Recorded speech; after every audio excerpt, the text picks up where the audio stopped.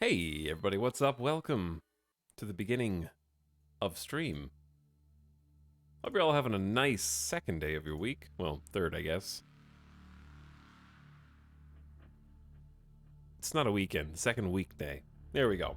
We're gonna be playing some more Next Fest games today. We got demos lined up. Plenty of new content to check out. Hopefully we'll do more than 2 today. I did expect Manor Lords to take a decent chunk of time, so that's why we kind of put that foot forward first.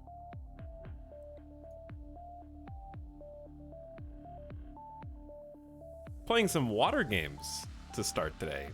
We're gonna be playing Dredge, which is a boat game, and then we got another water game after that, so we're playing some Subnautica soundtrack to get in the thematic spirit. I don't have each day this week lined out, but I am planning on streaming like Wednesday, Thursday, Friday as well.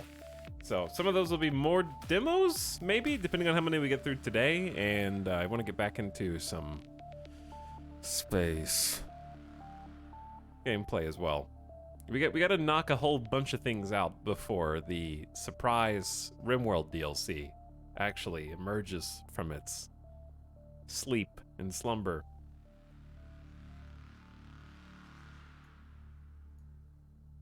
Anyway, where are we? There we are. Hello. What's up? Starbase? Yes. Do I have Starbase still installed? Let's see. Starbase is... yeah, no. Yeah, I can't. Where's the... Yeah, I actually do have it installed. I don't know why. It is installed. I'm not sure. I don't know what I would do even if I loaded it up. I think that I have it installed in the off chance that I want to, like, load in, look at the ship that I spent 100 hours building, and then log out. So do I. It still feels bad to uninstall it. Yeah, it does. How much time do we spend in that? 245 hours. Wow. I was into it. I wonder where Starbase is on my top played games of all time list on Steam. Let's see. Steam says... Steam is loading. It's doing its best. They got a lot of people downloading demos right now, probably. 1, 2, 3, 4, 5, 6, 7, 8, 9. It did not crack the top 10. However... it is number 13 on my all-time most played list. Right in front of Crusader Kings 2. And it is 2 hours away from bumping Tabletop Simulator down.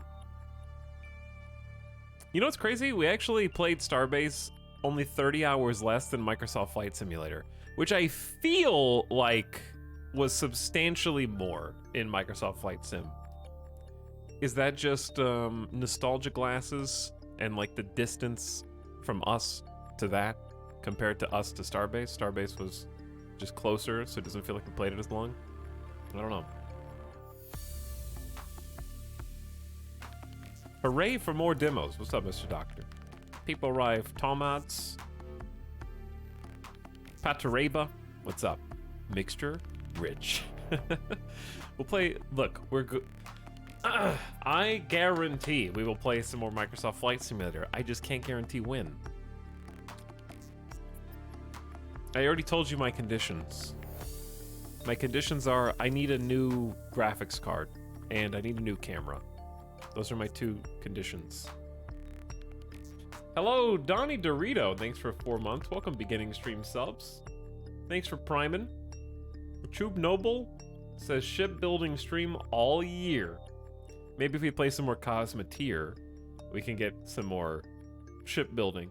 I'm actually looking forward, after playing the demo yesterday, I was looking forward to it already, but getting my hands on like the full game of Cosmeteer, I think I like the idea of a permadeath run where you actually do have to cobble the ship together, keep taking it into fights and expanding on it. Sounds fun. It's almost like a, I don't want to say Star Sector, But that zero to hero, you start with a piece of junk, and you work your way up to the big capital ship sounds fun. Just taking on big fights. Trying not to have your reactors blown. It's a good game. I don't know when the full release is coming out, though. But it seems like they had a lot done. It was a pretty dense tutorial. I don't know how big the demos we're going to be playing today are. I do have some that are shorter than others. One that is a single level or encounter. And we'll see how many we get to. I'm guaranteeing at least 3, maybe 4 if we're lucky.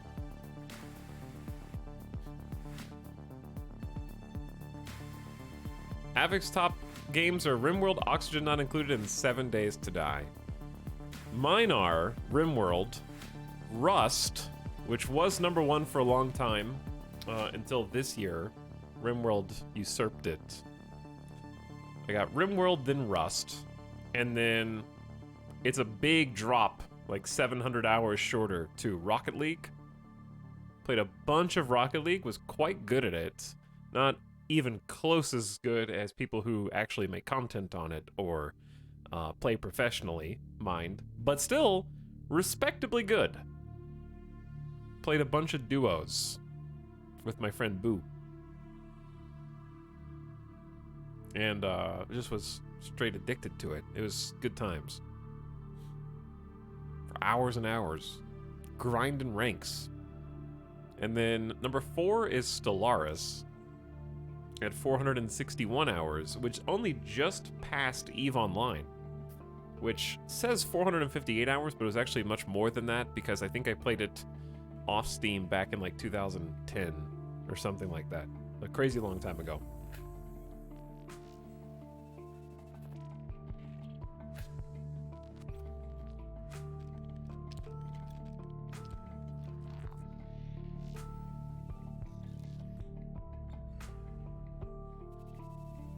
Oh, allergies are smacking me in the face. Actually, my 4, 5, and 6 are extremely close together. Like 4 hours apart, which is weird. Stellaris is at 461 hours at number 4.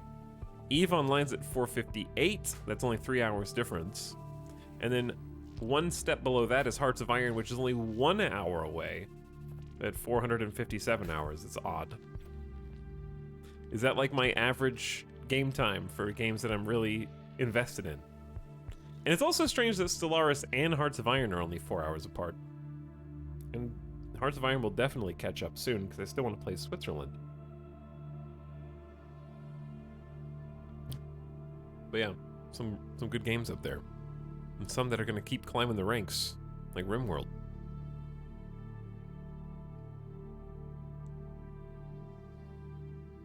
Oh boy! Demos! Hello, Golemancers. Lonely Swineherd, what up? Pog Subnautica music, you know it. When is he gonna play Overwatch 2? Likelihood, it's probably never. Probably never. I remember being extremely hyped about Overwatch 1. And all the Blizzard games, really. Overwatch and Hearthstone, especially. And then, I forget which WoW expansion I got really into. It was the one with the,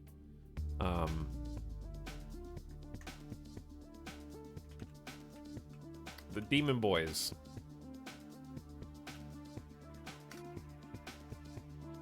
Legion in 2016.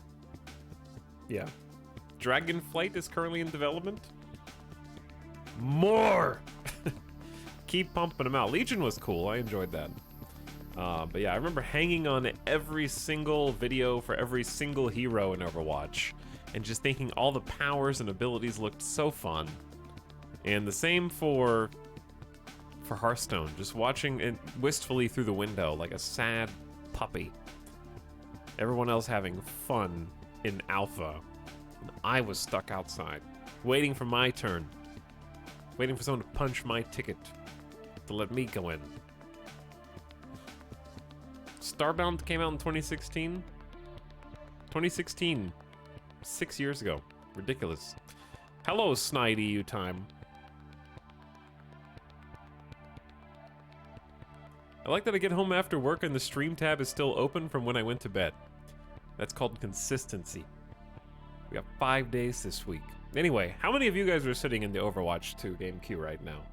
I don't really even understand how it works. Like, I consider myself as a content creator and a streamer, really in touch with current events, news, and game information, because you have to know a lot of surface level information about things that are outside of your sphere.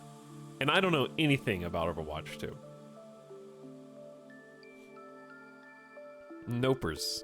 We got one person with 30,000 people ahead of them in queue. Installing it right now.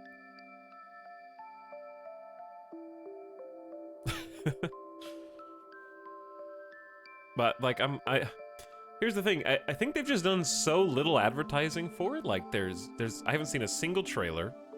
I haven't seen any informational videos. I feel like they're just banking on, like, yeah, we're Blizzard. Yeah, you played Overwatch. You like it.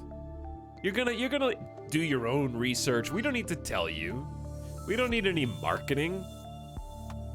You want it, so you're gonna figure it out.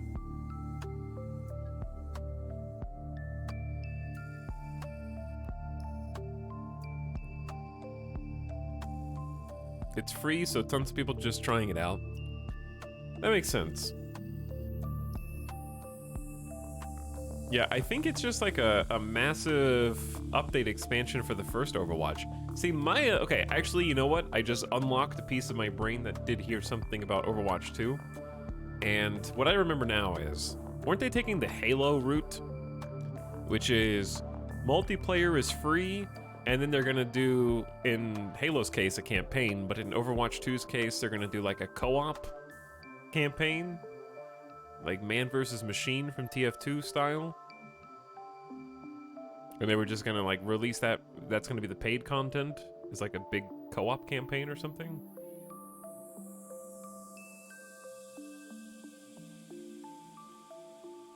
Yeah, PvE mode. Okay. So yeah, just the versus multiplayer is free. What's the music? It's Subnautica. Subnautica is a very nice soundtrack. I'll listen to Subnautica 2 sometime. We're playing it because we're going to be playing Dredge here in a couple minutes, which is like a boat Cthulhu monster game. It's supposed to be ostensibly a game about fishing, but it's not really about fishing. It's really about what lurks. And it is both simultaneously cute and scary at the same time. I don't know how to explain it. Well, I haven't played it, so that's all I know. The description is like something sinister is around. Yeah, it's like, dredge the depths for long-buried secrets, explore a mysterious archipelago, and discover why some things are best left forgotten. Do not disturb the sea, or the sea will disturb you back.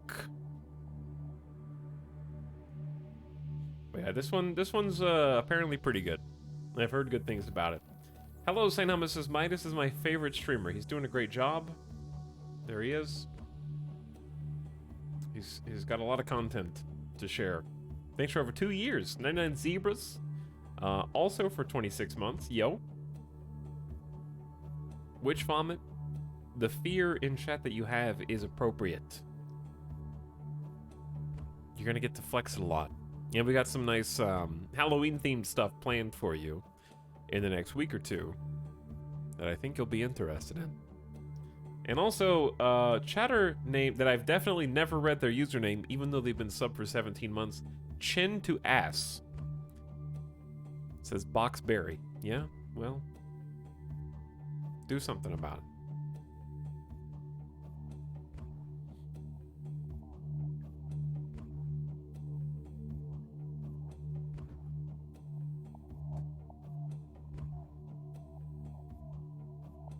You've stared into the abyss for too long.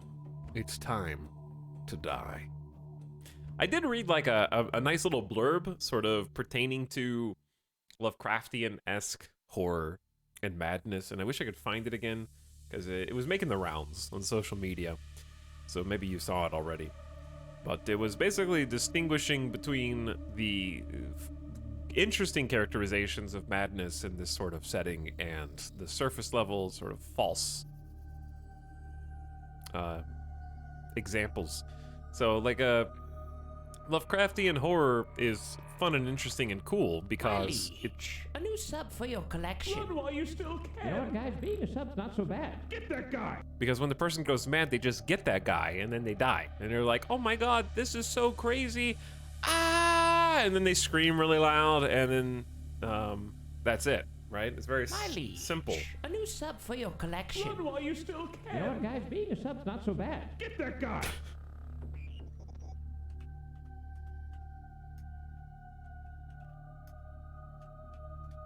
Are you done, chat?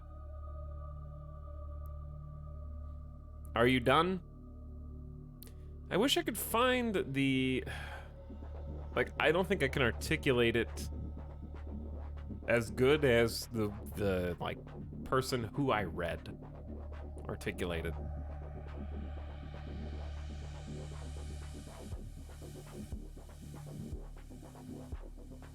But, in short, it's the equivalent of, like... My liege, a new sub for your collection. Run while you still can. You know what, guys? Being a sub's not so bad. Get that guy.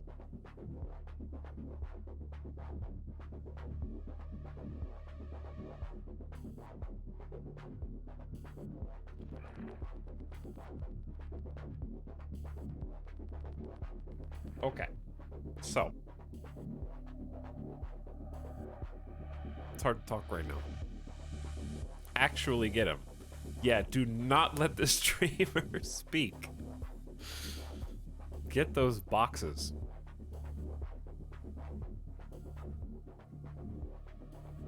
Chad hates boxes. No, I thought you were on Team Box for the longest time. Okay. Anyway. So the reason Lovecraftian madness and insanity is interesting is it's not that the person became incapable mentally. It's not like they became suddenly inept. Sub for your collection. It's that they learned so much that they cannot possibly fit the knowledge that they have gained into their understanding of the world.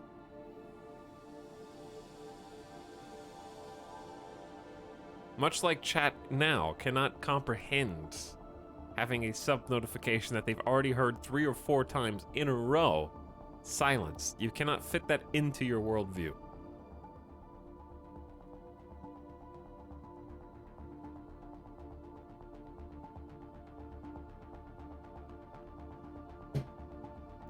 All right. Sewer Rat cannot single-handedly meet this sub goal because they've already gifted too many subs.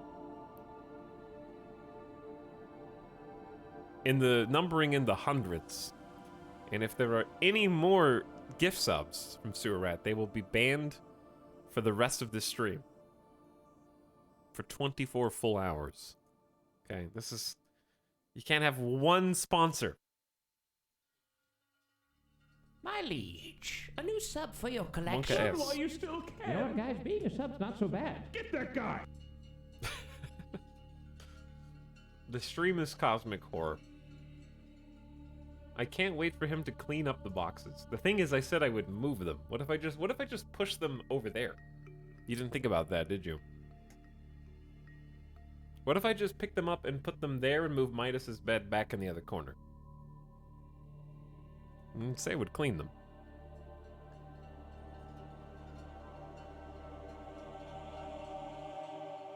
Okay, the sub goal does say clean.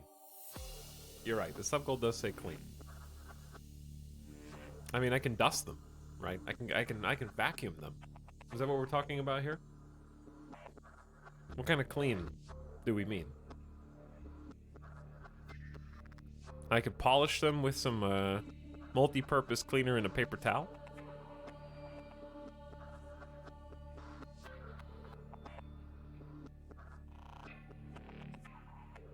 Petition to immortalize the boxes. I feel like they already are. Because here's the thing, if I move them, when I don't move them, you guys come in and go, when are you gonna clean those, when are you gonna move those boxes? Do something with them. And then if I do, you're gonna come back in and say, why did you move the boxes? I love box. Stream is bad now that box is gone.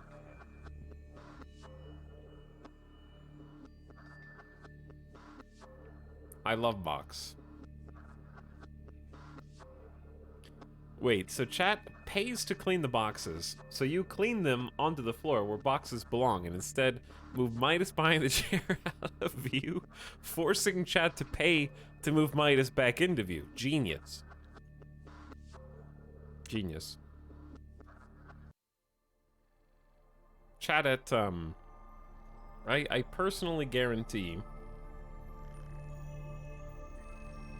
that at 2,000 subs, if that ever happens again, you will have a full stream that also includes a Midas cam.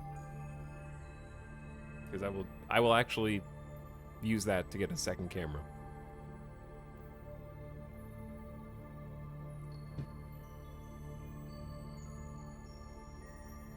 Is this the streamer that scams his viewers? It won't happen the next day after that. I would have to buy the camera.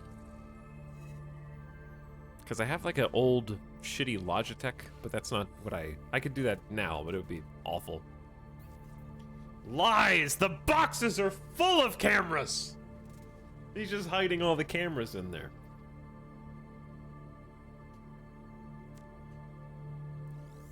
And none of them can be from Sewer Rat. That's the other stipulation. None of the gift subs can be from Sewer Rat. They won't count.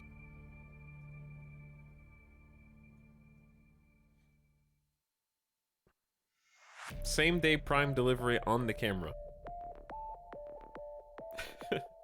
Okay, by the way, did you guys know that this song is on the Subnautica soundtrack? Did you know? Where is this song in the game?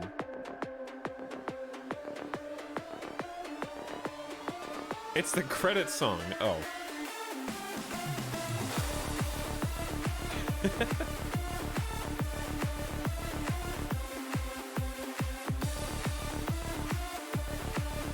I did beat the game, I just forgot that this song's there.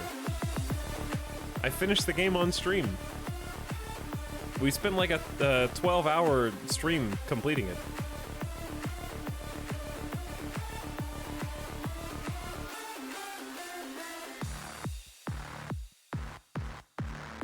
I mean, we gotta listen to the whole thing. It's only like a minute and 40 seconds. Streamer finishing a game? Impossible! It's more possible than you think. Alright, well, we're jamming to this. I do appreciate Loom the Elf for all the gift subs. Thanks for like 15 gift subs, Loom the Elf. That's very nice of you.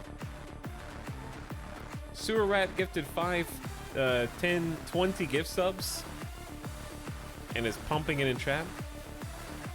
Thanks for always supporting the stream and pushing the envelope a little further. Okay, then. Kryden's also in there. Hey, Kryden. Crumbly Cake says, I have been silenced! You haven't been silenced. The regular subs don't have noises anyways. And then Kittylicious Official says, move that box, pump it. It might happen. Thanks for 8 months. Hummus for the 2 gift subs. Howdy, Hummus. And Anonymous gifting us up to Curious Epic. Yo, no more Mandalords? No. Where have you been? We literally stopped halfway through yesterday's stream. It's a demo, you know? Not the full game, you know? And the full game won't be done for probably... Based on what I played, I would guess Mandalords is not coming out for over 6 months. Just a demo. Just like the rest of these games. By the way, what we're going to play here in a moment, you can play now. It is all on Steam Next Fest.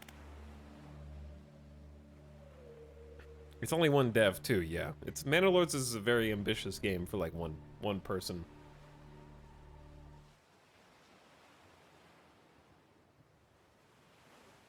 Okay. It's time.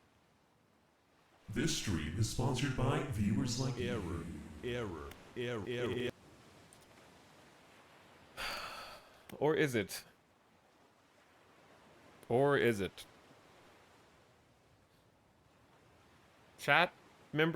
Local chat members hate money while supporting the economy.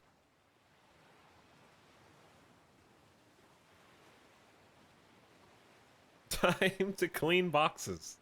No, I'm not cleaning boxes at this very second, chat. You think I'm gonna clean boxes without wearing socks on camera first? Yeah, right.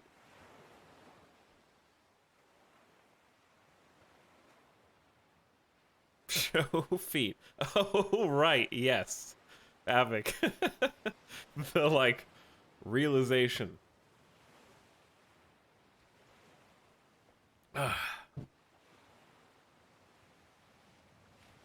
Now.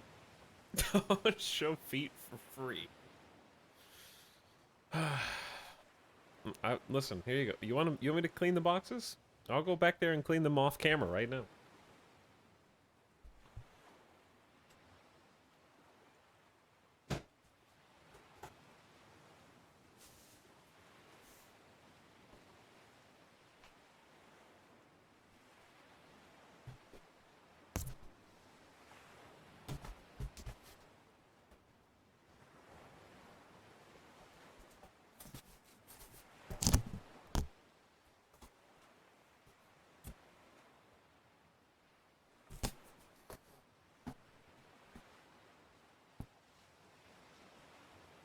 Look, chat, it's more boxes. It's boxes inside my boxes.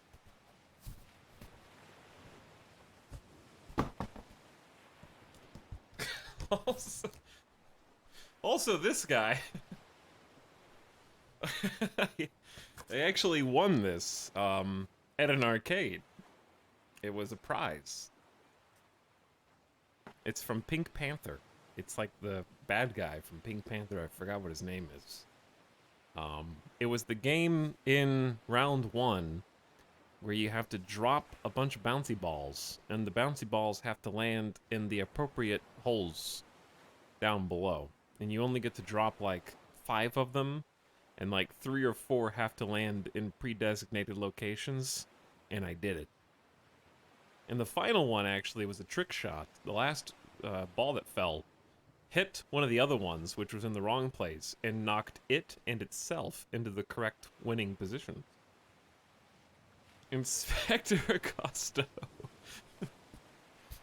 And then I had to actually go get somebody that worked at round 1 and be like, hey, I won. Come look. Check this out. Look at that. Get me a prize. And they didn't have... this was the best prize that they had on offer. There's just a bunch of other computer parts in here, but that's the only other interesting thing.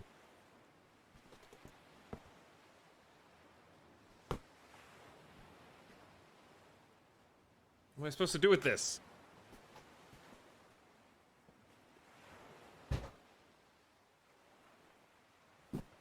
I can't reach anything out.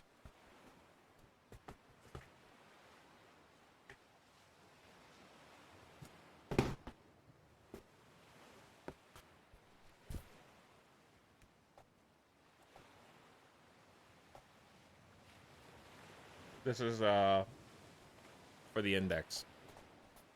Valve index.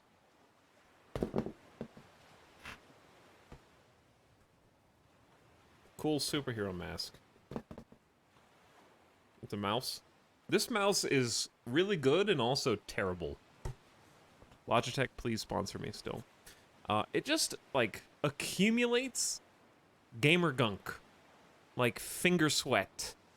Turns into nasty,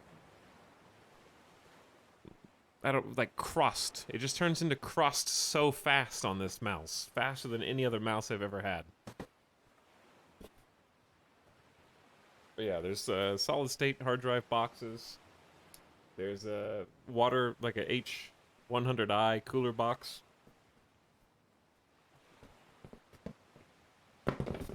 Nothing. That's all the interesting stuff. Okay, there. You got to peek into the boxes.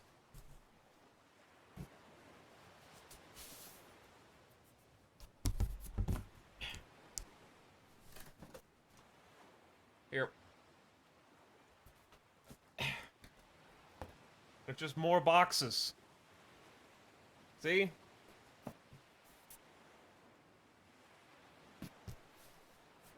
Too heavy.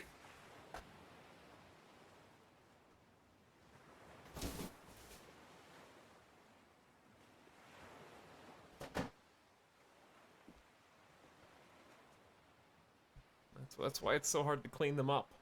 He revealed what was inside J.J. Abrams' mystery box.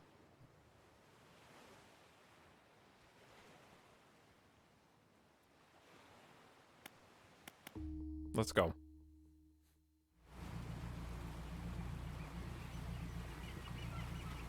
Thank you for the subs. Anonymous gifted subs? After Loom the Elf gifted subs. 15 anonymous gift subs.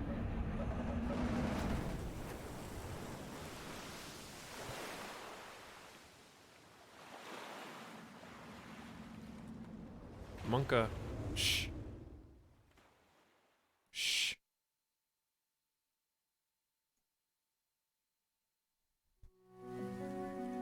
Get your mouse off the screen. Relax.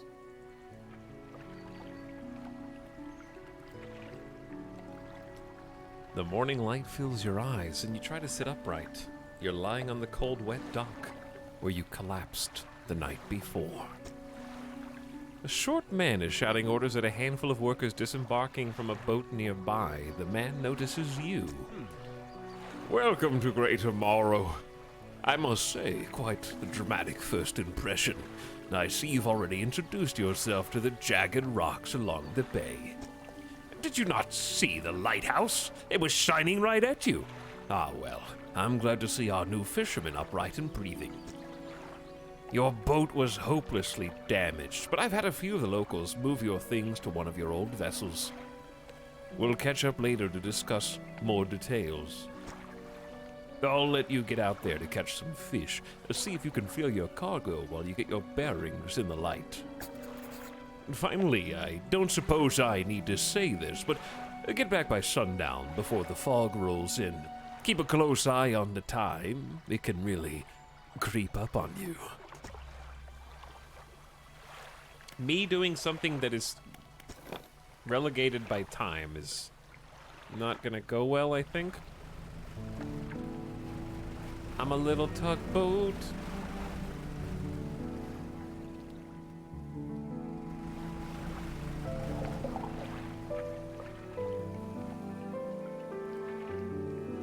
Okay, two things. Number one,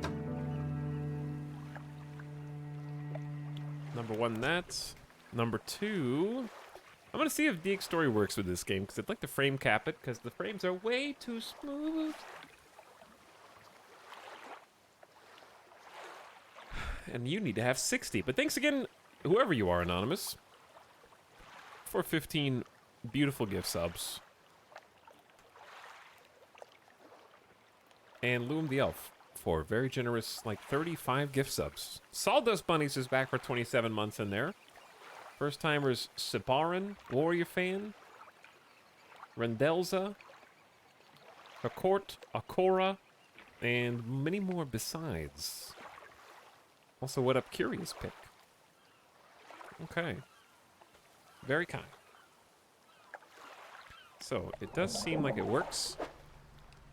How to fish. Disturbed water.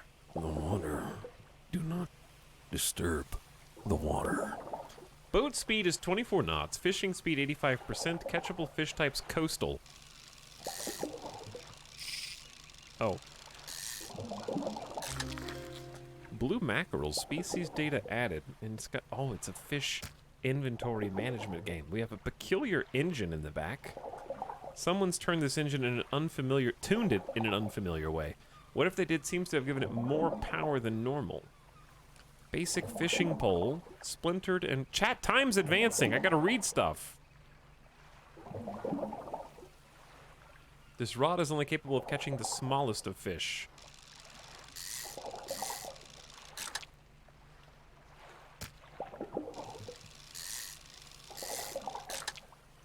Okay, we're just gonna fill the boat. Practically worthless, but good enough to stave off hunger. Let's go somewhere else.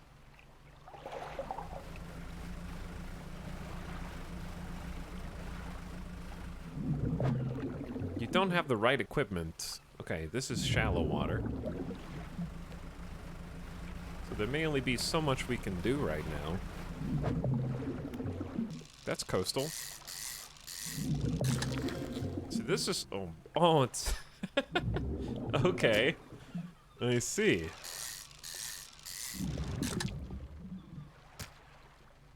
Can I rotate? We've depleted this. You can rotate. Excellent. Tetris fish. Genius. It is a genius level gameplay mechanic.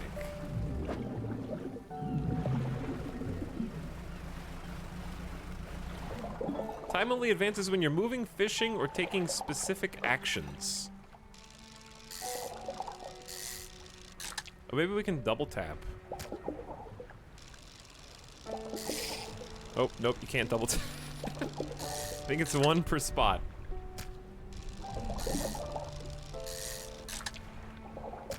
Okay, that worked out nicely. I'm just kind of exploring right now. Ooh, message in a bottle. By the way, chat, if you just got here, this game looks chill right now. It is most assuredly not chill. Do not be deceived. 20th August 1927, added to cabin. Light up the night. Stronger lights lessen the effect of panic. A loud horn to make your presence known.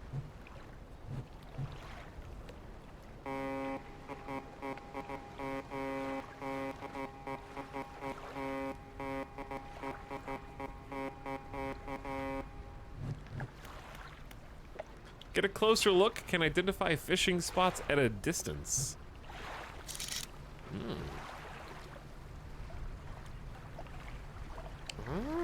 Oh, okay. That makes more sense. You can tell what's going on without having to drive all the way up to it. Very cool. Stronger lights lessen the effect of panic. And that's what I mean. They said to get back before the fog rolls in, yes?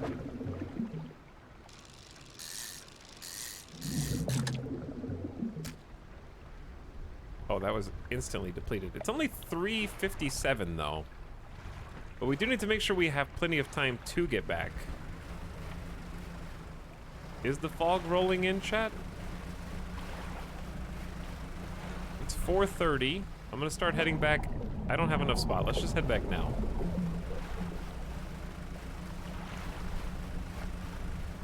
Because it's like 5:08.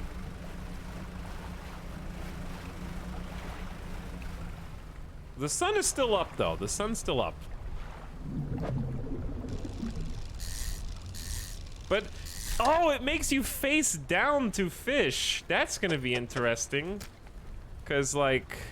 if you just spend too much time fishing and it gets away from you and then you look back up and it's suddenly nighttime. Huh. I didn't think about that.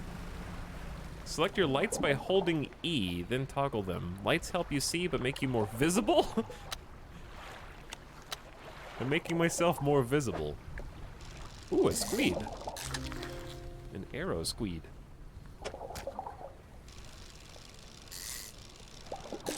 Who am I making myself more visible to? Rises from the depths at night. Alright, it's like 7. Oh shit, let's go. That's definitely the fog. I'm back.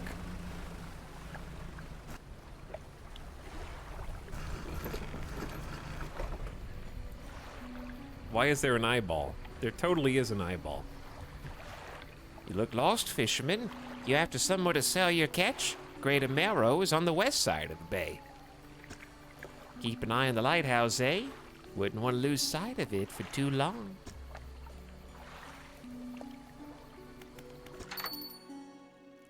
You enter a brightly lit shop. It's packed with antiques, the shelves full of jewelry and other baubles. An old man peers at you over silver spectacles. Hello, is that... No, I don't believe we've met. Forgive me, my eyes aren't what they used to be. I specialize in antiques and jewelry. I'll purchase any special trinkets you happen to have. Have you got anything nice with you today, perhaps? Buy my fish. Please buy my fish. Okay, so we're in the wrong part of town. Catch a fish. The mayor asked me to catch a few fish, then return to the dock. Did I go to the wrong dock?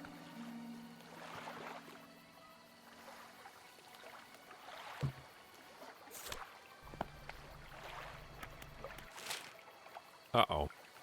I was supposed to go to that dock, not this dock. Ooh, look at all these places that are going to be available. 20th of August, 1927. Morning of the second day of the honeymoon. Our first day proper. Today we're sailing around the islands and inlets at the back of Greater Marrow. I love the rocks here. The layers and colors are so striking. Furthermore, the fishing is relatively poor in the shallows, so I know he'll keep his hands on the wheel instead of the rods. He renamed the boat last night, Julie. He did a fancy renaming ceremony and everything. I think he took that more seriously than the wedding. Supposedly it's very important to perform it correctly, lest you want ill fortune to follow the vessel. He wanted to throw away everything with the old name on it, but I kept the keychain. Ocean's Riches was a good name. I think he prepared a surprise picnic lunch. I could see the basket half hidden, stuffed under a blanket at the front of the cabin. I love it when he tries to be romantic. Ooh, cool encyclopedia.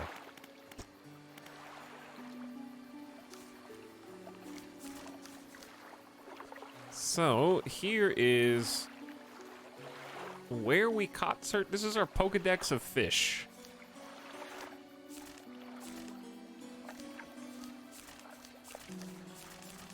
There's a lot of pages, and that's just coastal fish only? Okay, there's a lot of different types of fish. Aberrations. Uh-oh. This is Monka. the subsound. Premium. That's a lot of fish. And you tried to tell us this wasn't a fishing game. I mean, you're gonna be fishing. I don't want to leave. It's so late, and the eye is looking for us.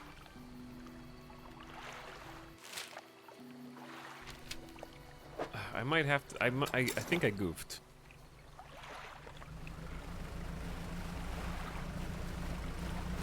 Chat. Be calm. The eye. Exposure to fog and other things increases your panic. Bright lights and sleeping will reduce it.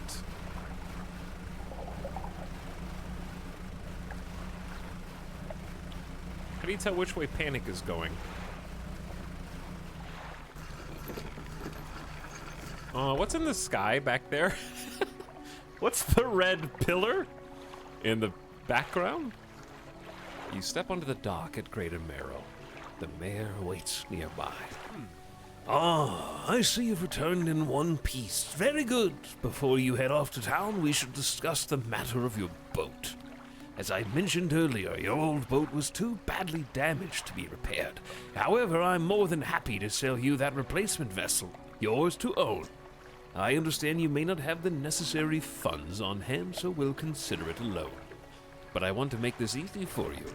Until your debt is repaid, a tiny portion of your fish sales will go toward paying it off. A small amount of interest will go toward improving the town. So to recap, sell fish to the local market, paying off your debt, and in turn keeping the population fed and satisfied. You understand? Our local fishmonger will appraise and purchase what you catch. He's open all hours. Off you go then. Sell those fish while they're still fresh. in 1927 money. You enter a squalid shack on the fringe of the marketplace. The familiar smell of fish fills the air. Flies buzz haphazardly around a downcast man behind the counter. You're the new fisherman, eh? Surprised they found a new one so fast. What happened to the other one? It takes a certain type of person to last out here. It's not a life for everyone. Anyway, to business. I'll pay you for fish. Bigger and fresher means more money. Some species are just worth more, too. Other towns and other islands might pay you different. But while you still got a debt outstanding here, I suggest you work on paying it off first. So let's see what you got. Let's see what you got. What's up, Raiders? Welcome, Vin and the gang. Yo, Draconic just marching in here like you own the place. Hey, Tax, I hope you have a wonderful day. What's up, Zucker? Thanks for the well wishes. Hello, Lethan. I am the man. Linway Silverweb. What were you guys playing? Hope you had a nice stream, and thanks for sending you good people over here. We're playing Demo Day today. We got Steam Next Fest. There's a whole bunch of new releases that just have a demo available on Steam. So actually what we're playing here, you can play on Steam right now. And we literally just started this. It's a game where you ostensibly fish, but there are Cthulhu aberration monster eldritch horror overtones. So we've already been warned not to stay out past the sun going down and the shroud of fog. I don't know if you guys played this. Oh, you guys are playing Demo Day too. Did you guys already play Dredge? If so, how'd you like it?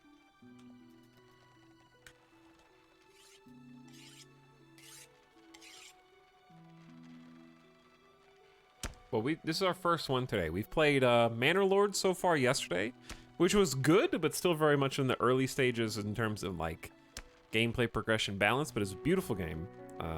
Sort of a Banish-like. And that's probably been the most popular one that I've seen a bunch of other streamers playing.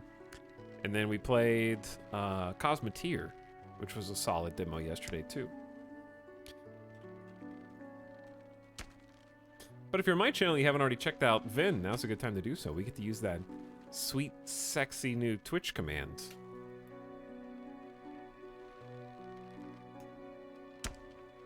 He's a good dude, friend of the channel, and plays a lot of, apparently, similar content, as you'll see here, like the demos, but a lot of good RP stuff, too. It has an awesome RP community to go with it.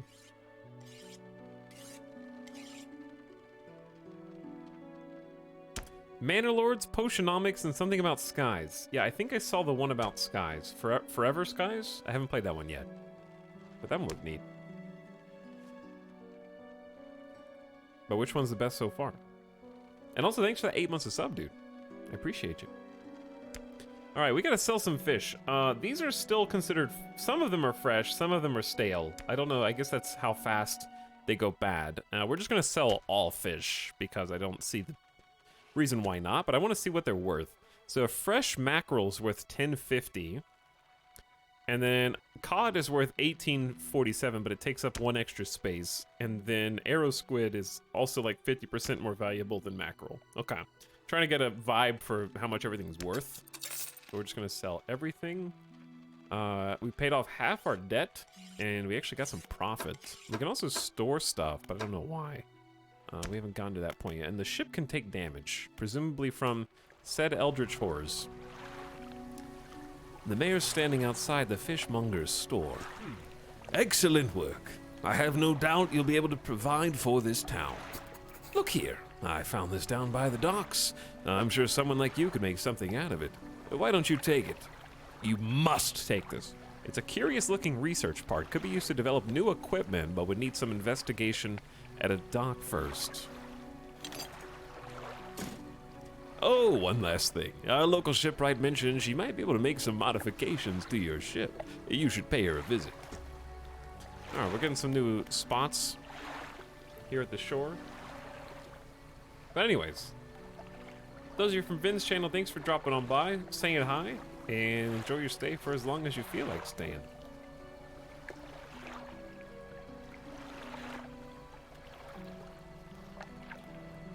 All these streamers playing Overwatch 2 and the Valorant update, they don't know that Dredge demo is out. That's right.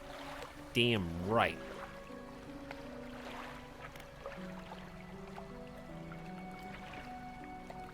Potionomics was my favorite, but Mandalore gets 10 times the point because it's one dev. Yeah, the fact that it's made by one person is incredible. What game is this? We're playing the demo Dredge, or the demo for Dredge. It's on the Steam Next Fest. And right, we just got done with a big fishing trip. We had to get back in before night, before the foul creatures swept in around us. Sold some fish, and now we're gonna upgrade our ship, apparently. The shipwright looks up at you briefly before turning back to her work. You must be the new fisherman. I can make improvements to your vessel in the yard. Mind you, I'm not in the business of doing favors around here. Payments up front, and everything takes some time to install. Also, if you take any damage from the rocks or any damage at all, I can patch it up. Mostly. She shrugs and gestures toward the hole she's attempting to repair. A number of wooden boards, all well above waterline, are splintered and scratched. Take a look around. Just remember, the bigger the equipment, the longer it takes to install, so plan ahead.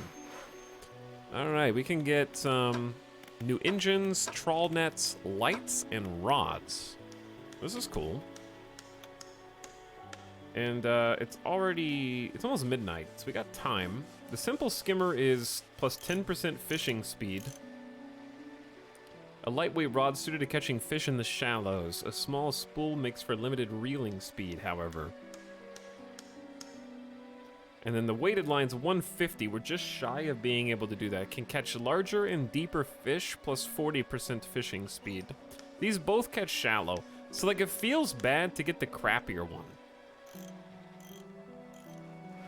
But I think I'm just gonna have to take the crappier one. Where does it go? Oh, it goes on, okay, it has to go in one of these spots. We might not be able to get the better one anyways, because, oh, it would have to go in the same spot. That's even worse. Because, like, this one's 3 blocks. So if I get this one and put it here, I cannot get the weighted line. Oh well. It is what it is. We'll just make do.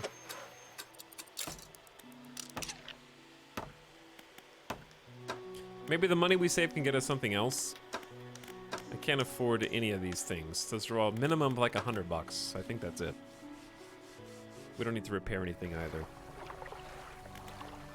We can undock. You can go out at night, probably against our better judgment. We can also do research. This is the tech tree, basically. Hey, Etalyx, I noticed you make more money selling nighttime fish than daytime fish, so I think you should ignore the dumb mayor and go do all your fishing at night. Yeah, easy. Can you not sell the starter rod? The starter rod catches coastal fish. The new rods catch shallow fish, the 2 different types of fish. So you want both. You want to be able to fish more than one type of spot. These are not available in the demo. Understandable. Have a good day. Let's just sleep. Which also reduces panic, I think. And then we'll head back out. This game is really cool so far. Take my little putt-putt out into the cove. Now I just want to play the full game. Like, I don't even really need to see more. I'm already ready. I feel like I've seen as much as I need to just get the game. Let's go to this little island over here.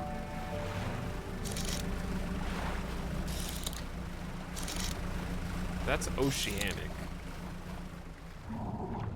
Don't want to get bit by the shark. What is this? That's coastal cod. Alright, let's go get the cod.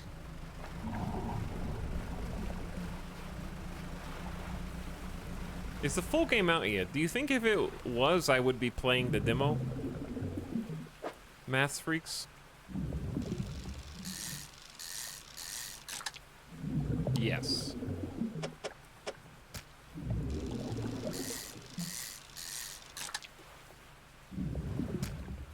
Maybe. Have I ever played the demo without just buying the game straight up?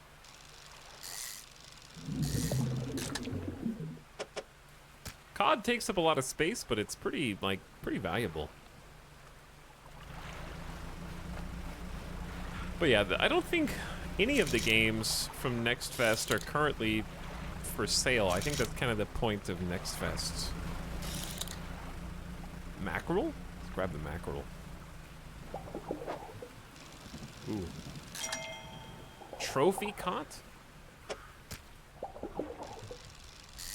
Is that... Oh, like it's a special... Oh, that one's the best version that we could possibly catch of this fish, then.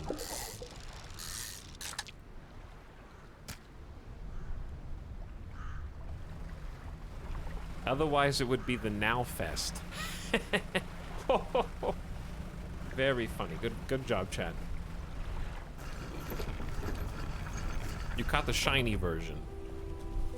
Blackstone Isle. There's a workshop here.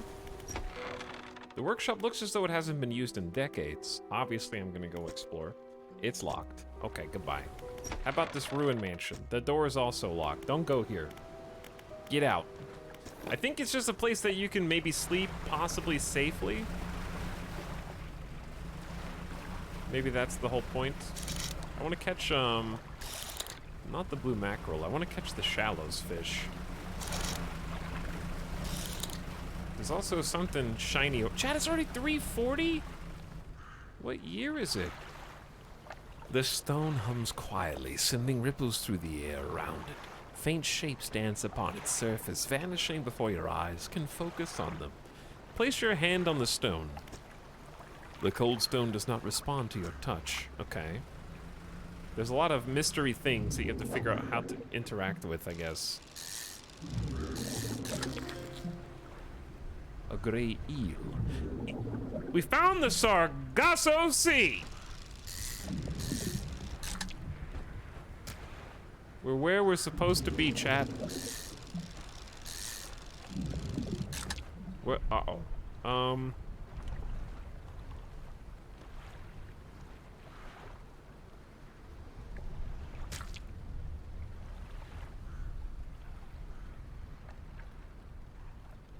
I think this mackerel is stinky. Which one? I gotta be sure I didn't pick up the trophy one. Is this the...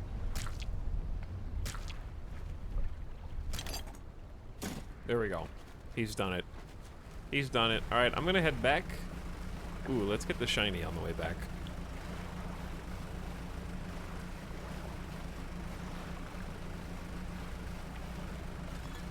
So it's when the eye comes out is when the darkness proper hits.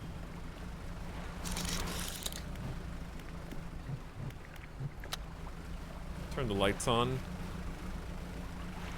What is this? Oh, a dredge. You don't have the right equipment. So that's why the game is called Dredge. I understand. Because there's things you must dredge. Wait, is this the wrong side of the sea again? That's little... Why do I always go to the wrong one?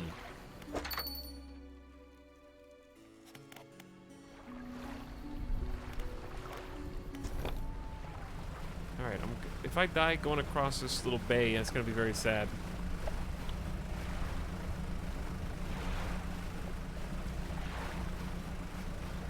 Who else goes there? Not a giant? It says, fish! I want to go investigate the spooky red in the ocean. I'm sure it's safe. We'll go over there tomorrow night. Okay, we're back. Parkside is also back for 48 months. It's 4 years later. We're a little older and wiser. Thanks for the tier 2 sub, Parkside. Anjay, enjoy your gift sub courtesy of hummus. Open 10, smile in the chat for 6 months as well. Yo. Thanks again, Not a Giant. Thanks again, Vin. Mr. McDurp says, yo. Yo, Mr. McDurp. And Barkley III says, this is not the sub sound. Thanks for the great streams, Etalyx. I still enjoy watching at least as much as when I first subbed. Also, you're stinky. Wow. Really had me on an emotional roller coaster there.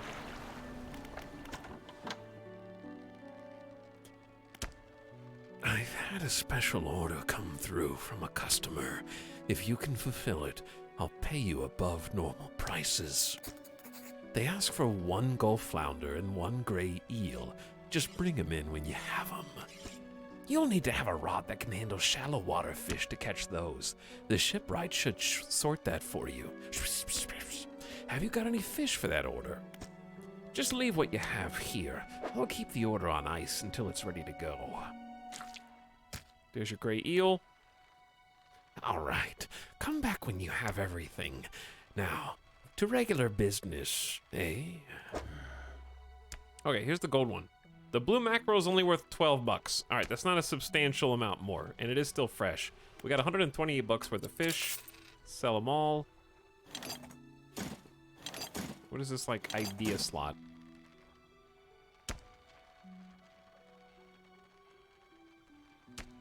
It says we need to investigate it at a dock. Have you seen that strange red light at night? It seemed to rise from the west. I have, yes. Only $6.30 remaining on my loan.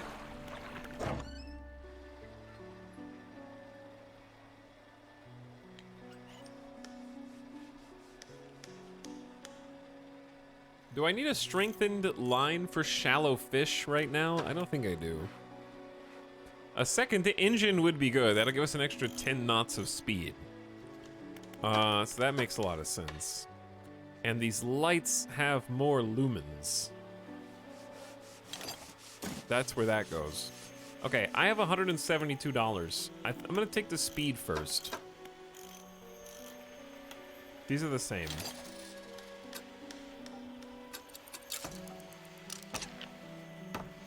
But the one on the left is better. Okay, that's fine. Can't sell that. You can sell the old basic fishing pole for coastal catches. But it seems pointless right now.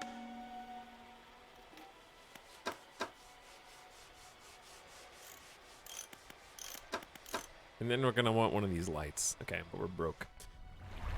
A hunched woman approaches you from the steps to the lighthouse. She stops some distance away and looks at you with concern and visible apprehension. Why are you here? I've come to fish. I've come to see the area. There's nothing here for someone like you anymore. Do yourself a favor and move on.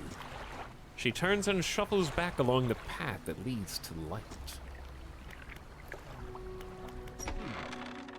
Just the person I was hoping to see.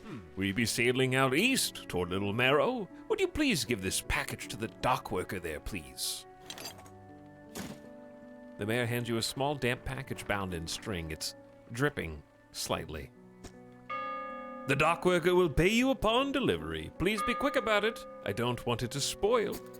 Don't forget to check your compass and map if you get lost. Wait, now I can't sleep? You're gonna make me go out at night?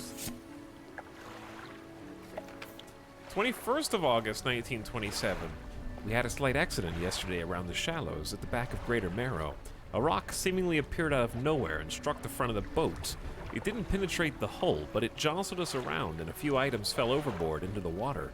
We didn't see what they were, which is of some concern, but we believe all important articles are accounted for. He's been checking over some notes from the boat renaming ceremony. He is paranoid that he performed the steps incorrectly. I have never known him to be so superstitious.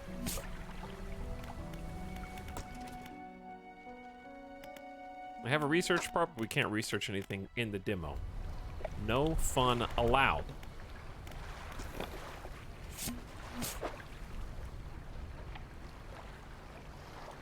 They told me to deliver this in a hurry, so I'm just gonna go. Why is this sparkling? A floating buoy.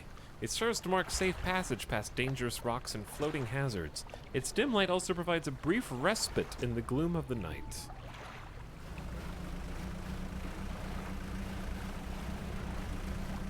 how do you tell if you're going insane other than the eyeball is accumulating energy?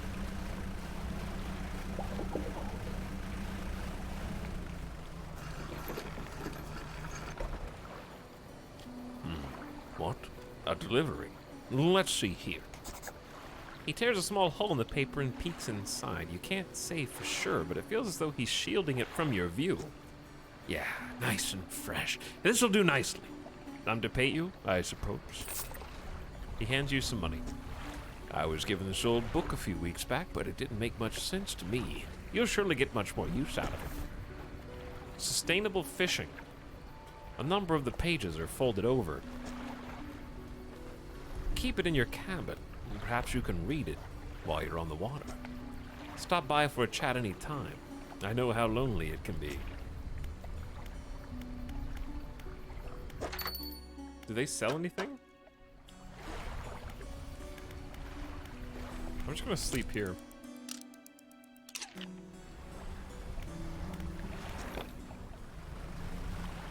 Okay, a new dawn. A new day. Oh, read? Selected as active book pastime to read. Oh, was I supposed to do that just by sleeping? Maybe.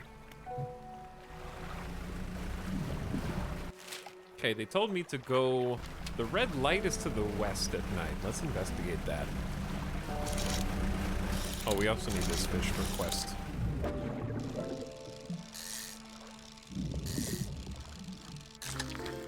Beak.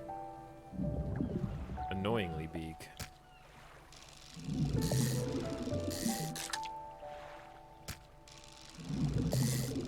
It's 4 squares.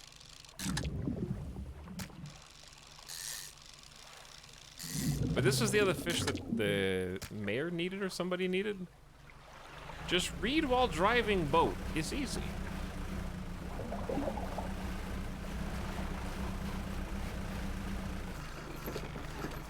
The fishmonger needed it, not the mayor.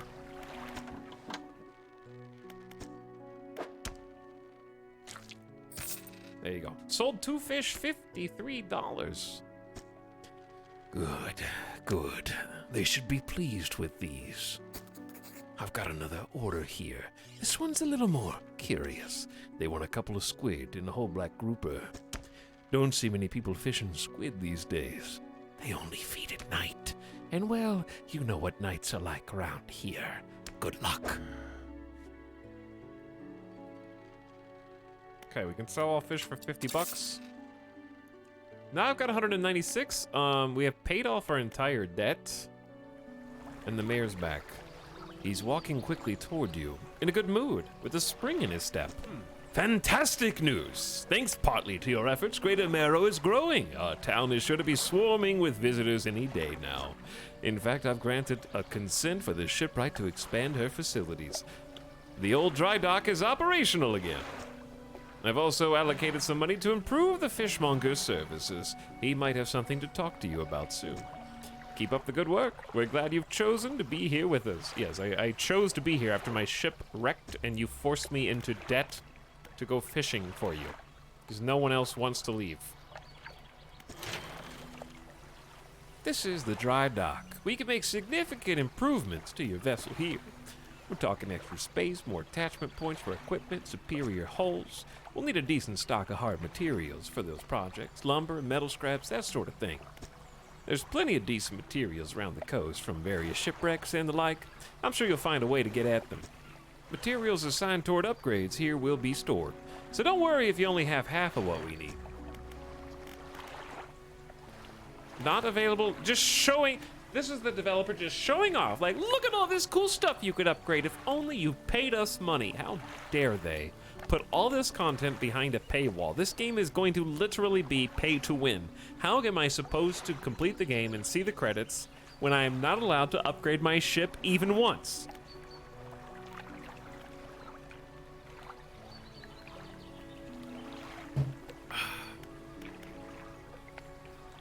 You need 2 planks, a screw, and some other material. 2 storage spaces to also hold rods, hold more nets, hold more engines, hold more lights, a brand new hull with more cargo spaces. There's at least 3 tiers to upgrade.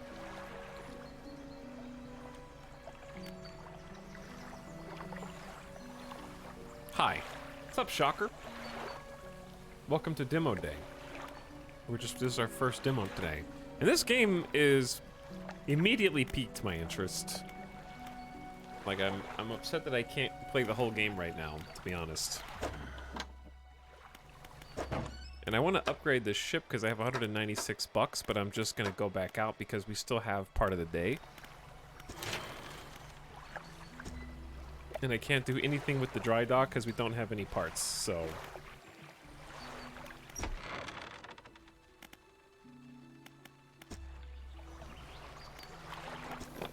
Do I have a overarching mission right now since I can't up... Ooh, I'm assuming ramming into rocks actually does damage to your boat. What about the new light? Everything you install takes time, so I don't want to upgrade because it's going to take time. And I want to spend the time today investigating the weird red light and the fish over here. There's some eels. Chat, I think I've told you guys this before, but I've never actually been fishing. Not like properly fishing. Why is this one pink? A spine broken with sharp angles and cooked curves, a row of teeth bent on revenge. Why is this one scary? That one's barbed. But yeah, I haven't been fishing. But when I was a kid, I really wanted to fish. Pile of loose debris. Clearing this would take some explosives. And so, because I wanted to fish so bad, I managed to convince my parents to buy me a fishing rod. But of course, neither of my parents knew how to fish. Ooh, there's dolphins. And so, they never really took me fishing. What is happening over here? You don't have the right equipment to fish in disturbed water.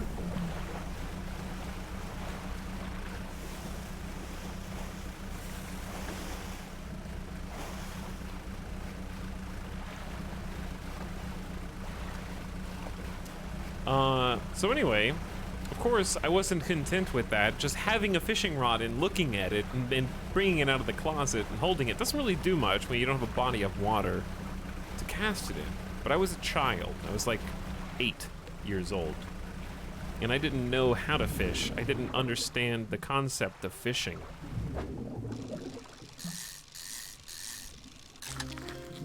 So, damn, this shape.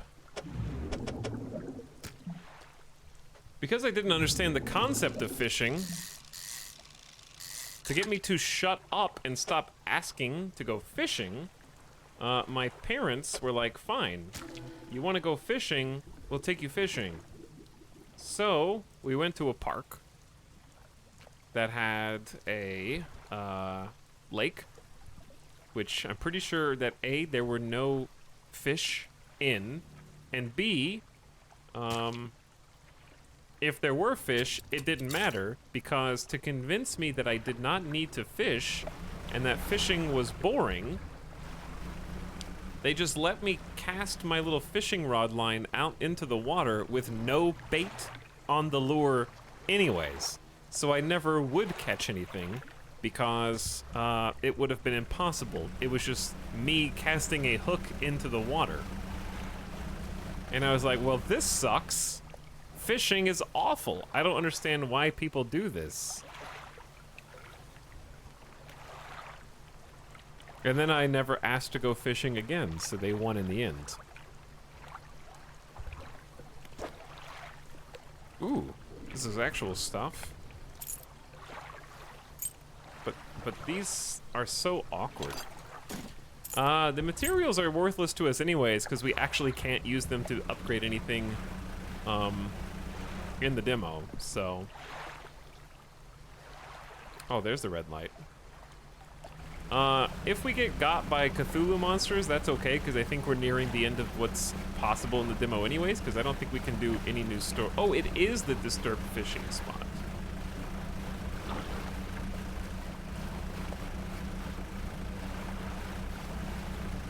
Oh, okay, so, whoa, there are rocks just appearing. That rock did just straight up appear out of nowhere. Things are getting scarier out here, chat. I found the grouper. I can't, this doesn't go anywhere.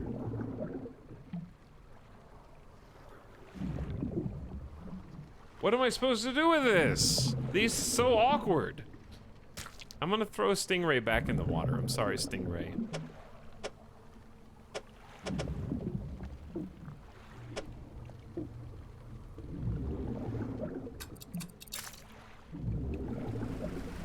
Because that's the fish that I needed. I can't move multiple things. You can only move one thing while holding another thing.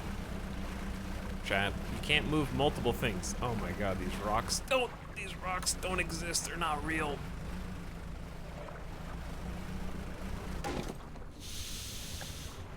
Research part fell overboard because you donked yourself on Cthulhu madness.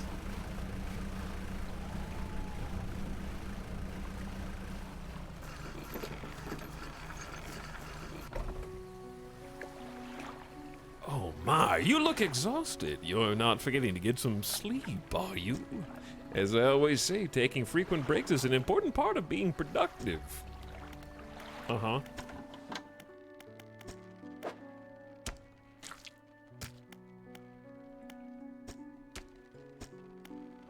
You hand the grotesque fish to the fishmonger. He grins, raising the fish up to his face before inhaling a deep, stuttering breath.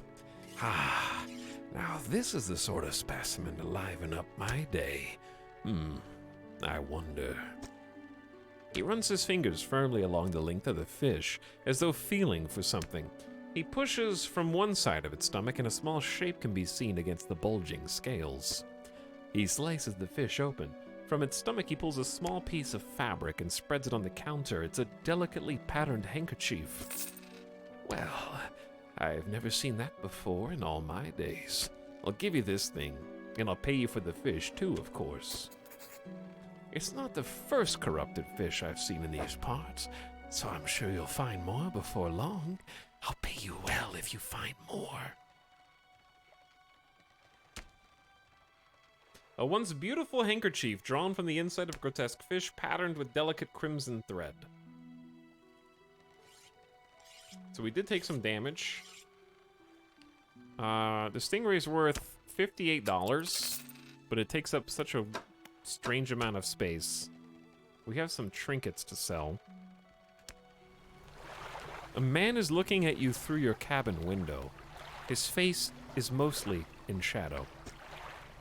I know what you took to the fishmonger. And I'll be clear, I know he extracted an artifact from it. I need to inspect it, but not here. Meet me on Blackstone Isle. Head out of this bay and cut south. I have a business proposition you'll want to hear. I'll be waiting.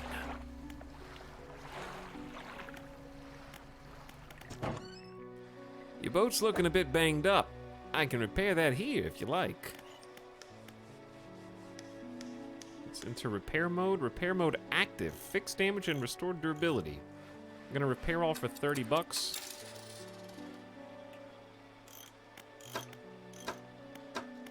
And then I want to get the cheap light.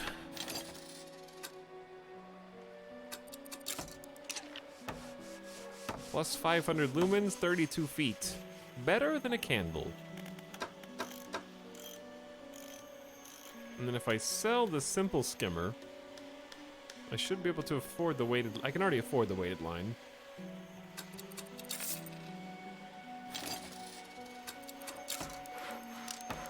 Chat, it's already 7 a.m. and I haven't slept. What does sleep do again? Does it make me Crazy?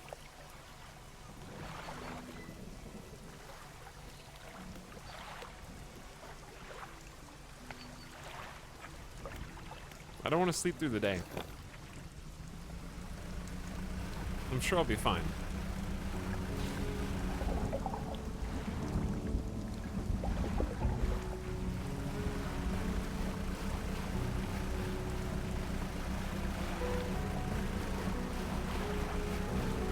music in this game is good too.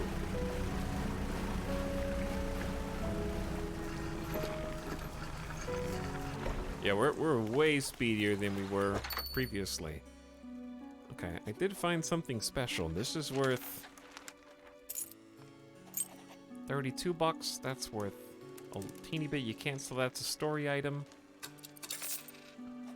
Okay. Thank you. He said to go south, right? Noom.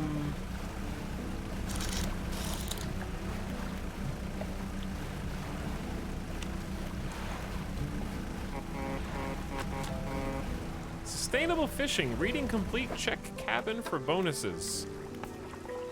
Meet at Blackstone Isle. Get 2 arrow squids. Need to go south.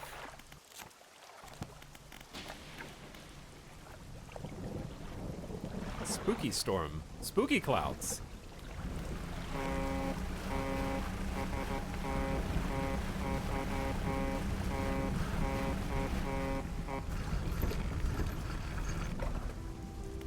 Okay, here's where the guy told us to meet. The man is standing in a doorway, watching you approach. He's holding an old book in one hand. It's bound in crimson with silver ribbons. You came. Good. Allow me to introduce myself. I am a collector of many things, art and artifacts, treasures and truths, and curios that occupy the periphery of desire. And you have something for me. You give the handkerchief to the collector. He holds it up to the flickering light and studies it. These patterns are unmistakable, even after all this time. This handkerchief comes from an old ship I've been searching for that sank many years ago. It carried items of great importance. As you can imagine them, retrieving them is proving challenging. That's where you come in. My proposition is this. I will outfit your vessel with equipment that will let you dredge the wrecks and dark depths. Find me these lost relics and I will reward you in ways beyond all imagining. You need not give up your fishing career. I'll merely need a few hours with your vessel to make the necessary alterations. An excellent decision. I'll prepare the equipment immediately.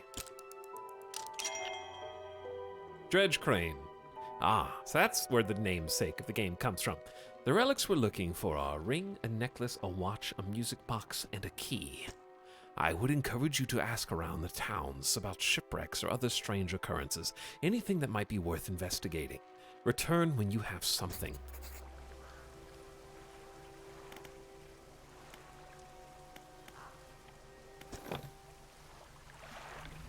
Everybody has to know that you live here, right? Like, it's a giant mansion just south of where everybody else lives. I got a dredge. I've got a dredge.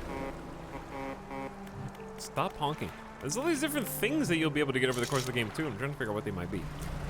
We don't have a fishing line that can do oceanic, though. I did see a couple things that you can dredge. There's some mysterious islands. But the thing is, the further out you go, the further you have to come back.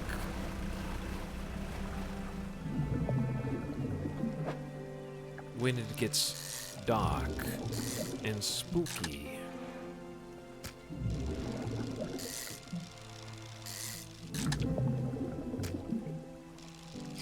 Oh, okay. This is the only two that I've missed. I do enjoy fish Tetris, though.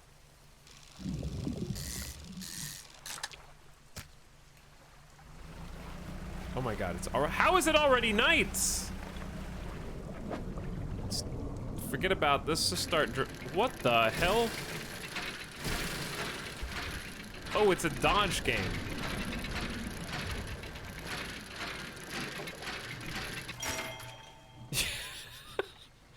This key is massive! I hear spooky noises near me. Is time advancing? Big key. Ah! Ah! It's a big boat! I got lights! But I'm gonna run into the shore! I got a new Ah! Oh! Ah! It's gonna eat me! Things are getting lost overboard! Okay, my ship's on fire, boat is on fire, there's enemy vessels. We just have to go a little more slowly. I have the new... I don't wanna sink. I don't wanna sink.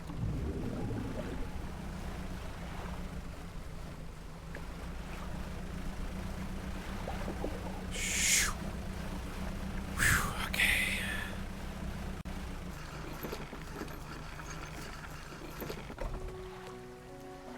You look a touch troubled. Is the fog starting to get to you?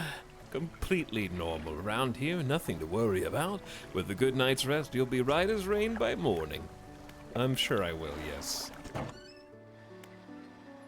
Take a look at this book on the house to get more out of your engines. That's very nice. But I need to fix my ship because I have a lot of damage.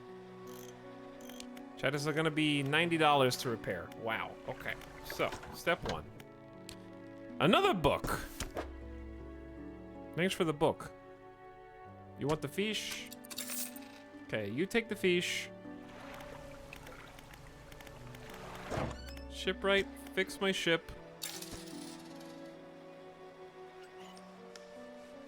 Okay. Then we really need to sleep, but who's this? You approach a woman sitting on the dock, staring out into the sea. She turns to you. What's it like out there? I don't want to talk about it. It's gotta be a damn sight better than this bloody town. I think I just need to get away for a while, and maybe not come back. Going backwards is a mistake, don't you think? You should always keep moving forward, moving along.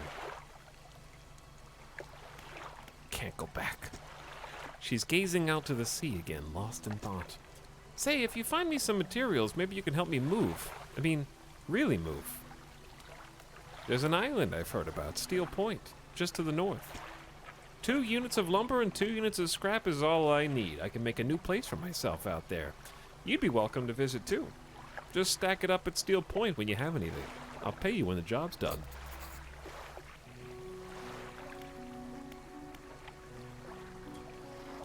Whew, I'm alive!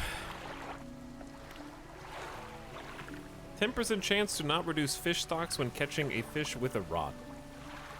We can also read correct engine operation. We found a large key. 2 lumber, 2 scrap. And she's up there.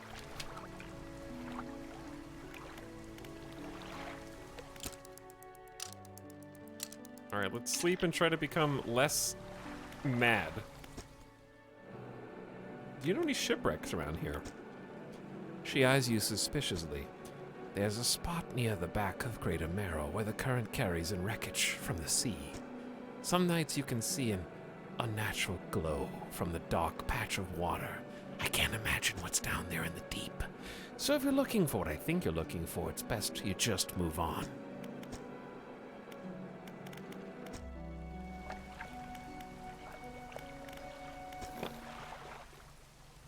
Okay, I gotta get rid of the key.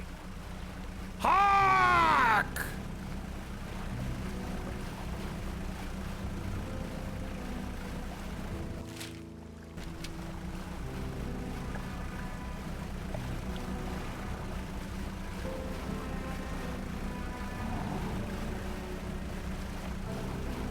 I am hearkening.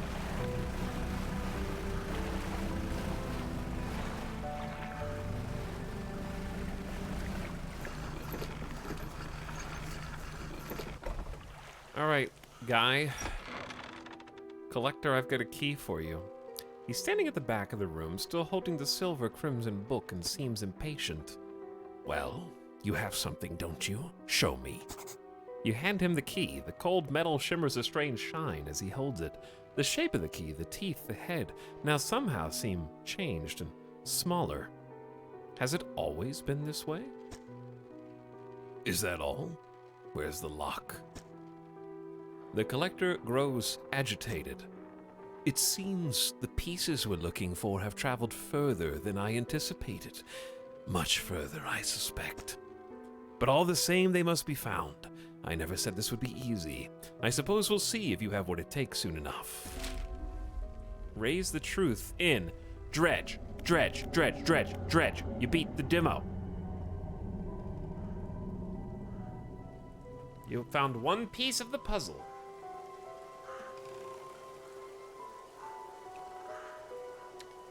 GG, easy game.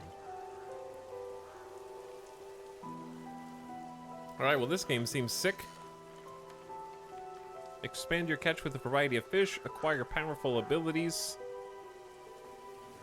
salvage wrecks to upgrade your vessel, and brave 5 unique zones. That was very good. I would say that I went from not really knowing anything about this game to anticipating it now. What happens if you just sail off in one direction? The fog will eventually surround you because it'll be night. You have to be able to get out of danger after a certain amount of time. Otherwise, you will be overcome with madness. But yeah, Dredge is super cool. Chat, look at that. Look at this timing. The stream is we're only an hour and a half in, and I did not even start. We played one demo in an hour. What? Wrong song. Not the BRB. We got more. A lot more. I like that you have to balance inventory between fish, cargo, and equipment. I agree. I actually really like the Tetrising, the incentive to upgrade the ship. My only, I don't think it's a fear, but I think the only thing that I would say is tempering, it's not tempering my excitement, but I guess stretching, if they stretch the game out too far. Like what I like is there seems to be a nice tease as far as the number of different items you'll have to select between on the wheel, because there was like 7 or 8 more item slots. And then hopefully those are interesting mechanics. I like the ability to, I don't know what the foghorn is for, maybe to scare something or attract something, but the light in theory should help you see further so that you don't run into things when you start hallucinating rocks, I think. That's the only thing I can come up with that it's for. And then the telescope to, or whatever, the scope to see distant fishing spots and different points of interest was nice. So if those are interesting, that's good. There's like 3 tiers of ship. I hope this is not an overly long game, I think is what I'm saying. Dredge to me seems like the kind of game that I will want to be finished with. We just played it for what, an hour? I would want this to be like a 6-hour game, and then I'd be done. I want like a complete package. Now the problem is most other gamers don't share that opinion. And they want as much content as humanly possible. So the part that it doesn't worry me, but they have 125 like collectible fish, and that's a lot. So I'm hoping that it doesn't overextend itself by dragging the game out by being like, you can't progress because you gotta go catch 80 different types of fish before you can progress. If that makes sense.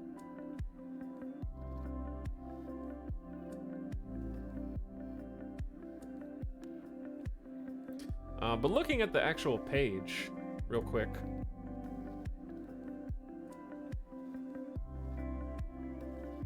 I like that the timer mechanic adds a decent amount. It doesn't feel shoehorned in at all. So like the timer mechanic before the fog sets in, it didn't feel too punishing.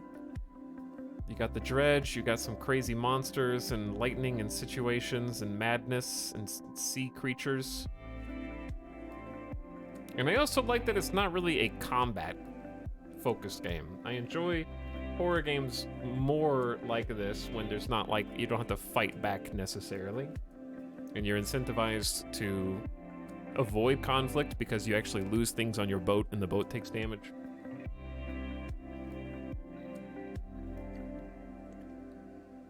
I'm all for collectibles if they aren't necessary to push the story too much. Yeah, I agree. Like having those as optionals to fill in is fine, as long as it's not tied to the progression.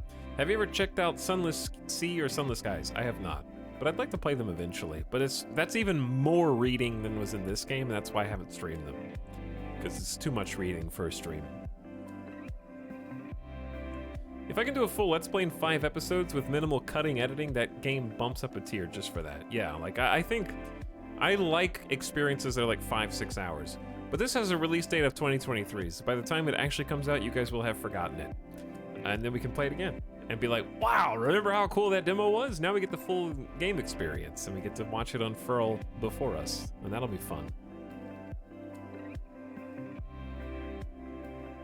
So I'm excited. Anyway, second game. Let's get another demo, chat. It's demo 2 time.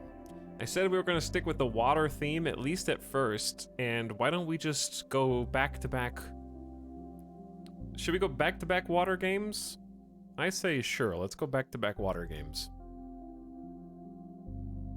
I hope this is not loud. If it is loud, I apologize. Turn your volume down right now, just in case.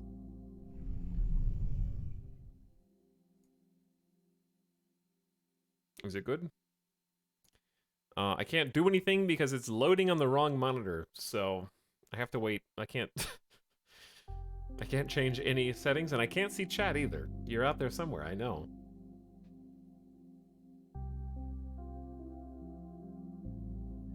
Okay, there we go. Now we can see you. And now you can see this.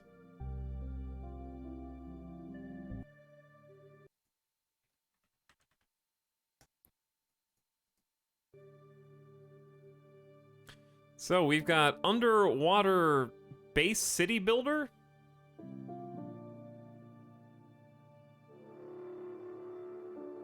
That I thought looked really interesting and really neat. I have no idea how it works or what the point is. But we're gonna check it out. Run game in background? Yes. Please do.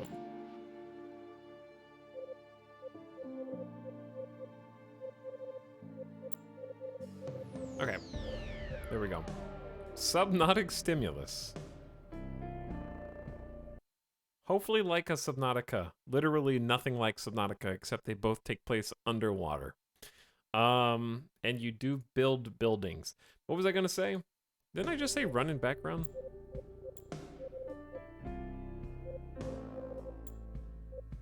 Ah, there's the problem. Wow, Subnautica spoilers. I was gonna say something and I forgot. Too much reading, says the streamer who played Disco Elysium. Illustra, yes, it was voice acted. That's totally different. One of them is me reading everything out loud. The other one is paid actors reading everything out loud. Yes, that is the entire difference as to why I actually didn't play Disco Elysium when it first came out. And I am damn glad I didn't.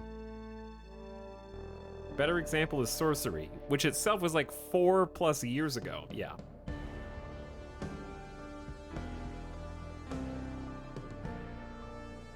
And ancient history at this point. Supersoft Corgi getting comfy in chat for half a year. What's up, Supersoft Corgi? Thanks for subbing. Howdy. I don't remember what year we played Sorcery all the way through. Chat, do you want to know something?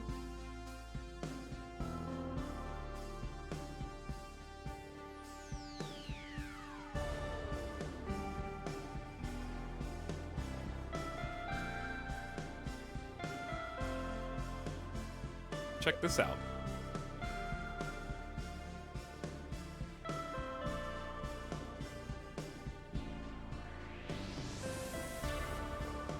Actually, it's not loading. Never mind. I think the story is preventing. It's not loading. I actually have all the old Sorcery VODs from 3 years ago, actually. 2019. Tox, have you tried the Cosmeteer demo? Kevril, have you gone to did you go to the stream yesterday? The answer is yes for me and no for you. Chat, what should we make? You guys hit the sub goal. I have to clean boxes now. What's the next goal?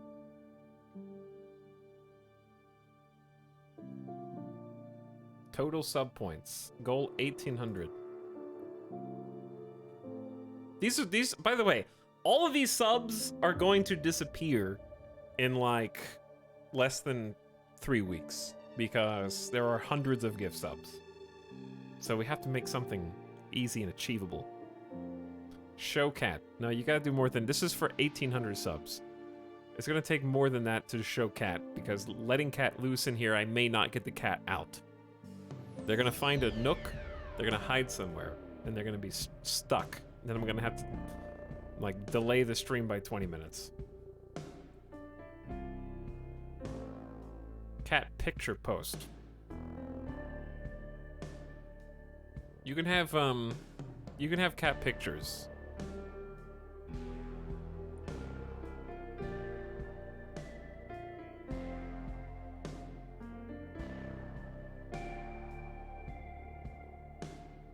Cat Pog. Have we done a candy tier list? I think we have, yeah. Tell a spooky ghost story. Okay, here's the like, do I have to make it up or can I read it? You know how hard it is to make up a ghost story?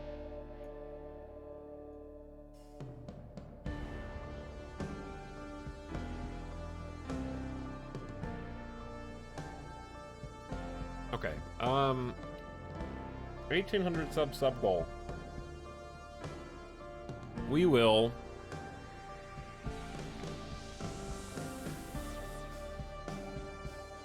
I don't know what else going on back there.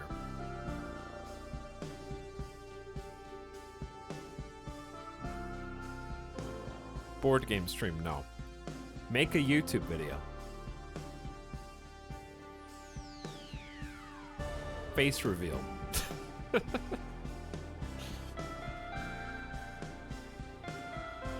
Okay, chat.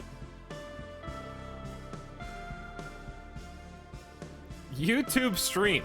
Chat's... That's not a sub goal, that's just you trying to save my career. That just shows that you care.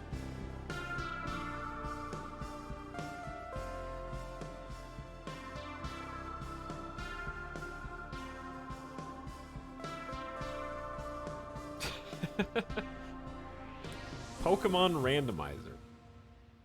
Here's the thing, you guys value like 50 subs way more than they're actually worth. Chat's like, hey chat, what should we do if we get 70 more subs? And you guys are like, show credit card info, quit Twitch and stream on a totally different platform, do an IRL backpacking stream, hiking in the mountains. And it's like, damn dude, slow down. It was 70 subs, it's a lot of subs, but it's not that many subs.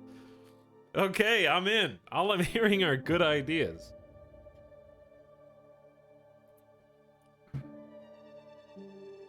Bake a cake.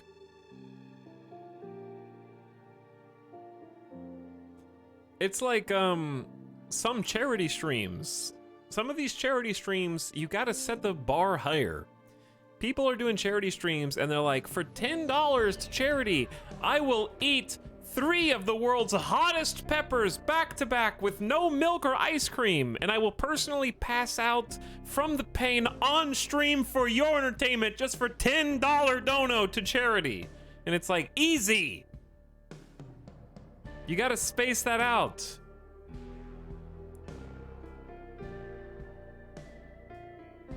Eat spicy. $10 is a lot to eat. To do what I just said? Did I just hear $10 is a lot from this 28-month tier 1 sub? I call bullshit. You're already wasting that much money each month on internet e-boys.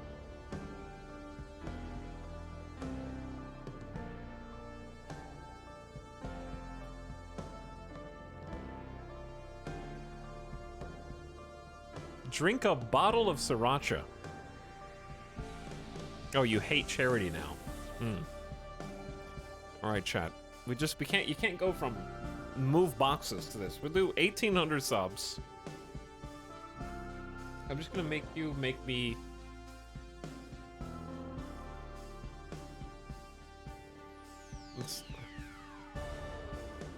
Okay, I know what to do.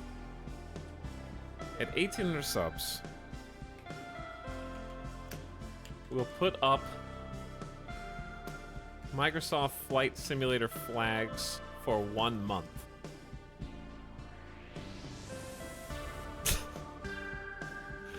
One week.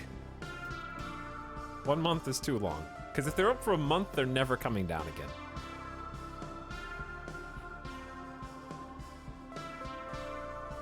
Okay, and we'll also combo that.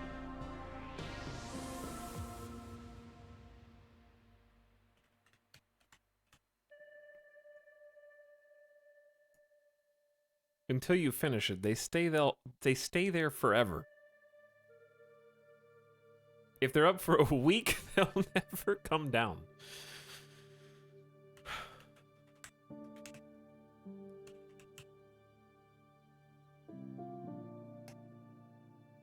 Okay, chat. Here's the deal, though. Time anyone but Tiny Enough for 10 minutes. Sewer Rat. Subs from Sewer Rat also don't count. The last thing they said was why, and then they were timed out. Sewer Rat has already gifted too many subs, and I don't want to be personally responsible for somebody bankrupting themselves on stream.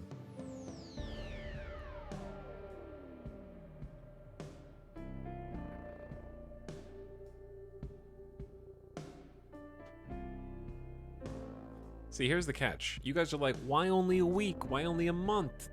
Because, the truth is, for it to be even, it would have to stay at 1,800 subs. My liege, a new sub for your But in a collection. month, Why you still care? it won't Guys, be. being a sub's not so bad. Get that guy. So, the second that it falls under the sub goal, I would have to take them down. Logically, right? Because that's the deal. Can't be a one-time permanently. Alright, anyways, new game time. Watch me. Subsurface base name. Welcome to Aquatico, chat. What about the map? You'll never see the map again. That's a giant piece of shit. Like, it's huge. I don't have space for it.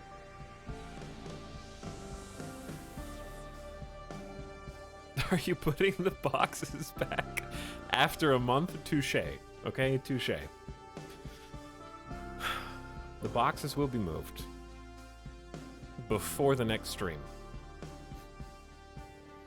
Bare minimum hidden out of sight off camera. My base name is not going to be Chorf. My base name is going to be the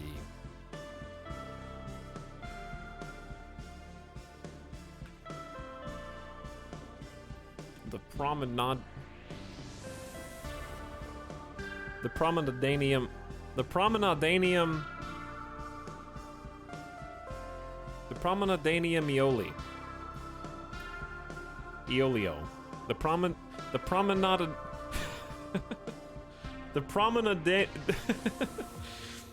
Promenadanium Eolio.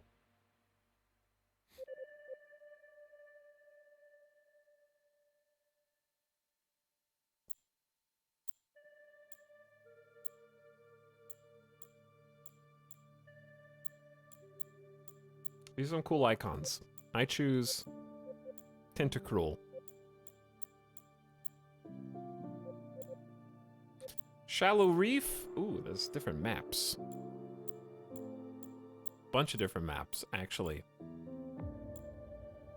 These are all normal difficulty. Let's try. I don't physically understand what makes each one different from each other one at this point.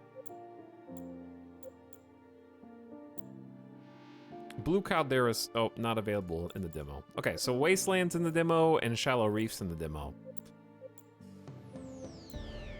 Let's just try this, the standard one. Population, not sure what that means. Resources, medium, high. Let's do medium, medium ore, normal events, normal disasters, April, go.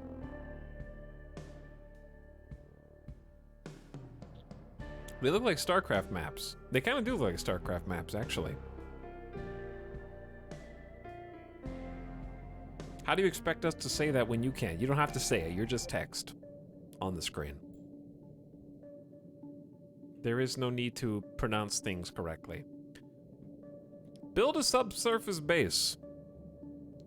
We have red is cannot build, yellow is building / occupied, green is fertile area, crude oil rich is brown, radioactive is purple, ore rich is silver, and then abyss.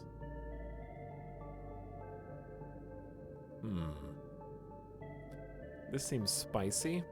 Oh, I did not mean to do that. Now I have no concept of which way is up and which way is down. I guess this is up now.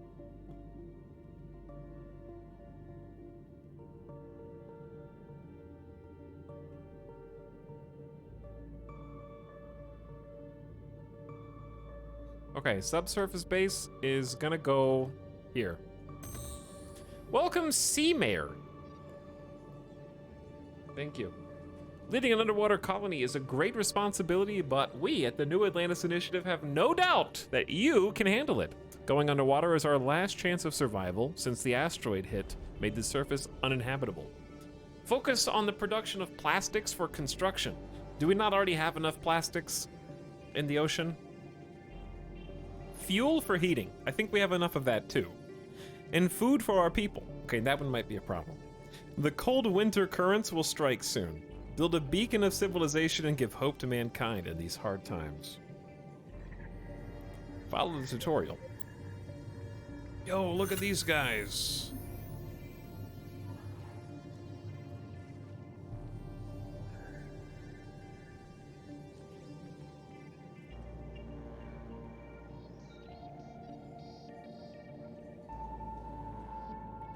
Hover over highlighted icons to continue. This is your resource bar. It displays your important resources like credits, food, and construction materials.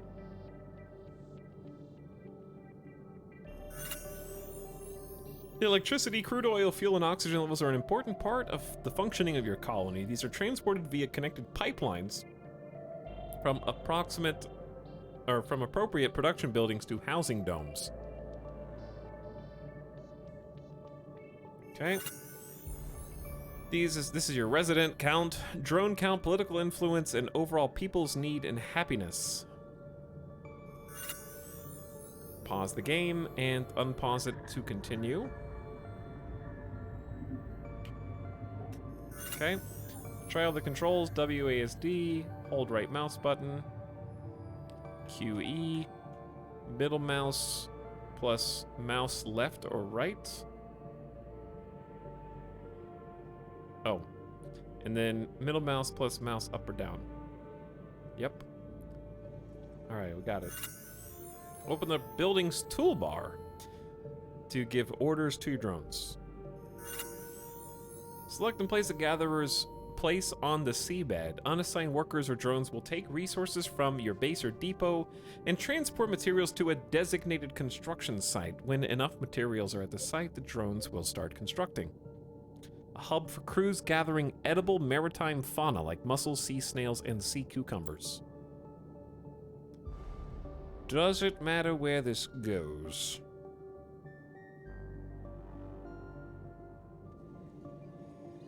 I am not sure. I have no... I mean, this is just a demo, so it's okay to suck at this game right now, because I don't know what goes where.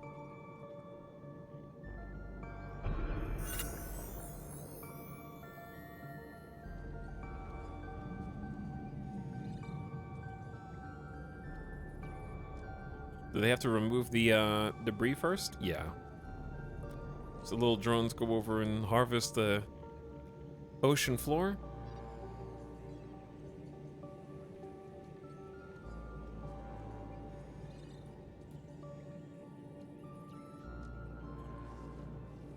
Futuristic society has currency named credits.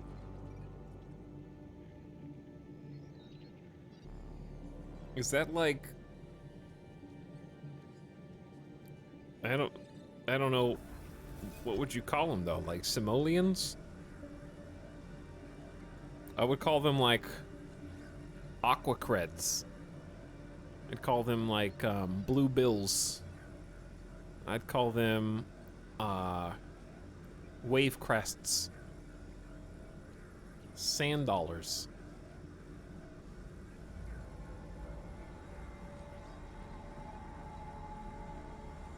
Fantasy has coins, sci-fi has credits. Yeah.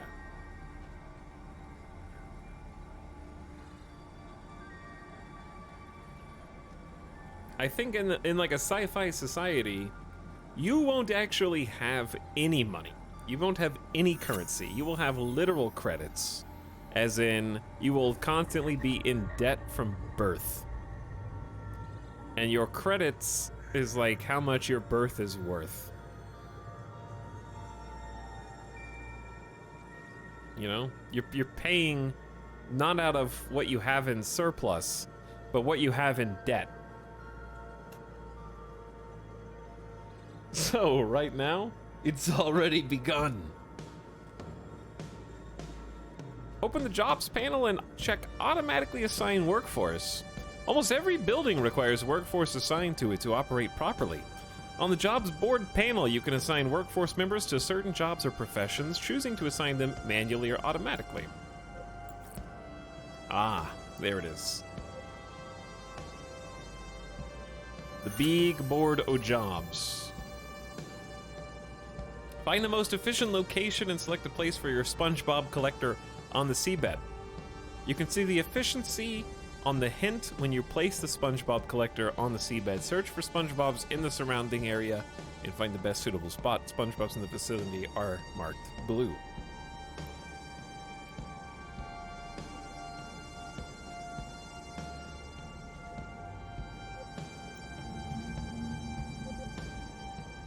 A central hub of our SpongeBob gathering activities. Plants and gather SpongeBob's essential in plastic production. Operated by drones. Cost credits and SpongeBob's. Okay, I gotta close this though, game. You gotta. Oh. You gotta let me. You gotta let me close the jobs board though. Oh, that's fine. I can just move it. We're good. Chad, this is a lot of buildings.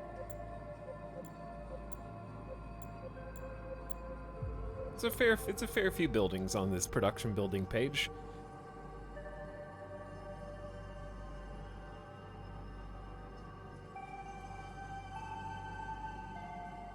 Remember, one human life in the US is about $10 million. Is that why you're in debt from birth? You had to pay to be born?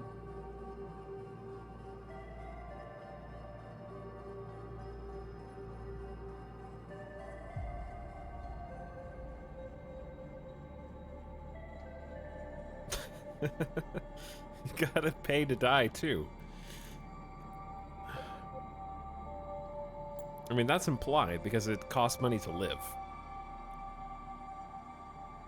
Ita, how much are you charging rent down here? The thing is, I don't charge any rent. You can live underwater in my utopia for free! But you do have to pay for breathing apparatus equipment. So, we do not allow you to bring your own gear. Your choices are live for free for as long as you can hold your breath, or rent out my proprietary breathing apparatuses to continue living for free down here.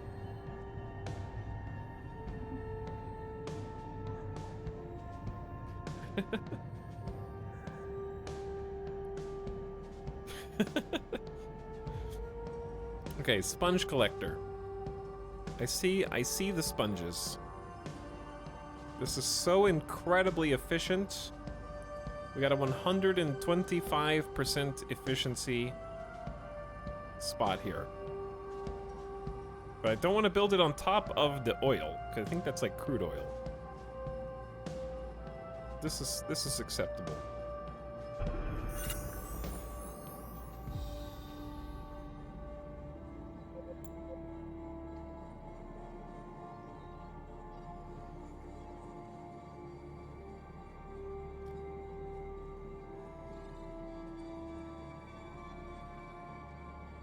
Hey, Chad, I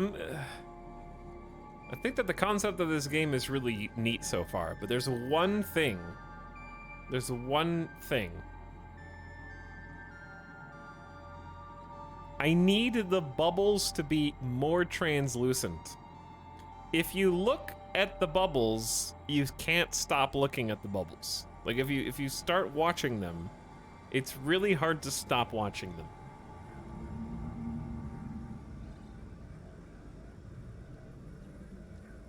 There's a setting for bubble quantity. Are you serious?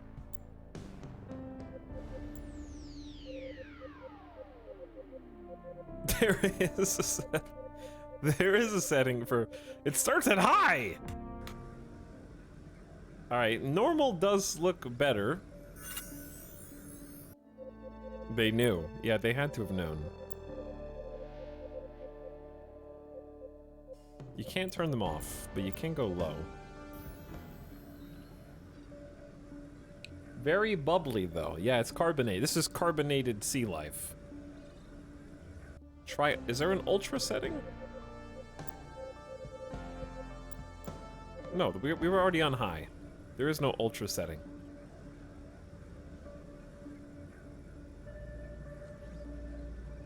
The devs knew. Can you click on them and pop them? Like in Balloons and Roller Coaster Tycoon? No, you cannot. Alright, Sponge Collector. Here's my question about the Sponge Collector. Select and place an oil platform in the seabed. We have two adults. Now, these drones are actually drones, yes? I want to actually... They go inside. There has to be a drone assigned.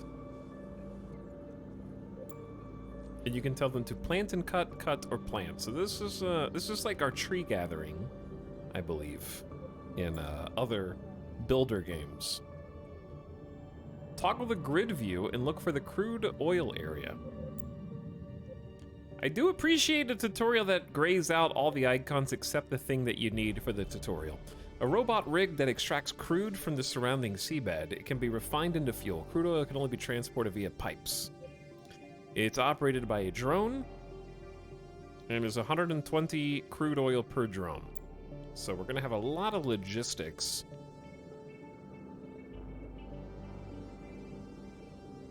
This is definitely a resource logistics game.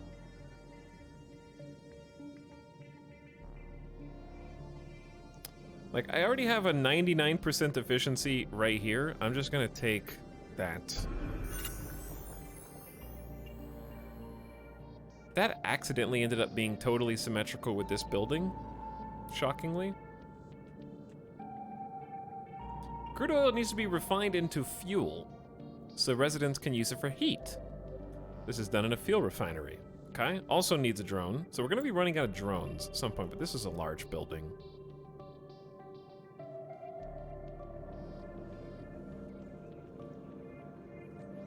Okay, I think the game's unpaused right now. Big fuel refinery. I would assume we want this to be fairly close.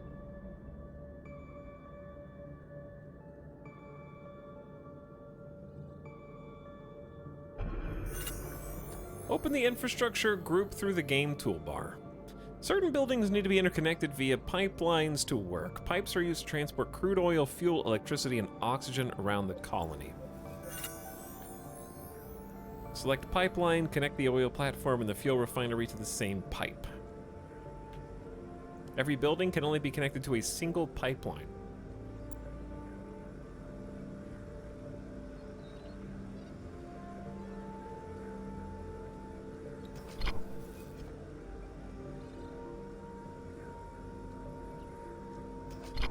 What the hell am I doing? Oh, you have to click and drag. Okay. I see.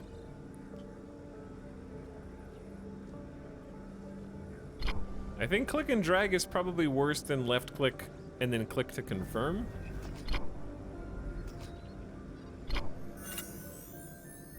In my opinion.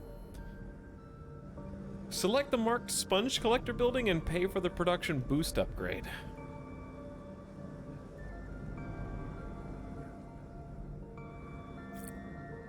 What if a whale crashes into it? They'll be fine. 20 credits and 10 sponges. How many sponges do we have? We have 91.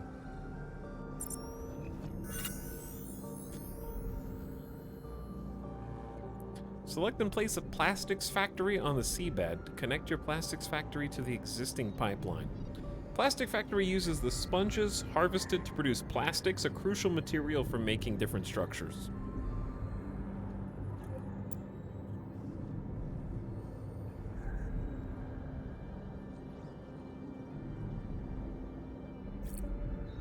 Okay, so this thing's pumping the oil. This thing's refining the oil. It's 80 crude upkeep, so this actually produces 118. So we have an excess of oil, of raw, but we're producing fuel. And you can boost these to have different bonuses to try and catch them up. Okay, anyways, select and place a plastics factory on the seabed. You got it. A production facility that makes plastics, a key resource in production and construction from sponges.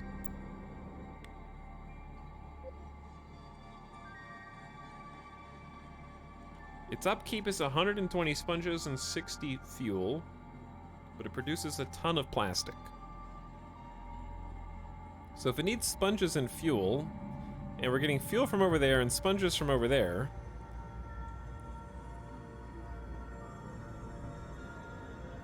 then to me it stands to reason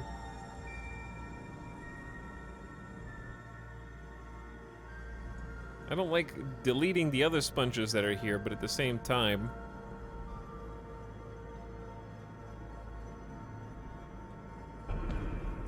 that spot makes the most sense, other than the fact that I'm deleting a bunch of sponges that were around this.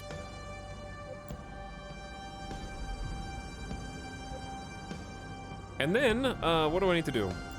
Connect it via pipe? Because it's gonna need fuel. I keep hitting escape to try and close these. Yeah, it needs fuel.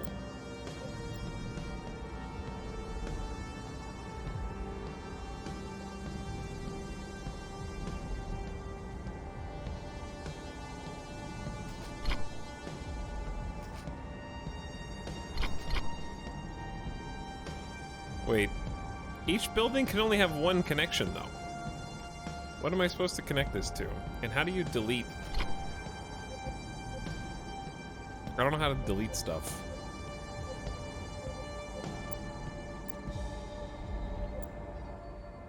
So what do they want me to hook the,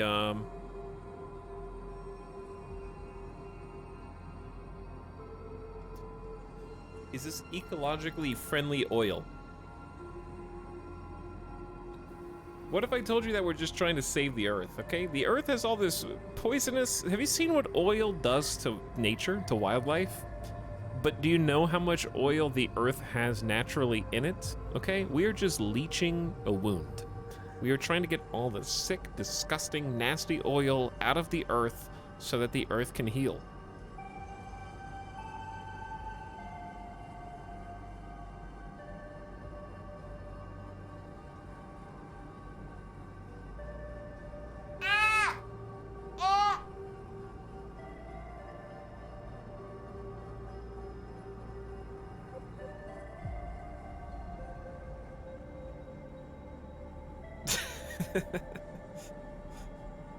What am I supposed to connect this to? What is it? Chat, backseat me. What is it telling me to connect this to?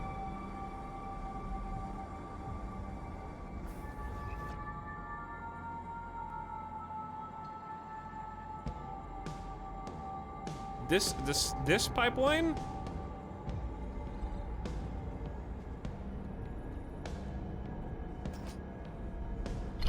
Okay. I thought this has regular crude in it. Does a single pipe? Oh, a single pipe can carry multiple things. See, I didn't get that. I didn't know it could carry both crude and fuel. That makes more sense. Harvest the designated resources. Drag a box around the area you'd like to harvest. Gather stone, iron, and plastic.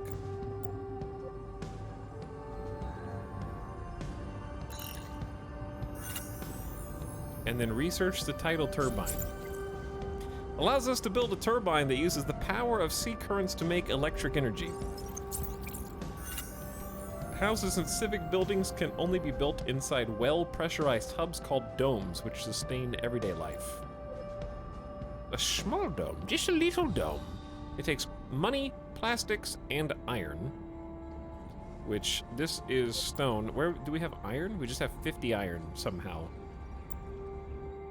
Whoa! Why is this so big? Does it matter where this goes?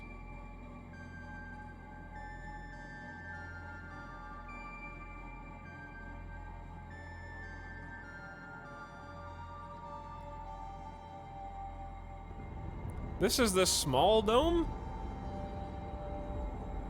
Alright, well this is a demo, so I don't know where anything goes. I haven't played this before.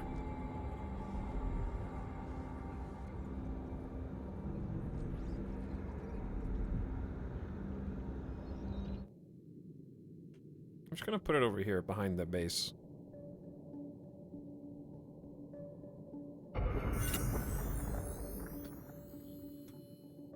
Hello, evening, Demo Master. What's up, WPG guy?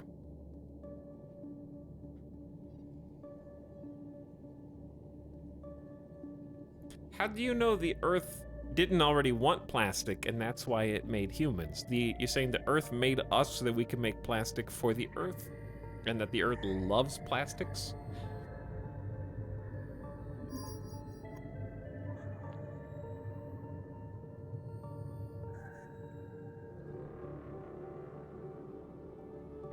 I think that does make sense, yeah.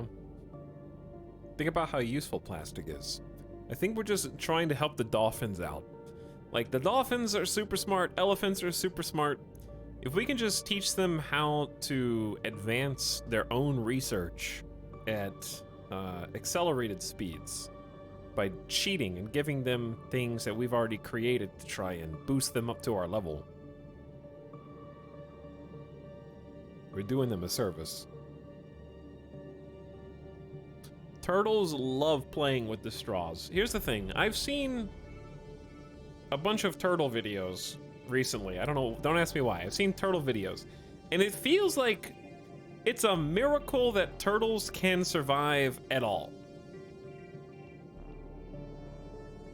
Regardless of pollution, turtles are like, oops, I rolled on my back. I guess I'm gonna live here now for like ever until one of my turtle friends figures out how to push me over.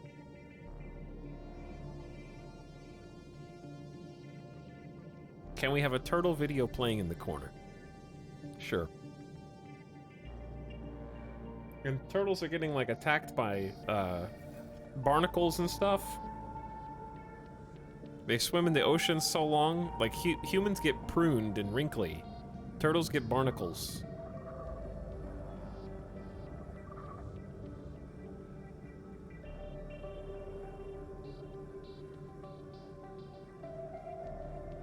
The mad dash that baby sea turtles have to make to the ocean.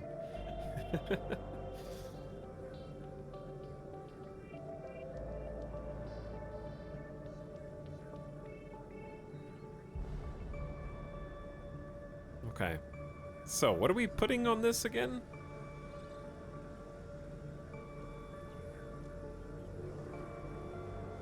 We're building the dome for reasons. This plastic factory is taking 120 sponges. Do they actually have to haul the sponges over to them, or are they taking it from our reserve? Because I see a drone here. It's a plastic factory drone. Why don't we watch? And then we have the oil rig drone. They do have inventories. Yeah, like there's a drone hauling sponge. And they do actually take it over, because there is an inventory of sponges in the plastic factory. So yeah, they gotta haul it. Toggle between ground and dome view. Oh. Select and place 2 houses in the dome. A standard dome-based household that can host up to 4 citizens. So we have like a separate building area for the people to live above the stinky factories.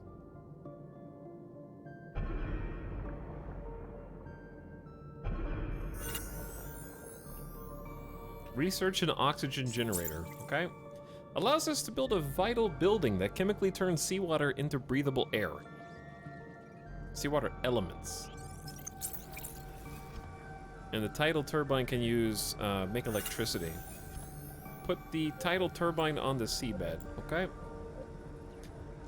Uses the power of sea currents to make electricity. Transported via the pipeline. Okay, so we're gonna need a pipeline. Does it matter where this goes? Like, is current different in different places? Who knows?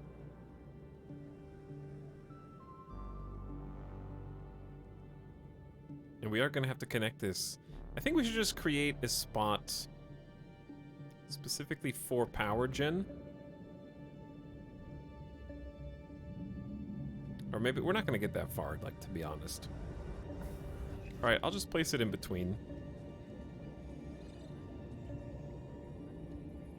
Because I feel like placing it next to something is not a good idea. Logistically, but I don't know if it matters in the course of the game. Why don't the sponges just absorb all the water in the ocean? How do you know that that hasn't already happened? What if water was floating out in space and then gravity sponges brought all of the water from space and condensed it around a rock? And that's why there's not just free-floating water through space. Earth is a giant sponge, exactly.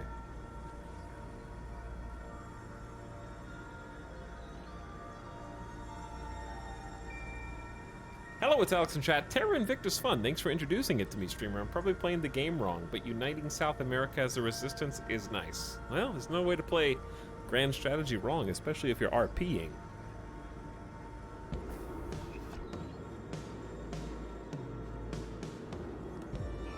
I'm stuck. Okay, I'm not stuck anymore.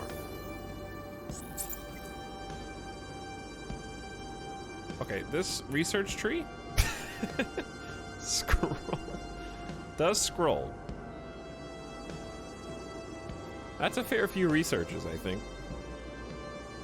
It's no Terra Invicta, but there's a jewelry store. We are creating Bioshock Utopia, I think. Nuclear plants, perfume shops, squid hunter bases, oyster bars, cages. What, cages? Harvest swordfish. Fountains, ramen restaurant, sushi combo. Okay. A large vase, very important high-tech research. A missile launcher, these are equivalent. That's equivalent to the big vases.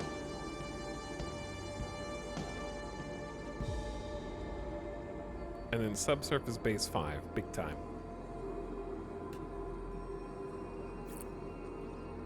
Okay, so the people inside of the mech suits are humans. And they're just moving about. They have different stats and needs and stuff. We need to construct pipeline connection to each of these things, huh?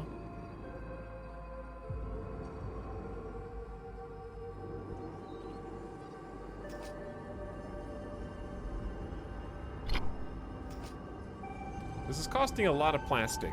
We have like 200 plastic though.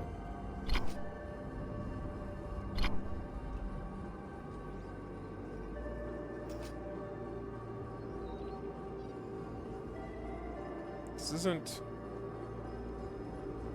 working the exact way that I wanted it to, but it'll get the job done.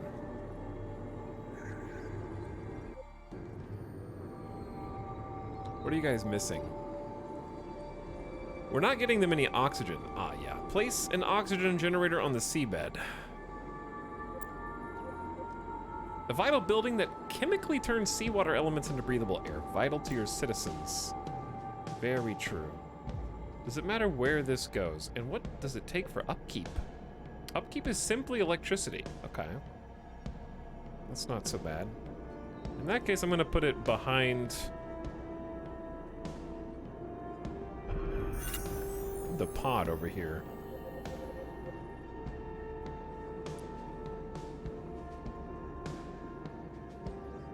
We're trying to live underwater. I think there was like an asteroid or something, wasn't there?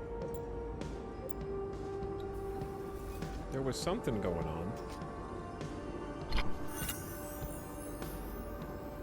Research battery factories. Noom. Allow the construction of an industrial complex that provides universal batteries. These all cost credits. Where are we getting money from right now, by the way? I have 1,700 credits. We're getting paid from residents, from the subsurface base itself, and most of it's being spent on building.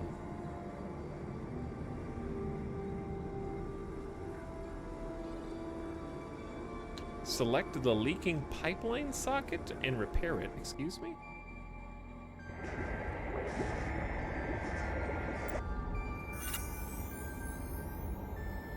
I'm hoping that there will be ways to automate that, because if you have to go find leaking pipes, it's going to be difficult to keep up with all those once the base expands. Why is the missile launcher a prereq for the concert hall? We combine the power of warfare and music.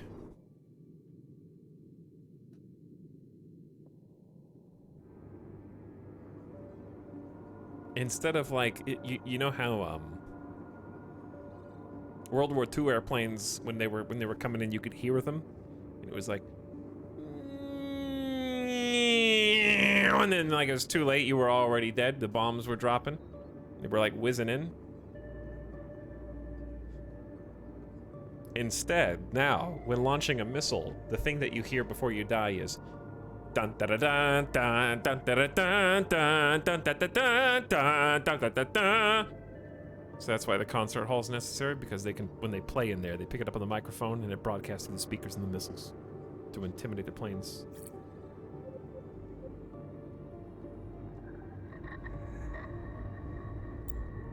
So I assume build more houses to get more people.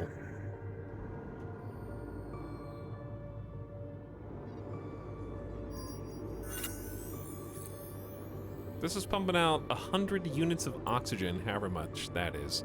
And our upkeep is only 10. So it's like 5 per house, maybe? Select a battery and put that on the bed. A large industrial area that constantly produces universal batteries, commonly used by worker drones. These buildings are massive. But I guess that's the point.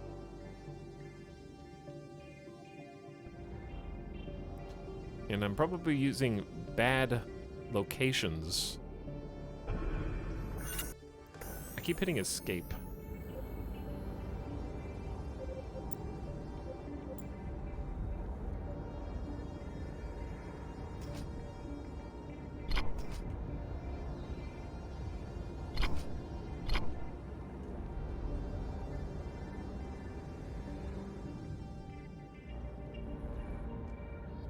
Is this the beach episode? This is the beach episode, Tobias. We already actually played one demo today, chat. Believe it or not. This is the second demo.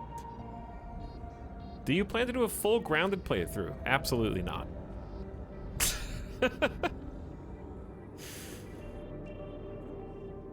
Did you write the words full playthrough? Literally no. Why would you assume that?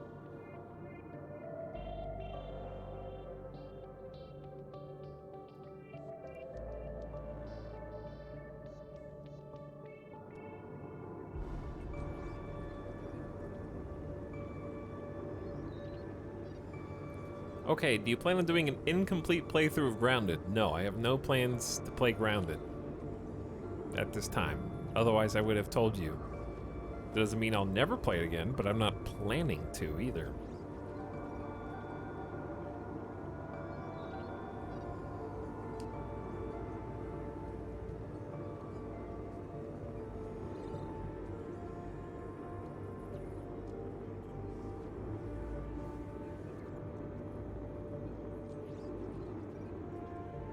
It was a siren installed on the side of Stuka dive bombers that was powered by airflow. Yeah, I did know that, by the way. A lot of their pilots ended up disabling or removing it, though, since it would start screaming once they got up to speed at high altitude and not stop. But that's just to make sure they didn't fall asleep. Like, some of the flights were very long. So if they started dozing off, they might lean forward as they were falling asleep, push down on the stick, start diving, and it would wake them up so that they could correct. We don't have enough electricity.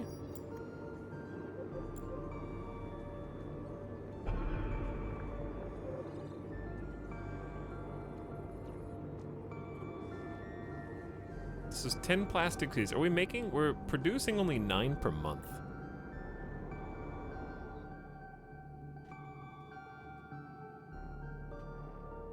Who just subbed? Who were these subs? MB Saturn, thanks again for the 5 gift subs. It's very nice of you. Welcome Grimmy, Corray, Max Salty, Zero Rig FX, and another Bunny Boy. Welcome to the streams. Socks on the Lawn, thanks for the brand new sub. Yo. Howdy and welcome. Chris Vilgen says, watch me. Watch me now. KJ has resubscribed for 19 months. Says, did you say peepo? No, I didn't. Now leave. An ex-kitty says something pithy, and everyone laughed and thought that that was hilarious and funny. I feel like if you put 2 buildings side by side, you shouldn't need a pipe to connect them. But you do. But that's okay. Alright, so now we have enough power for everything. What's the objective right now? Workers en route from HQ. Wait, is the tutorial finished?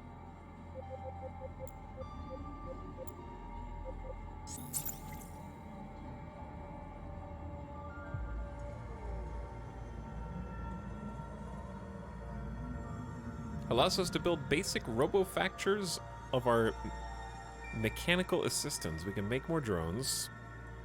Or make a hologram panel that displays our faction banner, improving resident satisfaction.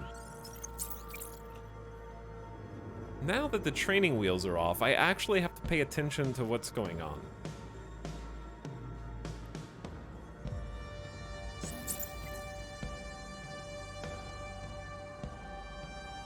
And it definitely feels like I have no clue. New people have arrived at your colony. We should put them to use as soon as possible. Like, I don't even know what to do with people. Do people work jobs? We have 4 engineer adults. Like, here's one now. What do you do?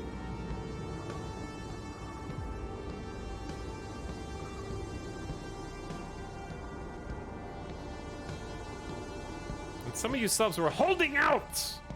Pokeners, yo. Stilvin, yo. Chat, yo. Dolphins, yo. Dome, yo. There's still room for 4 residents here. I don't physically know what the people do, but I do know that we can build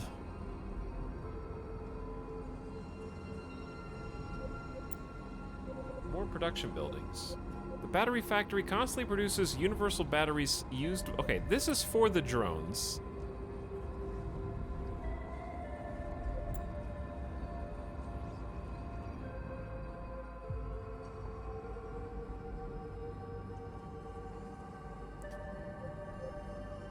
Chad, I have 2 things to say about this game at this stage. One is I think it's really neat, and I like the soundtrack. And also the visuals are nice. I like the art style of the buildings and things.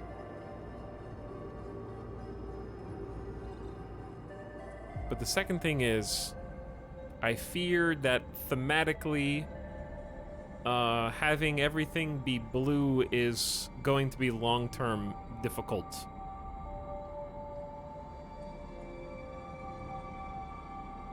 And you might be able to change some of that. But the one thing you can do is paint stuff yourself, I think. Let's see how that goes. So you can make certain types of buildings. The devs have clearly thought about this. You can make plastics green, or whatever color you want.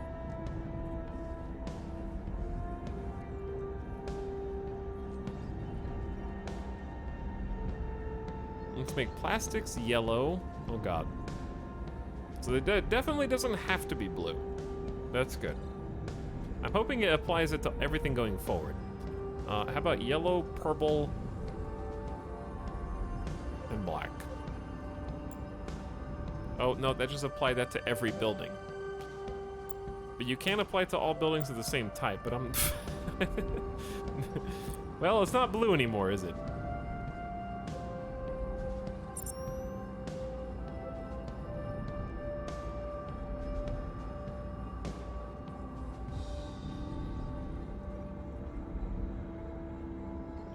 Oil building.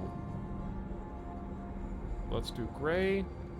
Secondary brown. Third color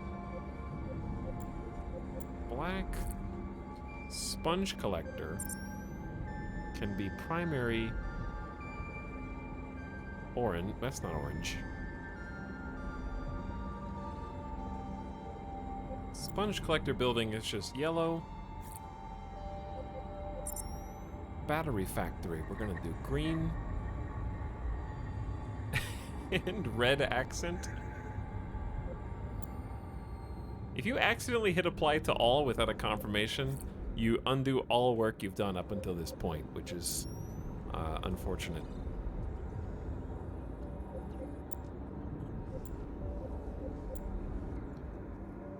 Alright, I'm actually curious, like if this... Let's say this is a wind turbine. Let's do that color, blue. Apply to type. If we were to build another one, right? Would it be the same?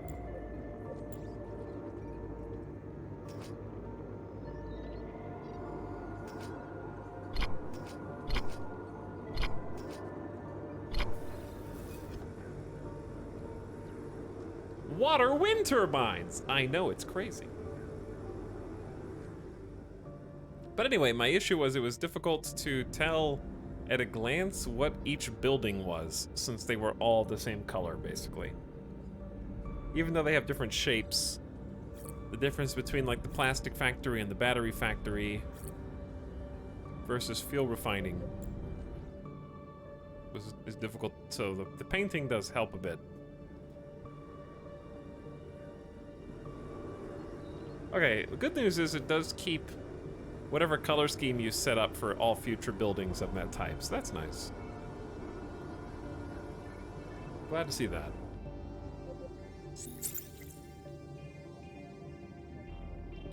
Fuel refinery in proximity of oil platforms get another 10% bonus production. Plastic factory in proximity of drone factory. Okay, late blooming proximity bonuses is tricky because if you don't learn about these, this is the stuff that makes you probably restart your game.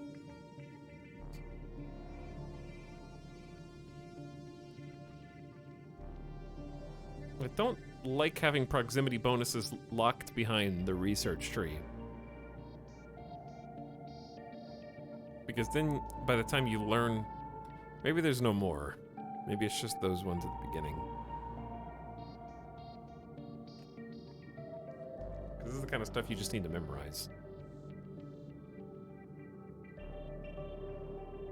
10% isn't that much either, but it maybe doesn't take that long to research. You can build a central hub of scuba hunters. The scuba hunters. Can you change the pipe colors? Maybe?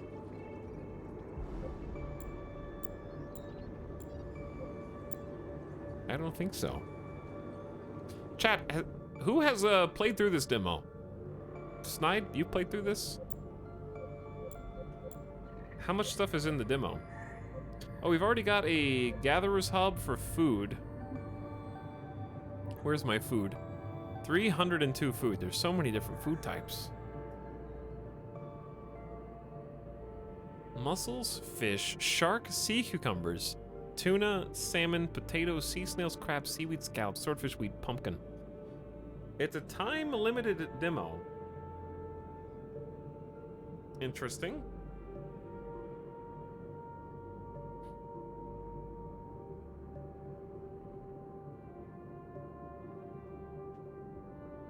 Food tier 2.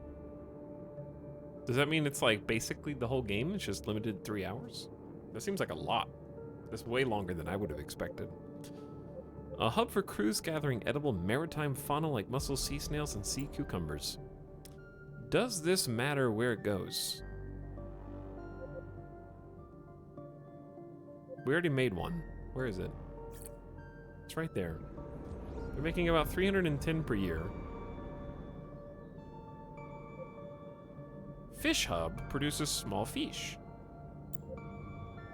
Operated by a drone and a person?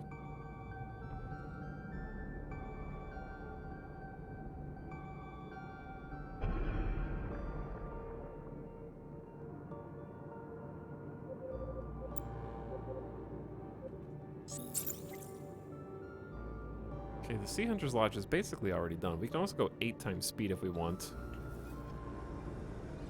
So where's the drone factory that we made? Did I even make it? I don't know if I even made it.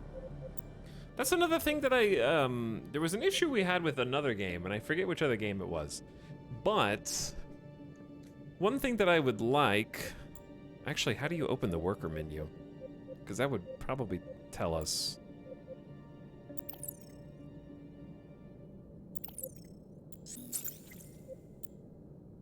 This is the log, stock of things. I think every builder game, because we've played a number of these recently, and I don't think I've seen an exception to this rule, but I would say as a rule, every game that is a base builder and worker management game, when you highlight a building, a parentheses with the number of buildings that you currently have of that building would be a very simple but game-changing quality of life addition. Because when you get to have a ton, like all these different buildings, and you're like, have I built the drone factory yet? Being able to like know that you built one and or even click to find it would be fabulous. So you don't accidentally build the same building twice just because you forgot. And maybe highlight them with an outline. Yeah. Like mousing over one of these should highlight all buildings of that type for sure. I agree.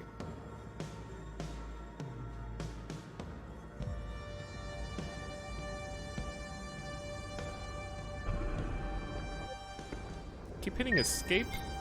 A new wave of drones have, wait, migrating drones have arrived in the colony? Yo, good for them. They finally found their way home. Oh, we're out of plastic. See, we finally hit our first resource shortage.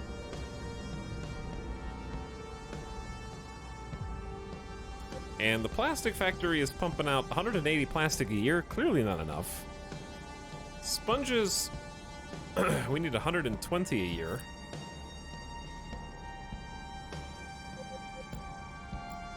The trick is, I can't tell how many we're producing. Where are my stats?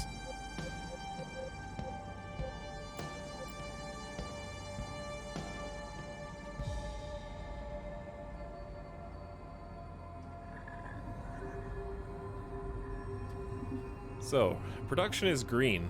We're only producing like 15 a month. If you hover over the top bar, yeah, it does. It says we use 29, produce 15, so I guess that's the easier way to find that info. So they're gonna need another sponge collector, which is gonna need another drone. It's also difficult to tell how many drones. Like we have 15. But you know how in like Captain of Industry, our drones are sort of like our trucks. And I think when they're idle, they hover around the subsurface base and sort of pace back and forth. But it's hard to tell how much demand we have for drones or if we should just keep making more buildings. And the problem, though, is I'm plastic limited. I bet it takes plastics to make more plastics. It doesn't. Good. It's always a problem in certain games. Credit sponge and iron.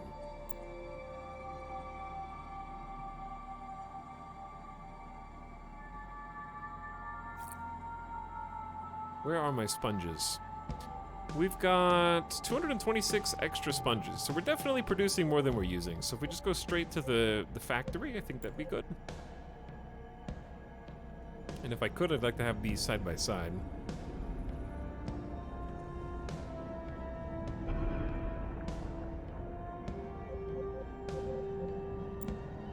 However, pipelines cost plastic, which makes things difficult.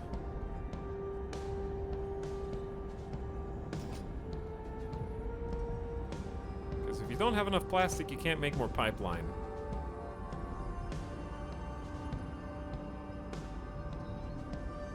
So how much am I short?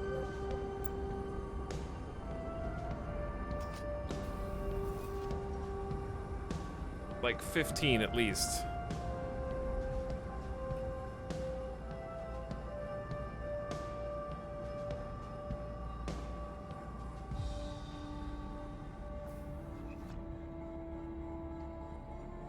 Like Loop Hero? I forgot about Loop Hero. Loop Hero is pretty sick. You're talking about games that show you how many of a certain building that you have? That's a good example.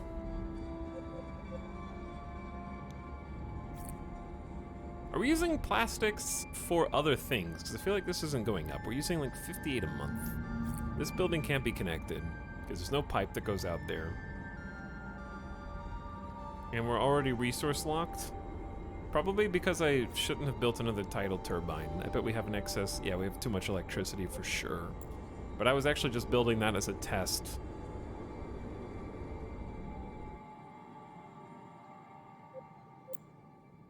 And then I keep forgetting to research. Be cool to have like a prompt on screen that you can, like, when there's no research, you can click and it'll take you to the research if you have enough credits. Are we gonna run out of credits too? No, we have like 1,700. We're getting plenty from there. Sea Hunter's Lodge in proximity of Fisherman's Hub gains 10% production bonus.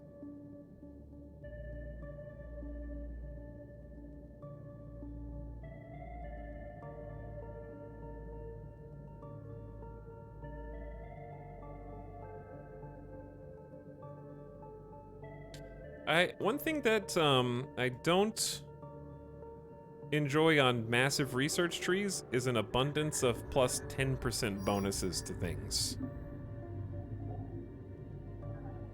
Because these are proximity bonuses that happen way later in the game for 10%.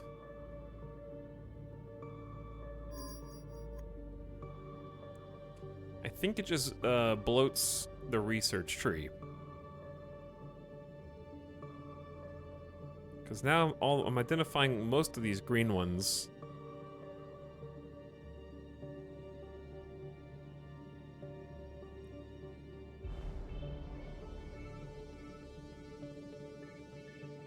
Allows us to implement complete ban on all immigrant arrivals. Excuse me, I thought we were going underwater for a better, better tomorrow.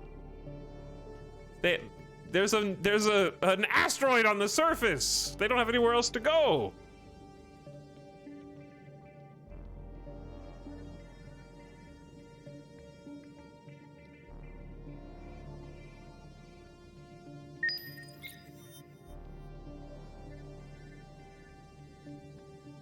But anyway, that's not to say that researches that boost production of things is bad.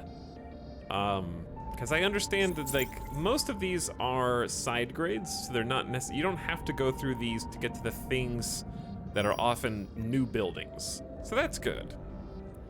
But at the same time, I think the part that irks me isn't that they're 10% bonuses, it's that a lot of them are adjacency bonuses. And the thing that I would like to see more for adjacency bonuses would be baked into the buildings themselves.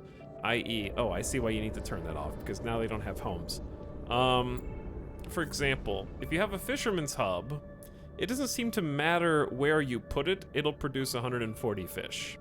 This is the kind of building I want to see an adjacency bonus for. Like, when placing it, fish are more concentrated over here, or they're more concentrated over here, and sort of you have to weigh where you want to put the buildings. That's why things like the sponge collector are more interesting, because you do need to put them in better places for greater efficiency levels.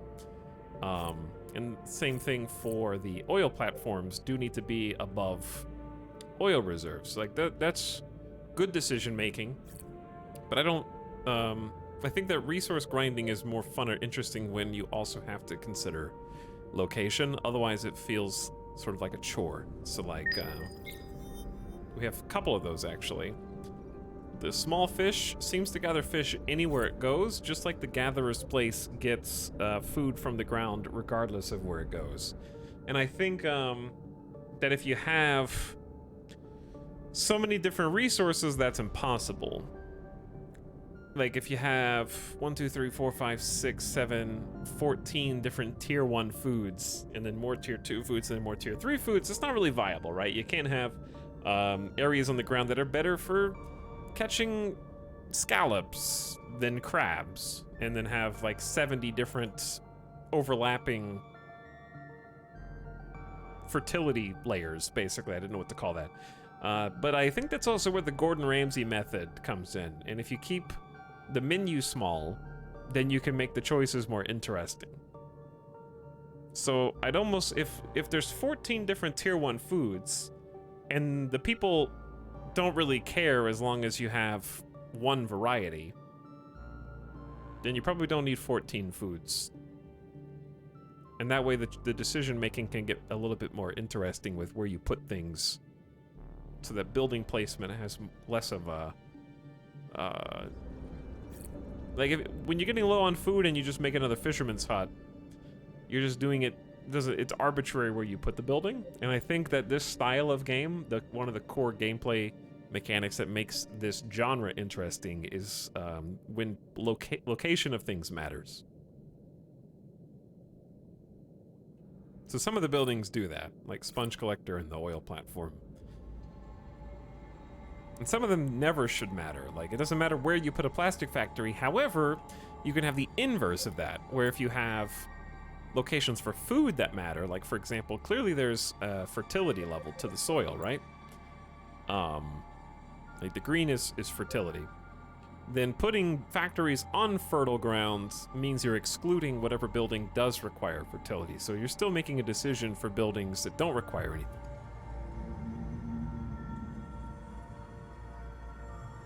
But I think it becomes confusing when some buildings do need a certain proximity and some don't.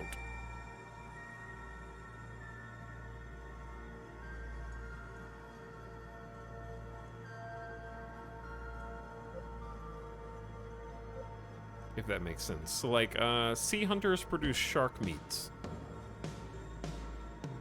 This one has a 100% work efficiency basically no matter what. It just needs to be close enough to a depot or warehouse.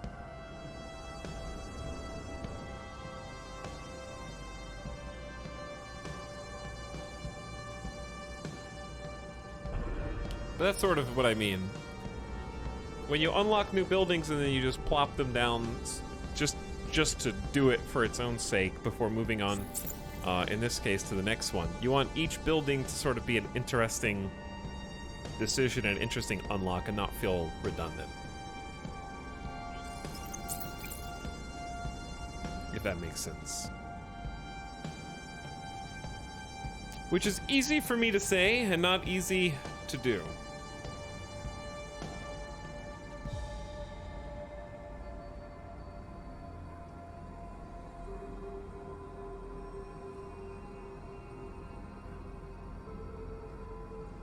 Hello, To Not Pickup. What's up? Thanks for 43 months of sub. Welcome to the stream. Thanks for the tier 1 sub. I only order from Scuba Eats when I go down there. I don't like the food. Are you talking about My Underwater Colony, Anti-Ordinary? And thanks again, Machine Vision. for almost 2 years. Oh, Scuba Eats, like Scuba Eats? Uber Eats? Resources required are missing. We're not getting enough fuel. We're not getting enough fuel because it's splitting up between too many different locations. I'm finding the resource management difficult to wrap my brain around right now. I understand this is not connected. And I looked away for a minute, and now we have 410 plastics.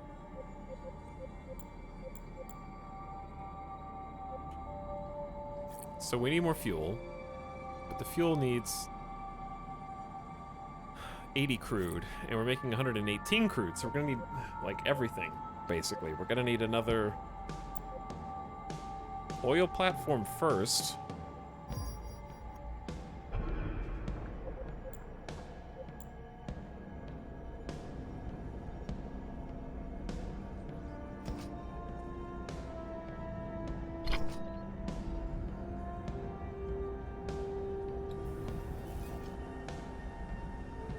Wait, that should not be there. Have I not unlocked the ability to delete something yet?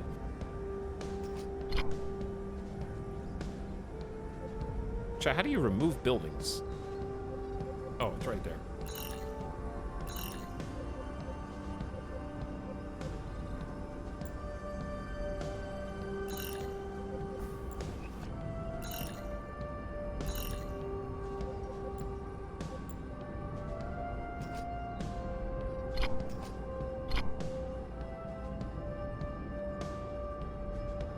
I didn't connect it all the way.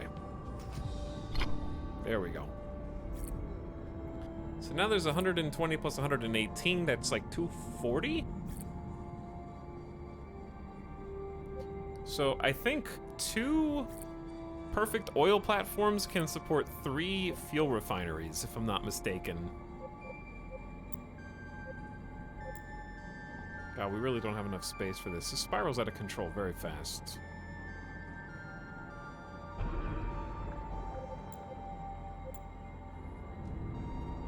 What you really need is, like, highways of pipes.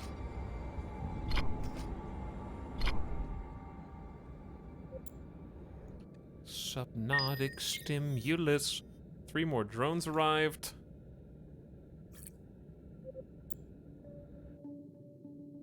And it's been about 3 hours, chat, so I need to take a gamer death break, go stand up, get a snack, and get something to sip on. I love Atlantis World, dude. Thanks, Maludicule. Welcome to Atlantis World.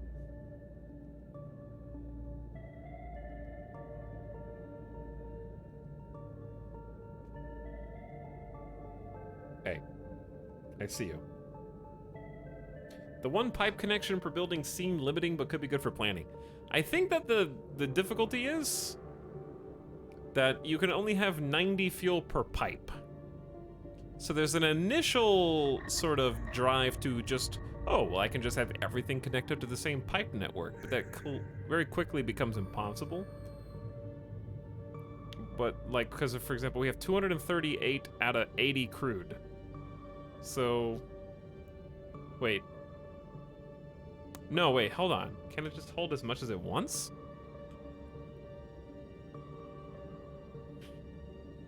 Is there a limit to how much the single pipe can support?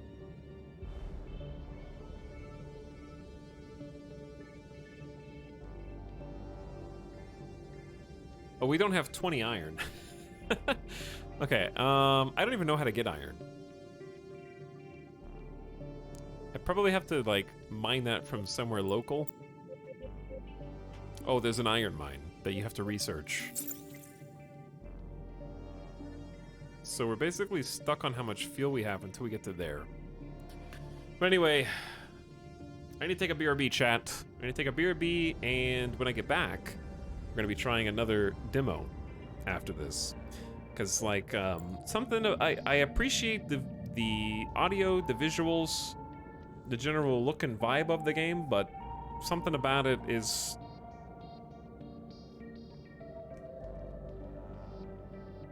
like something doesn't click with me.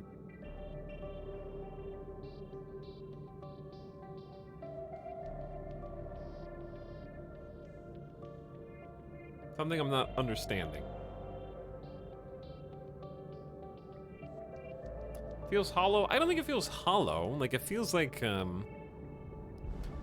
understand the concept of the game, but after playing dozens of games in this style, there's something that's not interlocking between the research, the building, and the resource gathering, as far as like a natural progression from A to B to C.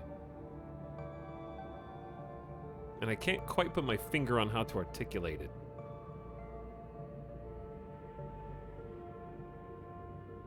Because I think that the, like, models are really pretty, and the animation is good for each of the different buildings. It's got a nice art style, and I like the theme. But people are leaving the colony now because I'm bad. Because I don't have enough fuel, and I don't have enough fuel because I don't have iron. I don't have iron because I haven't researched down the iron mine. So... there's also ground iron you can harvest. That's fair. Yeah, there's iron over here. But that's what I mean. I think there's like... there's not enough visual distinction over the A, resources that you can or can't harvest, and B, some of the buildings that you just kind of jam in there to make the number go up, like the food buildings, that it doesn't matter where you put them as long as they're there and get connected.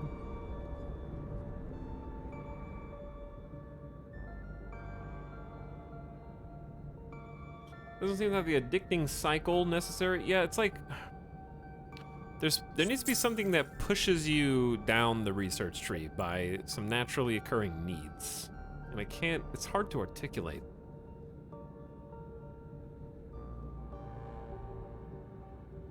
But I like the spin on having it be underwater. I think that to put it underwater, the one thing that I think is most interesting is having these like domes that are sort of elevated, almost like a Z level, that you can put wherever you want. So maybe if seeing some more of that style gameplay would be nice. Having like a second layer for housing, I think, is the most interesting part of the game.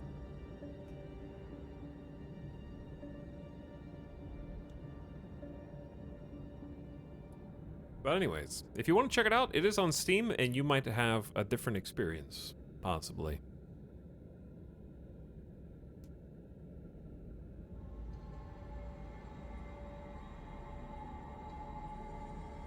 But Remothered 3 demo is unfortunately not out, and it won't be out for a while. Okay, let's do this.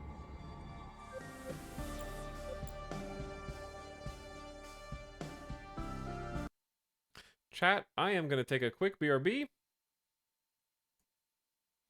And when we come back, we've got more demos. That's 2 demos already. It's only been 3 hours. So we've got some time. I am sort of itching to try... well, you'll have to see when I come back. I've got at least one thing you'll be really interested in, I think. But the other thing is maybe you'll be interested, maybe you won't, depending on if it's good or not. But yeah, as far as like worker placement and building games, I think that Farthest Frontier just sets such a high bar. And has all of those like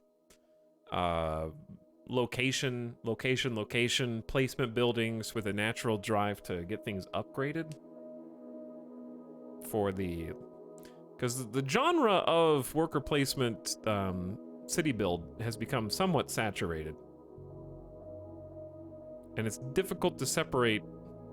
I think Farthest Frontier has been the most successful in my mind, and not just because it looks pretty, like just the moment-to-moment gameplay makes a lot of sense. So it's difficult to not compare. Did he already stream Dredge? I did. We already streamed Dredge. So the stream is still going for... we got a long stream ahead of us, chat.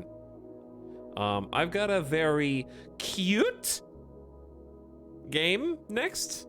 I think that you'll like the art style quite a bit, and we're going to switch gears and go to a completely different genre. Okay? I will be back. Listen to this.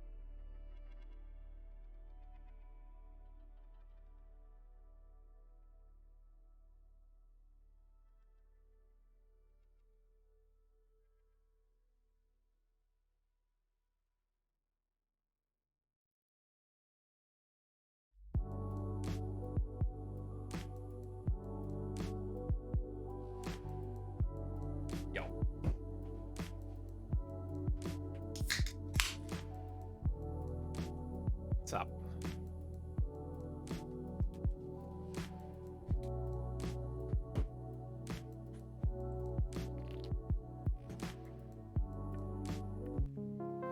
I tweeted Etal about a demo I think he will enjoy playing on stream. I hope he saw it.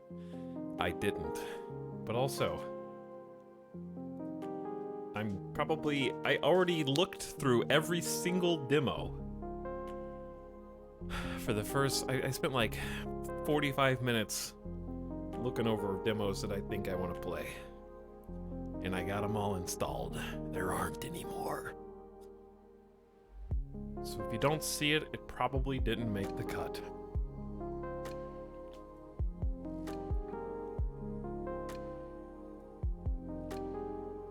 That's not to say that the other demos aren't good.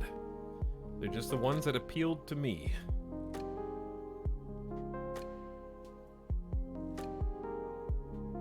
The ones that I saw was like, oh! I want to play that one! Alright, chat, we've already done 2 demos today. I think this is definitely a 4 demo day. Maybe even a 5 demo day.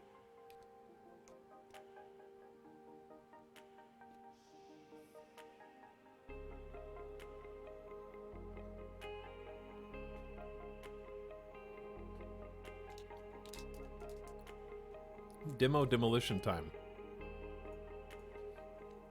And I didn't mean to be too harsh on Aquatico. I understand these games are still in development and have plenty of time left.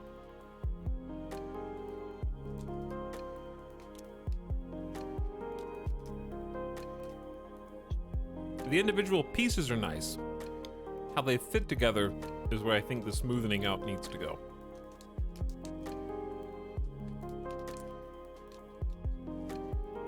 Disappointed with the Manor Lords demo? Well, I mean, it's not going to come out for like another year.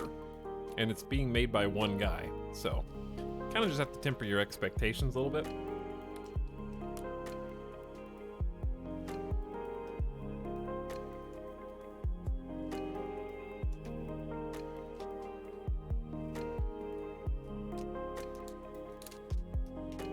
I think gameplay-wise, Manor Lords is going to pan out over time.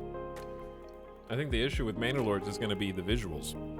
I don't think that level of visual fidelity will scale nicely on PCs when you get to like 500 plus person villages. I think that's going to be the issue.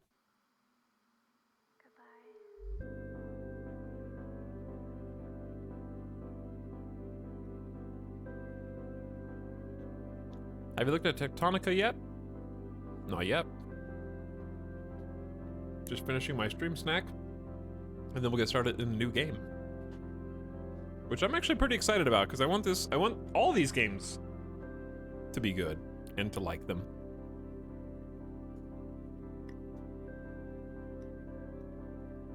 Because it's fun, if for nothing else, to have all these opportunities to just play a bunch of free stuff. So I enjoy that.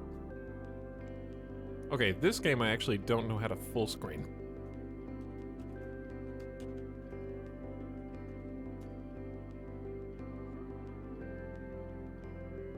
Chat, what's the full screen hotkey? Is it like Control F11 or something?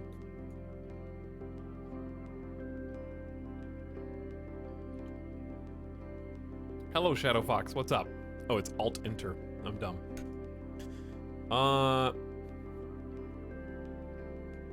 Oops. Hold on. Give me a sec.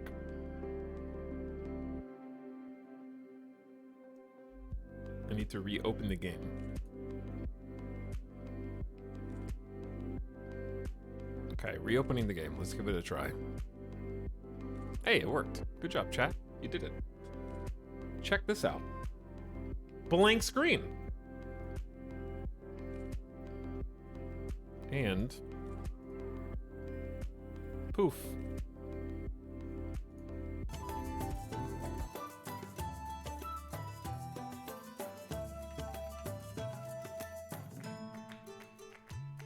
Update the stream info. this is the, hopefully, Slay the Spire killer. Not really, I mean, you can't kill Slay the Spire. It's like killing God, okay? It's not possible. But, this is, I believe, Chucklefish published, if I'm not mistaken. This early version shows a small portion of what the final game will be. There's missing content, art, placeholder text, and bugs. Let's go. Welcome to Snowdwell. You can construct new buildings by completing challenges. Check back here to see what you got after each run. Okay, so I demoed this by myself for like 3 minutes, just to make sure, because if I'm gonna play a card game demo on stream, I wanted to make sure that it worked and looked cool.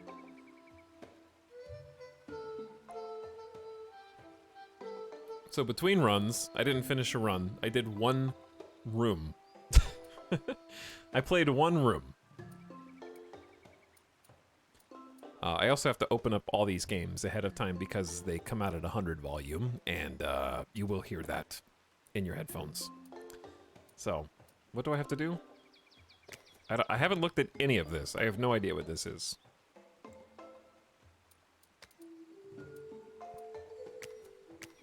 So I can't even do anything cool here yet. See, I didn't do anything. Skip tutorial. Looks like you didn't finish the tutorial. Would you like to retry? We'll do the tutorial. That way we can all figure out what's going on. Choose a leader. 9 health, 3 attack. Gain 2 shells on kill. 9 health, 5 attack. Or 9 health, 3 attack, and has hits all targets in the row. Let's go for the Tonkno. I like 5 damage. I'm gonna turn the volume up. Okay. So, I can slay the spire. Pick a room. And prepare to fight. Start each battle, drag your leader from your hand onto the battlefield. This looks like a fine spot to me, right at the front. Fail the tutorial, Omegalol. Foxy is one of your companions. Get him on the battlefield too. Come on out, Foxy.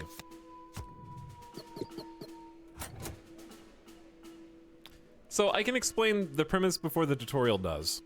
The premise is, beat the people on the right.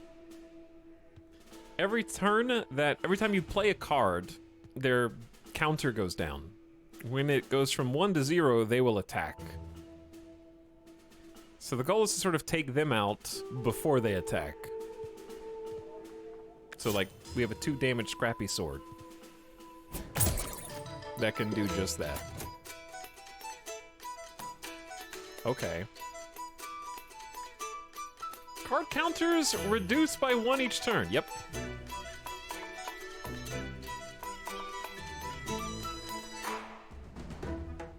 Alright, I'm jamming. I'm bopping. So if they're getting ready to attack, we can slow them down with snow. So then they get, like a counter delay. And our companions and our hero followed the same counter logic. So Foxy's counter just ticked down and they frenzy. They hit 1 damage 3 times. And we're gonna smack for 5 damage if they're alive that long. Enemies always attack first, good to know. Okay, so in this case, I'm about to get hit. And there's nothing I can do about it. Because they have 3 health.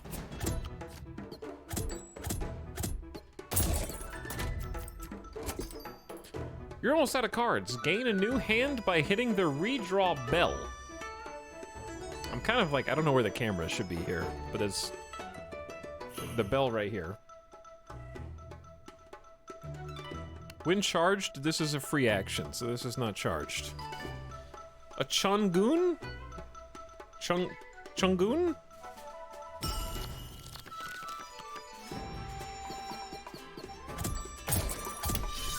A wild snoof.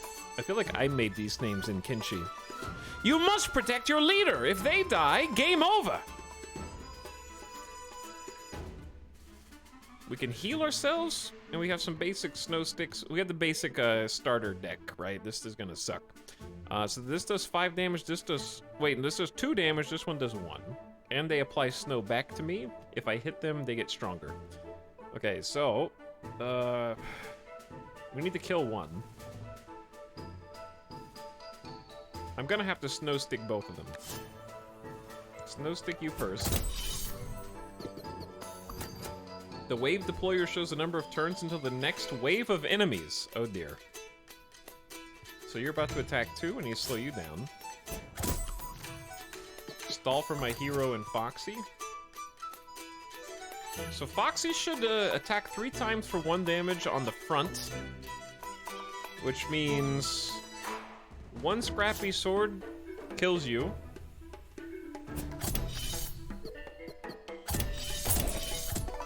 And then they're down to 2 health. Bam. Perfect. The Snow Knight! With a carrot for a nose! Whenever anything is snowed, gain an attack. Grouchy. I'm Grouchy the Snowman. And I'm pissed. If it's damaged at all, it gets 2 bonus attack. So Snow Knight attacks first. I need to heal. But I don't have time to heal, because Snow Knight's going to attack in 2 turns. So let's try and get something to slow him down, because this is charged. So that's a free redraw. Because it doesn't matter how powerful you get if we just keep you frozen. We just gotta stall until my hero and companion can attack.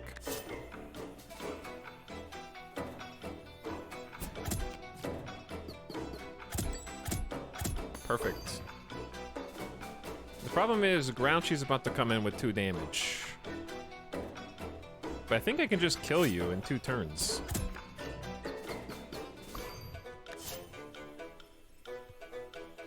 If I kill you, do I still have to kill Grouchy? You're like the boss. Okay. You better run, Grouchy.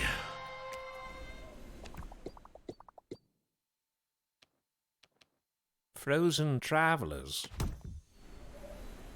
You must break the ice. You can right-click any card to inspect it. Inspecting cards will provide information about their effect and status. Okay, so we have Wallop and Big Berry.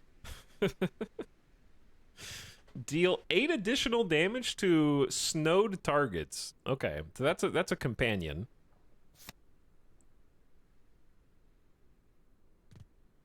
Big Berry is on kill restore. So you're both companions. On kill restore 2 health to self and allies. Wallop hits really hard.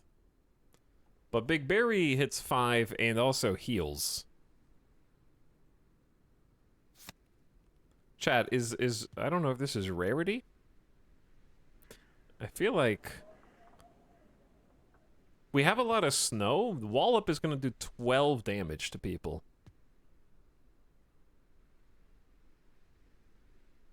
I'm going to get Wallop.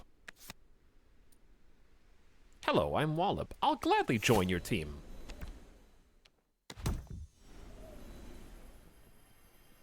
Treasure? They're really channeling that Hearthstone card reveal, huh? It's working. I feel my brain already succumbing, wanting to know what's going to be in the next card pack. Apply 12 snow counter, but can only be used once per battle.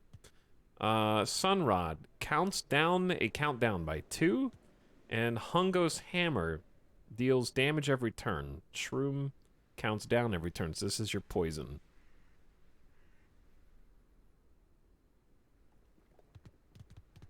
Well, we have the one that does more damage with more snow. So Snow Cake is already good. Sunrod, just having a card that makes someone attack faster is also good. That can combo with the snow. We already have some snow, so if we can make our snow companion Wallop, who attacks every 4 turns, make them attack even faster, then that's better. I'm gonna get Sunrod.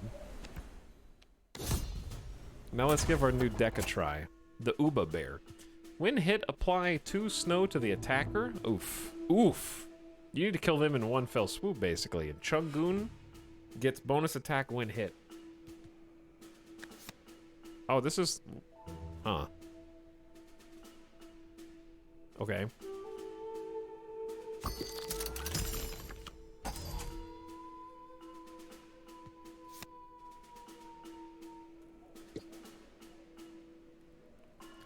Okay, we drew Wallop. Good luck, Wallop. Okay, everybody's counting down. This is really cool so far. This hand is garbage, though. Like, this is a truly bad hand.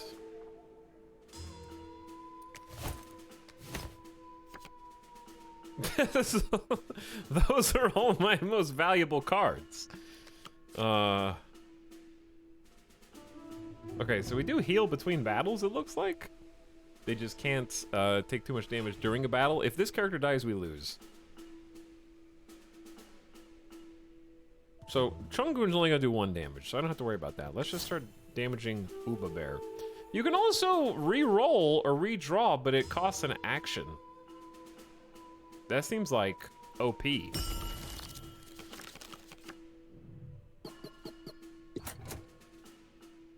Drag Wallop in front of your leader to protect them from the attack.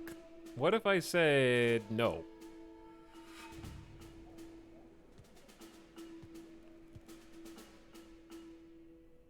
Because, yeah, you can just straight up redraw your hand and cost an action. Because now I can hit Snow Stick.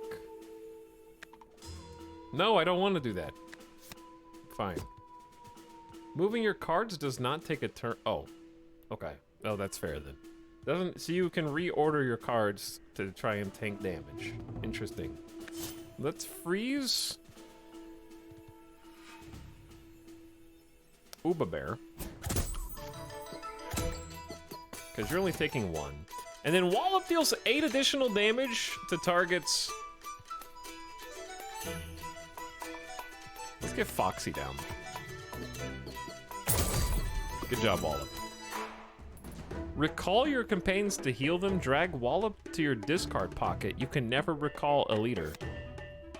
No, I don't want to do that. They only took 1 damage. They're fine. I promise.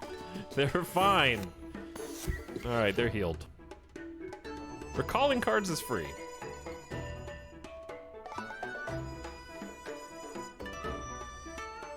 Obey the tutorial, God. I am now.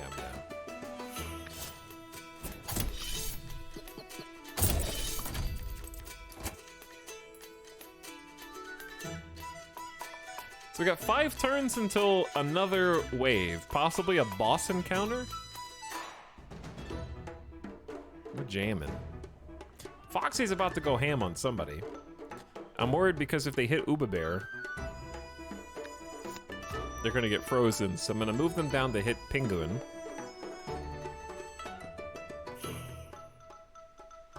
Then we're gonna Scrappy Sword Penguin in the back.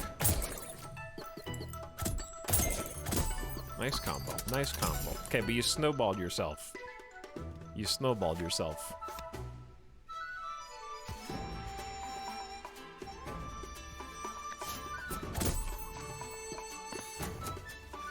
I don't know if I want to redraw.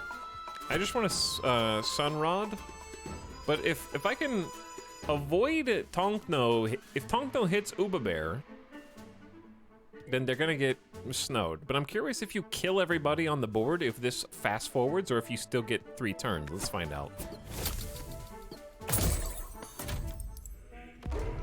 Uh-oh. It fast forwards.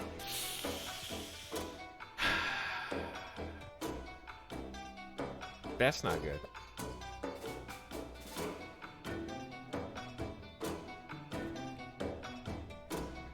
Big Pang.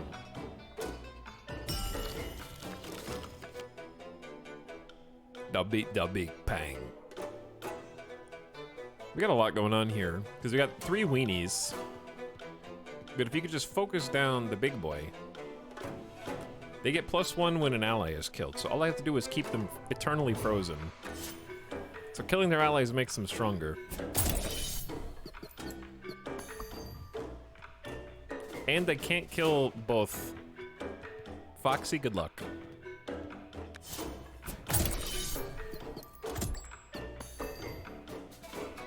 Okay, Foxy will get the kill. Now we focus Big Pang.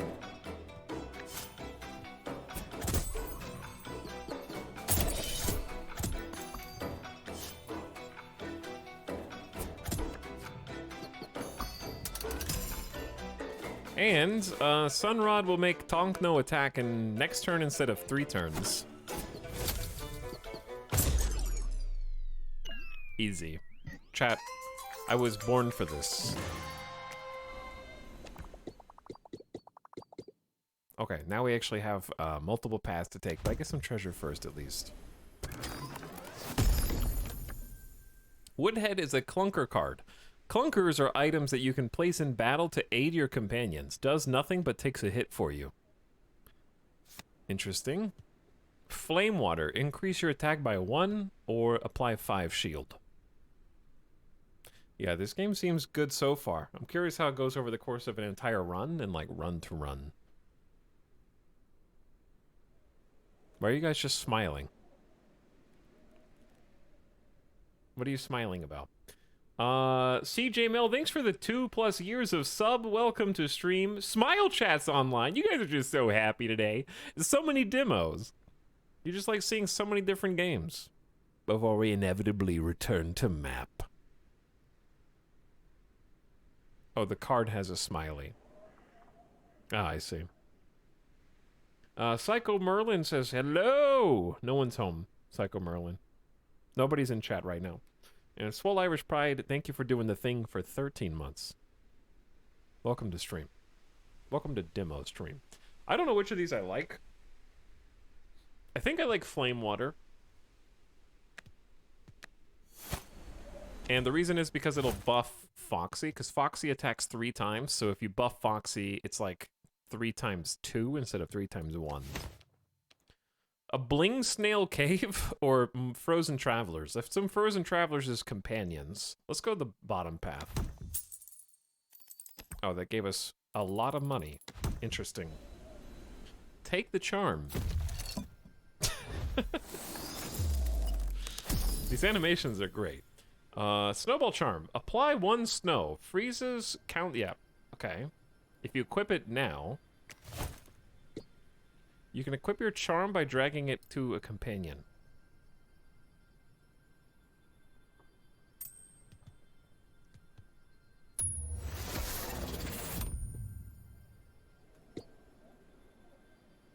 Foxy is about to become a gamer. Once equipped, charms cannot be removed. Well, you should have told me that before, but that's okay. Because we're here.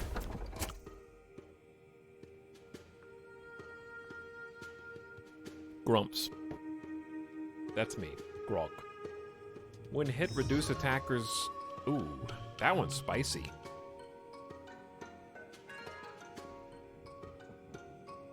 When hit, count down its own countdown by 1. Oh, damn. This is a boss fight. We gotta wallop Grumps, or else we lose. And I don't have any snow, so that's gonna be tough. But we have time to set up.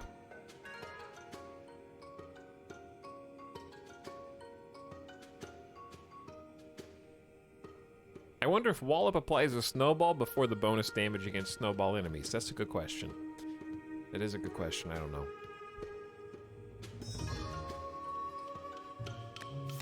I'm gonna move Tonkno up and Sunrod Tonkno. Is that 3? How many turns do we need to wait until redraw's free? Let's get Wallop out. I should have gotten Wallop out already, but we do need to stall a little bit.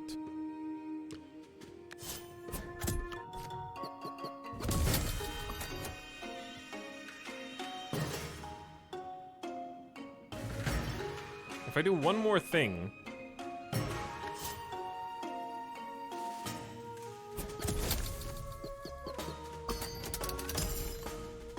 I can redraw for free.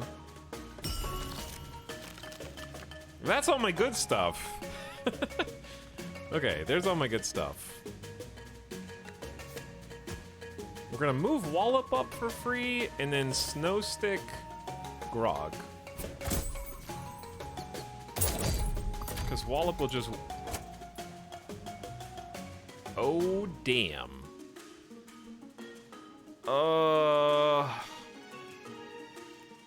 I gotta kill Grumps, dude!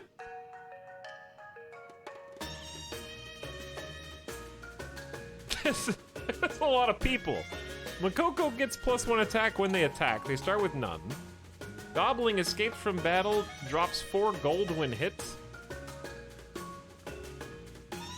Pepper Witch when hit applies 2 pepper to allies in the row.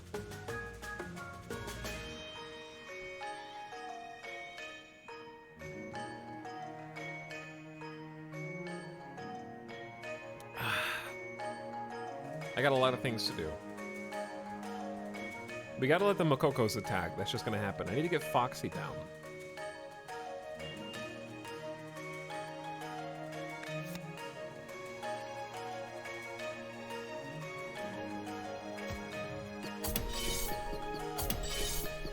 Alright, there's gonna be a lot of moving parts here. It's gonna be difficult to figure out who's who. The Makokos just keep climbing. Oh my god, I think I'm dead.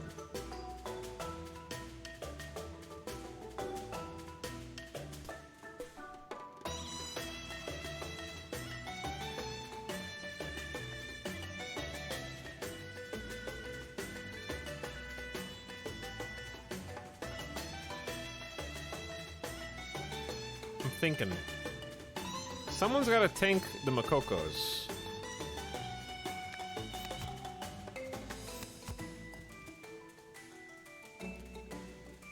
Because Foxy cannot tank the Makokos. And I'm gonna have to Snowstick you. I think I'm gonna go ahead and get Flame Water on Foxy. Ow. Okay, everyone's about to go. And if I have, Tonk no hit for 5. Foxy will do 2 damage per hit, so we'll have 11 damage. We only need 9. So this should actually work.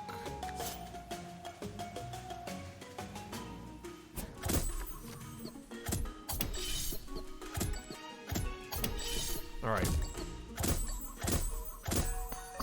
Wait, why is he still... Oh, because he's reduced to negative... Oh no, he's reduced to -1 damage. Oh no, I forgot about that detail. Shit. Okay, well, Makoko's about to die. Let's at least have Foxy tank this Makoko hit, because we can sacrifice the companions. This will kill you. And you'll kill him. You're gonna just leave, and there's nothing I can do about it.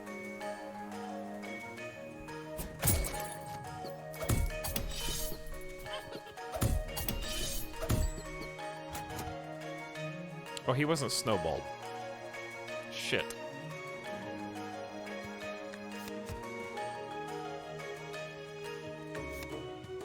This is... Yeah, I lose.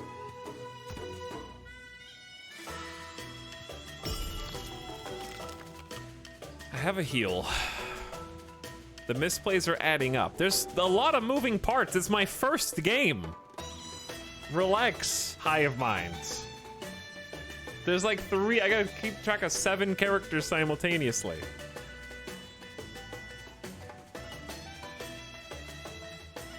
Total noob.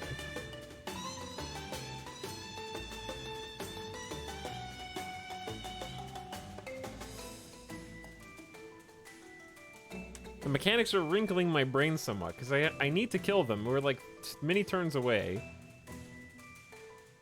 if I heal Wallop, Wallop survives a turn.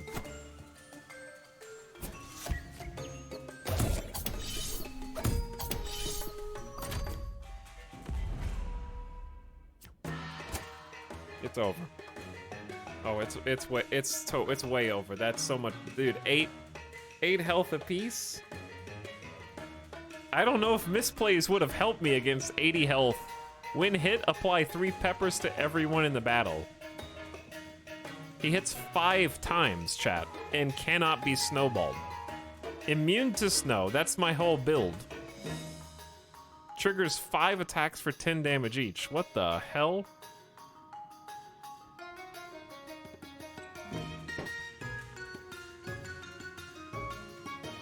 Demo end boss. This has to be scripted. There's even more ways after King Moko. Yeah, this might be a scripted GG for the demo. Okay, whatever. That's fine. I can't stop you all. Just do what you must. Our deck is extremely weak for this.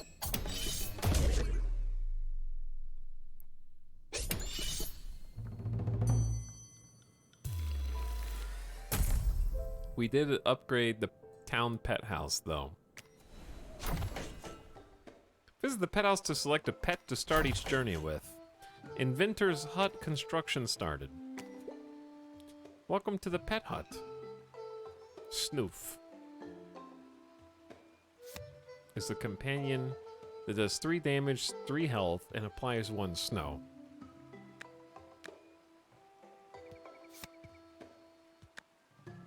Do I have to click it, or do I automatically start with it? I think you just start with that one selected, probably. Hit the redraw bell 10 times to do that.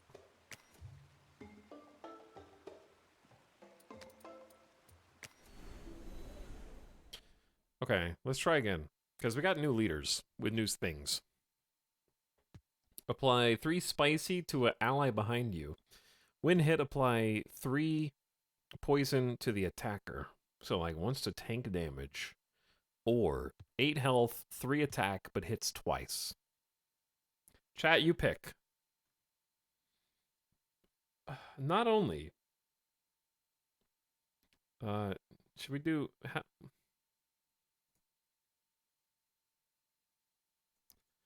You know what we haven't done in a while? We haven't done click maps in a while, have we?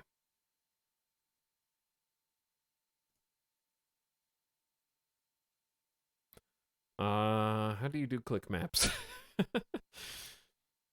There is a way.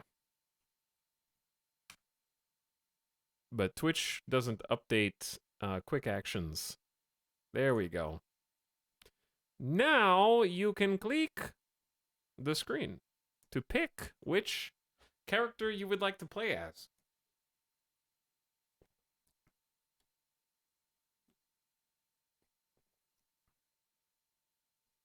And you should see it in real time, in fact. We have apply 3 spicy. Oh, chat. Yep. Okay. That's what I thought. I see what you're doing. I understand. I am not one of the characters. 40%?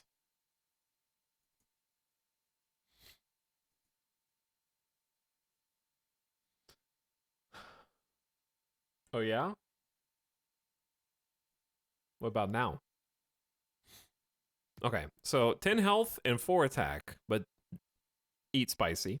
12 health and 2 attack, but poison, so big poison tank.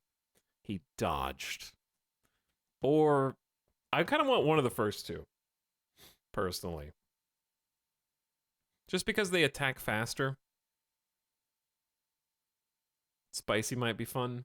I'm gonna go spicy. which is winning by 1% anyways. You guys are untrustworthy. Do you know this is why you can't have anything cool?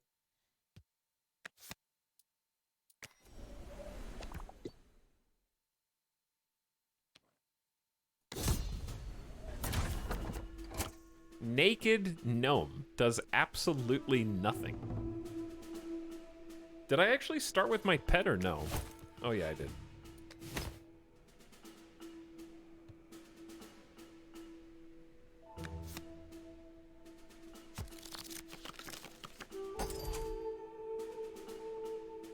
Naked Gnome is so OP.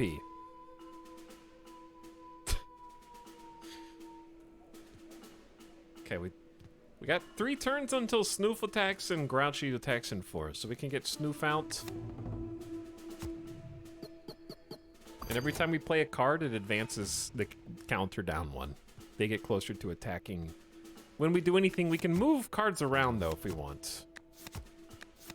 Which we do want. Wait, chat, is this the same deck from last time?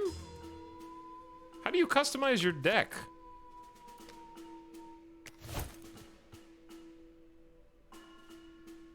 Or is this a custom deck? Because it didn't have Woodhead in the last deck.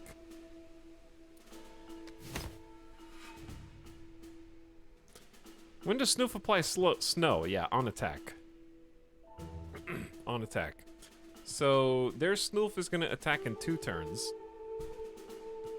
Our Snoop is going to attack in 2 turns. So I can actually just Sunrod Keynut to make Keynut attack first. And then they will buff Snoof to do 6 damage and kill Grouchy. And then we are gaming, chat.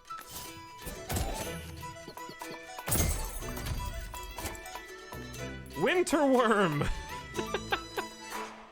When hit, reduce attack by 1. That one sucks. We gotta kill the goblin, because I can't let them escape with money.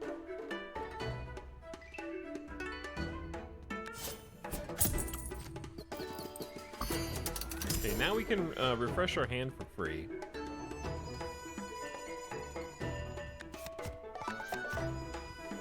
Well, what if I don't wanna?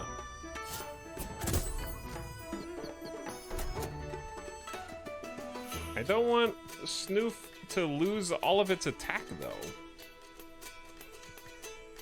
It's only gonna lose 1.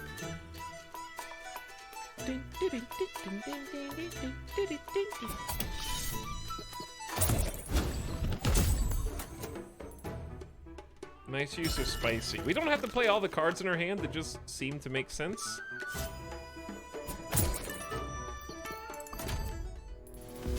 Alright, Snow Knight is back.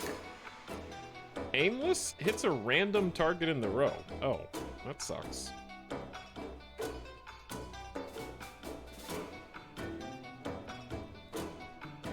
So we just have to kill that first.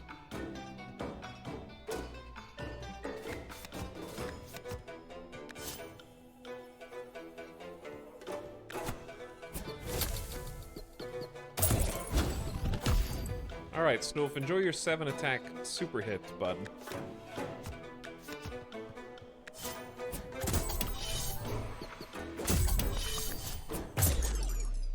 Chat, are we getting better or was that just an easy fight?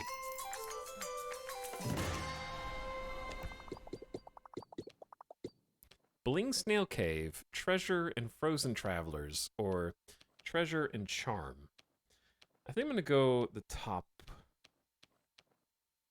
You get Frozen Travelers either way. And you get Treasure either way. I'd rather have a Charm than money. I haven't seen a shop yet. Sunlight Drum, count down your counter by 1 and hit all targets in the row. Ooh. Increase your health by 4. Apply 1 Demonize. Increase health by 4. Doubles damage taken. So you can heal somebody, but also make them take double damage. I'm gonna go with hit all targets in a row, because that sounds crazy good.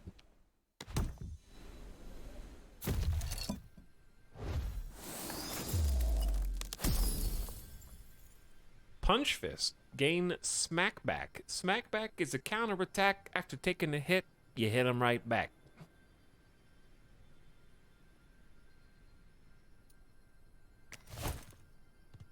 Keynut, you can have this.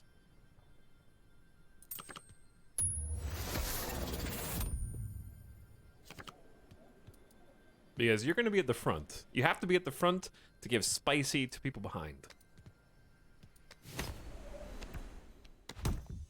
I like how fast it is to move between events as well. All right, new companion choice time. Someone else to help us on the field. On kill, restore 2 health to self and allies in row. Big Barry would help heal our front main character tank. Fun Gun just does 2 poison. Colonel is win hit, apply 3 shield to an ally behind. I think we gotta go Big Barry boy.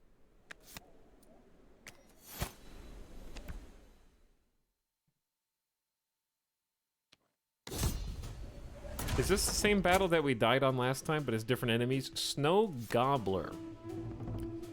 Whenever anything is snowed, gain +2. Oh dear, it's got 8 health as well. When hit, apply 2 snow back to the attacker. So they have synergy together.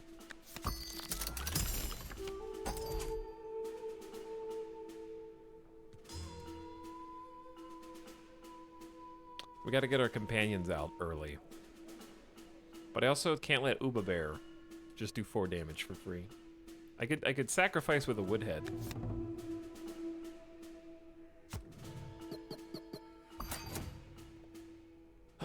And that'll work. Just tank 1 hit. Because Barrage is not worth spending yet.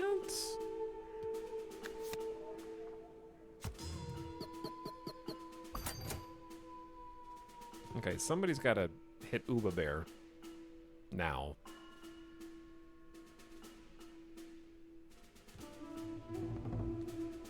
If we just move Keynut and Snoof over, we can get Woodhead here. Tank a hit. And then we get to kind of go ham. I don't like applying 2 back to the attacker, though. That sucks.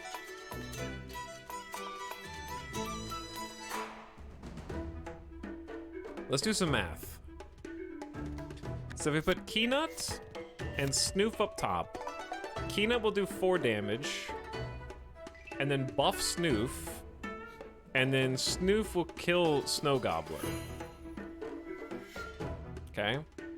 Big Barry will do 5 damage, and then we just need to hit it once to make everything die.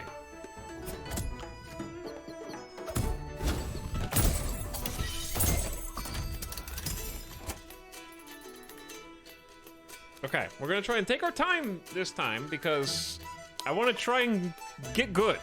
We got a free hand refresh. Porcupine hits all targets in the row. Gobbling is gonna escape with money.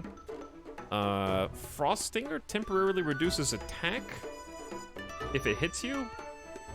And then Uba Bear does Frost back. We gotta get that Frost away.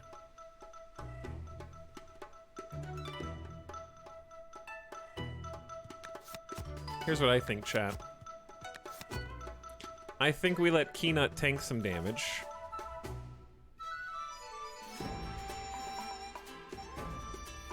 I want Big Barry to kill 2 things.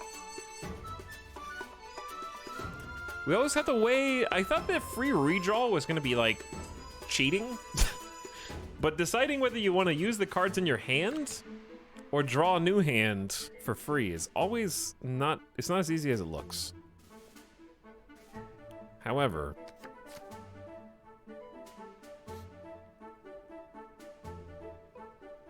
I do think that there's a world... I don't know if this is good.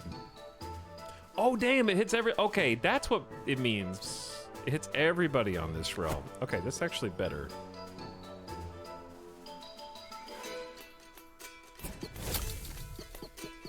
Wait, I thought... Oh, it hit Big Barry, too. So these guys are gonna hit first.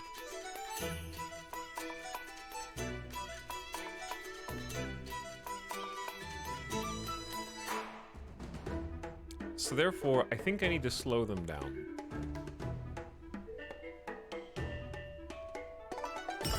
It's time for a redraw. Guys, I want to snow both, especially Uba Bear.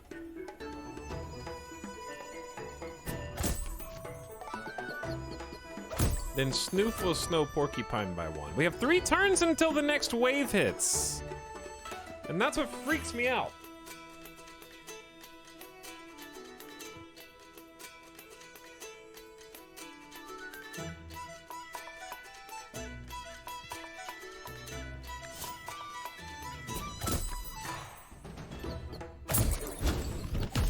Okay.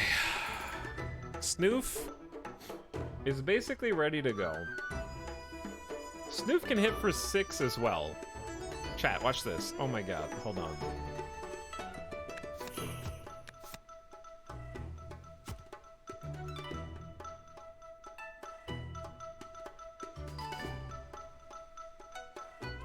Goblin's not... Oh, Goblin's just gonna escape. Huh. Goblin is just gonna escape. We can't stop it. I can't stop it. Okay, that's fine. Who attacks first? Bottom row or top row? Does bottom row attack first?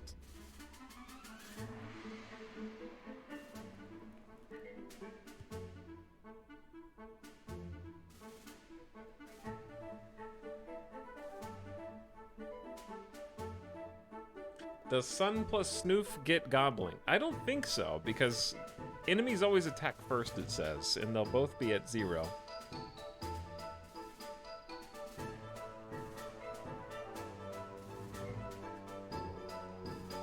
Have you seen the RimWorld news, Etalyx? J-Baby, you're the first person to mention it out of thousands of people. I have no idea what you're talking about.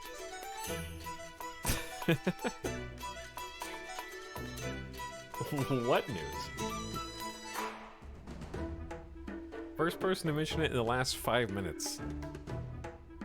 I just got here. What is it, guys? We had an entire hour-long discussion about it yesterday. And much more. He means well, lol.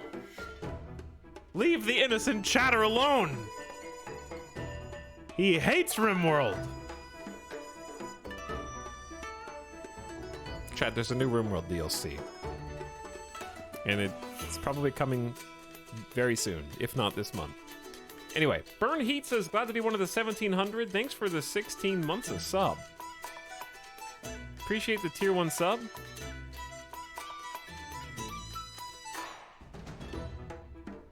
I don't believe. I'm actually not lying.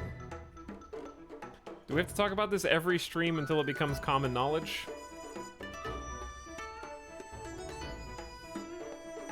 Look, I have screenshot right here.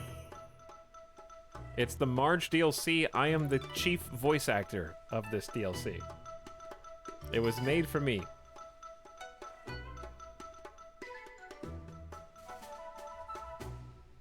I get to use that joke multiple times because there's new people each time that see it. I stole it from the Discord.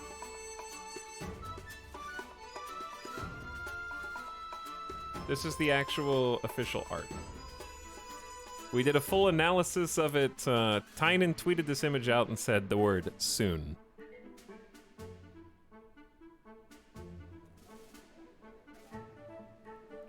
Gotta keep a thumbnail open in the top corner so we know.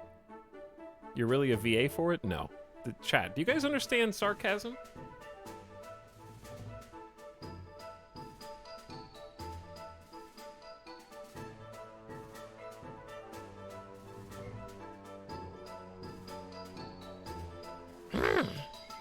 Voice actor?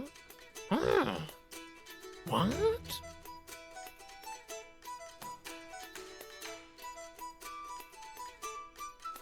Sarcasm? Anyway, it's probably going to be out this month, though it doesn't have a release date yet.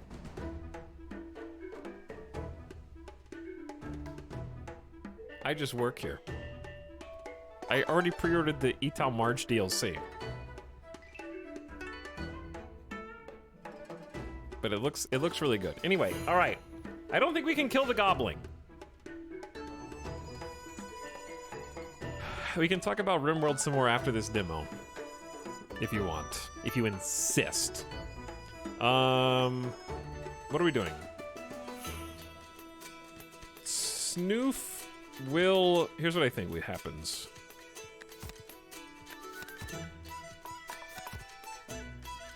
Snoof does 6 damage to Uba Bear kills. But if we can somehow...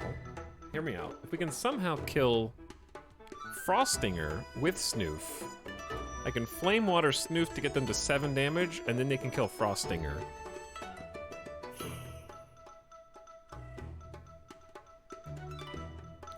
Trying to figure this out. Because the enemy's gonna attack first. And I'm trying to prevent that from happening. So I was thinking about Sunrod and Keenup, but that doesn't help. And I can't reroll yet. Fine, just... This sucks.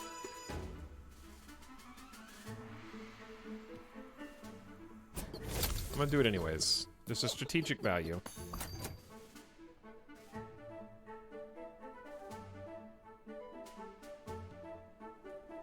So... Barry is gonna tank... Uba and Frostinger. But that means Frostinger's not gonna get the kill, huh?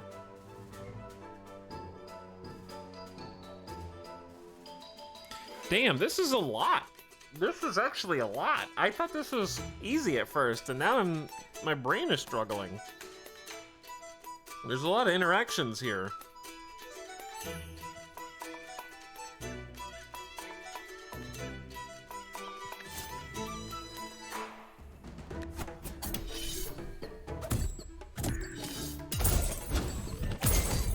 Okay, it ended up working. Now we got Bumbo. Cool. Okay, Bumbo. Remember, you can heal your companions by recalling them. Thank you for reminding me.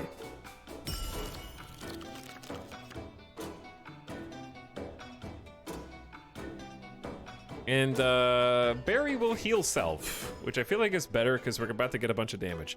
Apply 2 snow and hit all targets in the row. We cannot allow them to attack, but they are immune to snow, so we can't slow them down either. We just have to rush them down. And that's where Sunrod and Sunlight Drum come in, advancing the speed at which we can attack. Snow Gobbler is anytime something is snowed, gain 2. So if we just never snow anything, we're fine, because it only does 1 attack, so who cares? So, Barry's attacking next turn. He needs to get a kill in order to heal self.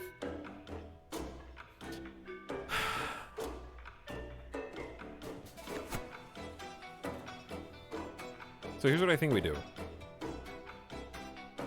I think we Sunrod... You can't Sunrod Keenut because they're snowed.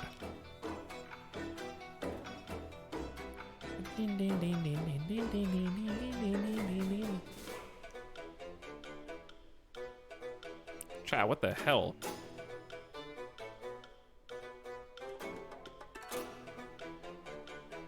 It is time to war Bumbo. Alright, just do damage to Bumbo, it's fine.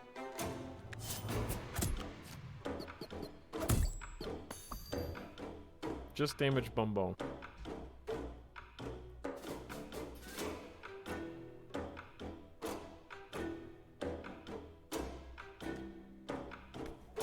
We're gonna Sunrod Barry.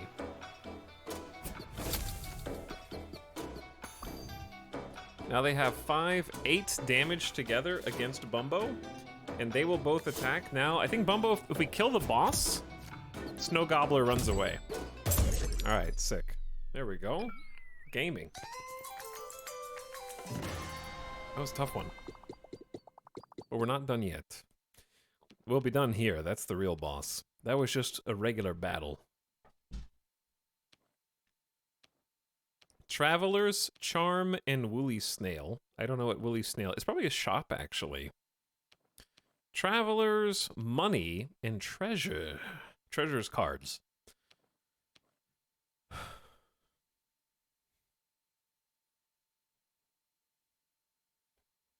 You wumbo de bumbo.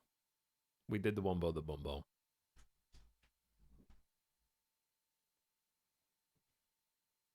Hello, Detrival. Thanks for 31 months. Snoof in chat.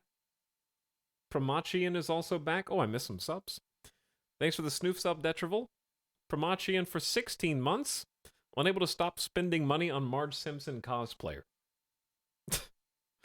Lemon Thunder, thanks for half a year sub as well.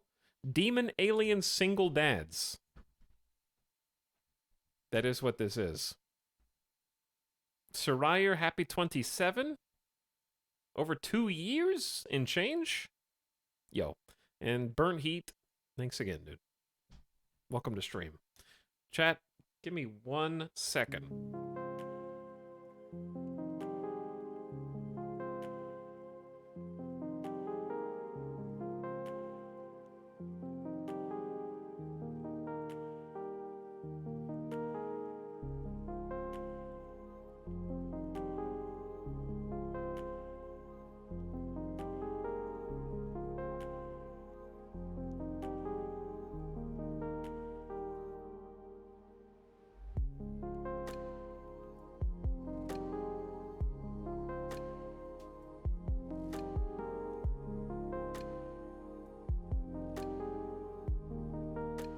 Okay.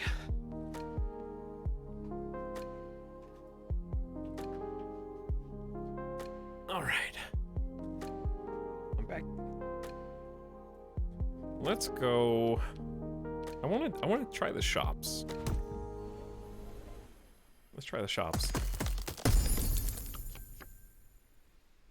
New companion time. Pyra, apply 6 spicy to an ally up front. See, that's pretty good.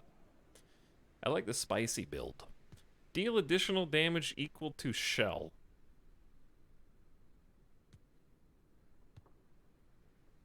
But you don't have any. You have 5 shell.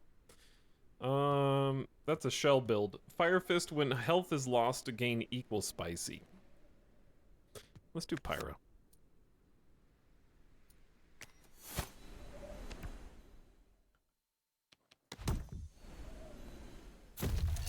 I like how it's a charm dispenser and there's only 1 charm in it. Add 1. It's a gnome charm. Add 1 frenzy and gain aimless. It's a random target. Do I want that? I mean, multiple attacks is good, I guess. Can 1 person have more than 1 charm? Because it's tied at the corner. That I do not know.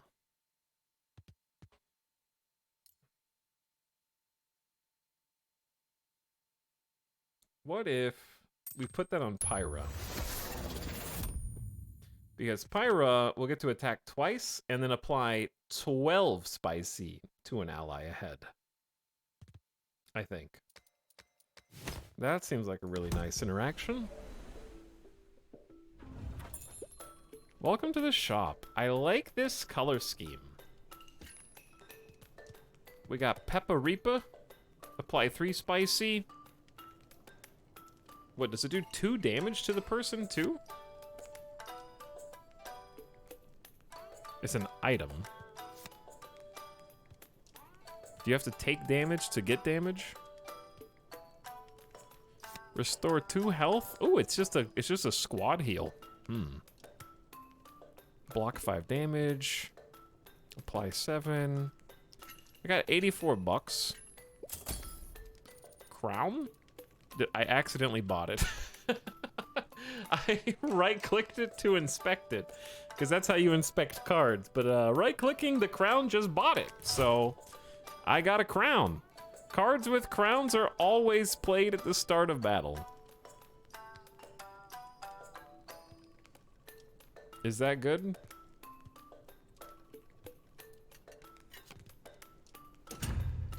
We're just gonna make Pyra the new gamer god. All right, well, I'm poor now, so bye-bye. Thank you for the shop. Your decision has been made. Yes, indeed it has. Did we get this far last time?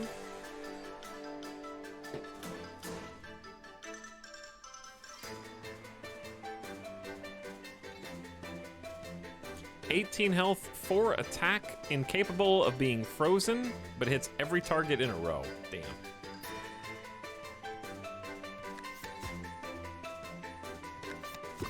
At least we get to play those for free now. When the game is out, please. I don't know. I'm not the developer. You can play the demo right now. It's on Steam. You can download and play exactly what I'm playing.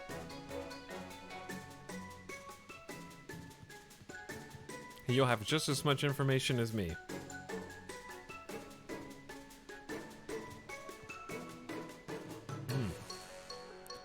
Etal, please, I'm begging. I need to know. Can you buy it for me? I can, but I won't. For free? Yeah, demos are free, dude. Etal, I've heard you're friends with the dev. Can you put my name in the game? If you rearrange some of the letters, your name's already in the game. But you have to do a little bit of that manually. We got 2 turns until Snowbow hits somebody for 1 damage at random. I need to get Snoof out, though.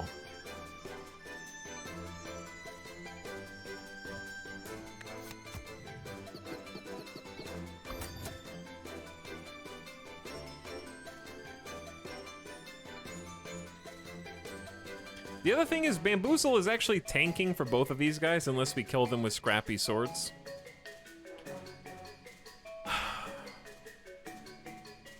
And Snoof's power to freeze an enemy is wasted on Bamboozle.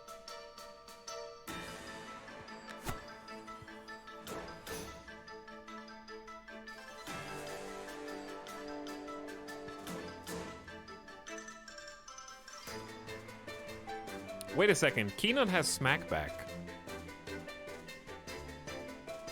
Keenut Smackback is gonna trigger on Snowbow. Okay, that's actually awesome.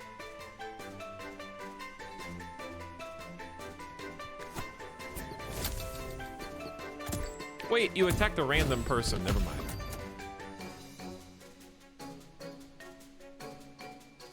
Snoof, I don't want you to die. You only got 3 turns until Bamboozle strikes. Snoof is going in right now, though. Let's see what else is in the draw pile. Barry is in there. We need Woodhead. We'll get Woodhead in a second. Alright, who do we want to power up +1 attack? Let's power up Pyra since she hits twice. Okay, we gotta kill Bamboozle really fast. Really fast.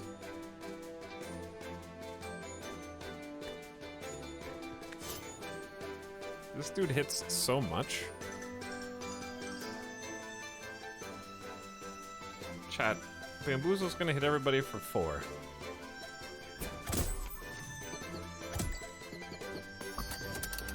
Alright, we have a free hand refill. Let's use it.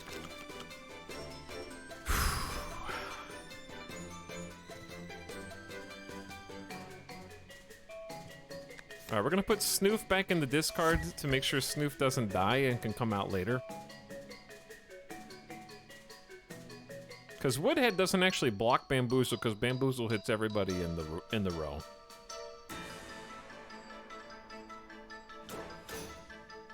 But Pyra is gonna hit pretty hard.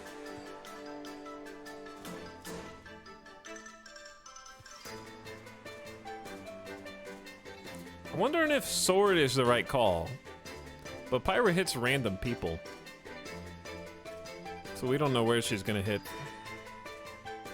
But she is gonna hit for a decent amount of damage.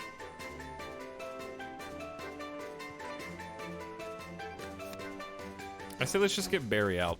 The faster we get Barry out, the easier this is gonna be. There's another group coming. Damn, good job. Okay, Keenut, you're about to just smack 16 damage on somebody. Pyra's about to die, though. Especially if Snowbow randomly hits you. So my choices are either put Pyra back in, or hope Barry gets a kill, and then heals everybody. That would be good, too.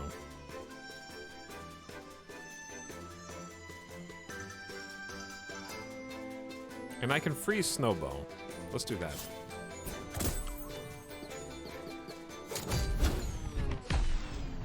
Did I do it? Is that it? Ah! It's Bam and the Boozled! That's why it's called Bamboozle! Because it's not what you expected.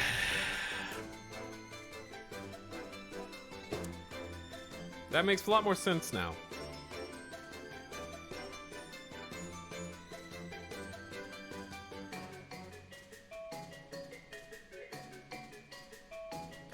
Okay, there is a chance, chat, Snowbow hits a random person for 1.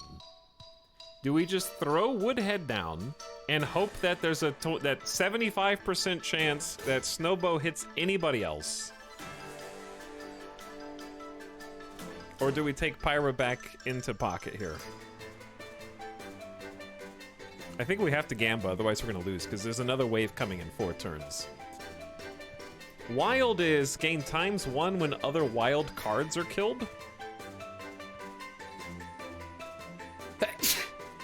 I'm allergic to wild cards being killed. They only hit for 2, you hit for 6. That's way harder. We need to concentrate our power on Bam.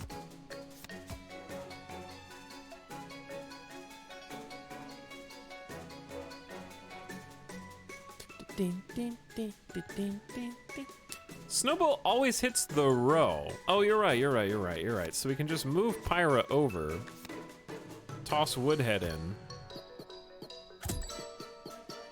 and then they'll hit a random person.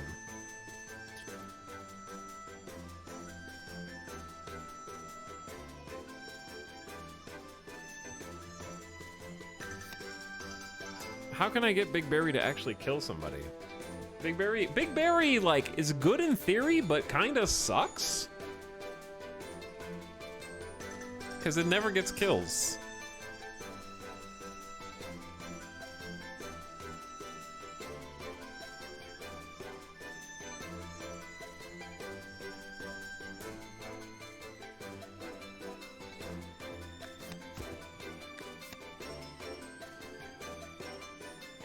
Snowball's gonna hit first.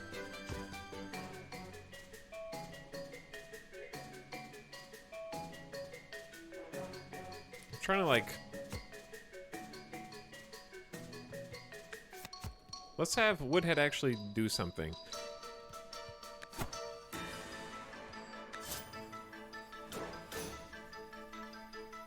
Because Keynote will at least smack back if Snowbow hits, and probably will be killed. Let's just do some damage.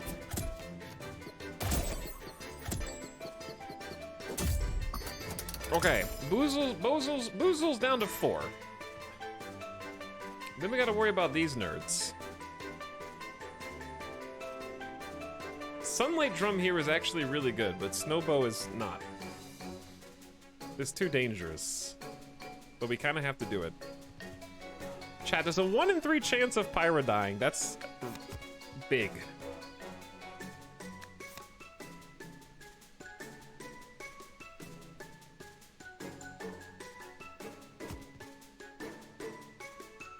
But I have to take it because there's only 2 turns left and I can't put her back, and that would slow tempo down too much. So if we count down, we get to attack this turn too. Don't kill Pyra. Okay, they didn't kill Pyra. 23 damage? Big Barry's about to hit for 23 damage! That's a lot of power. But Boozle's gonna hit too. Hang on. Keynut Smackback might actually get the kill.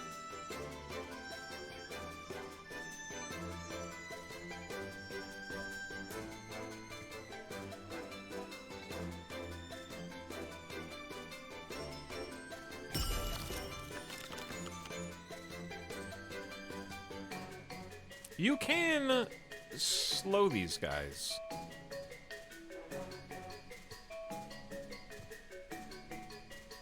We gotta kill them all at roughly the same time. Which I'm about to do, actually, but there's one turn left until even more nerds hit the table. We can do this, chat.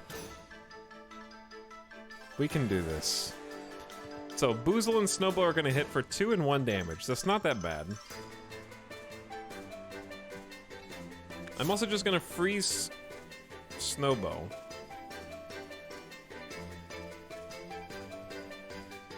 Or actually Sunrod, Keynuts.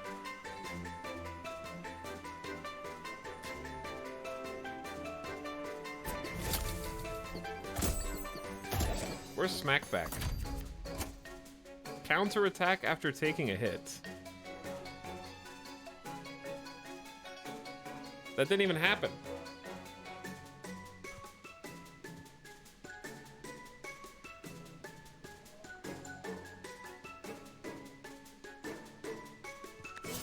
I think they still win. Because I can freeze you. Kill Bam. Boozle becomes wild. And it's Keenut's time to hit.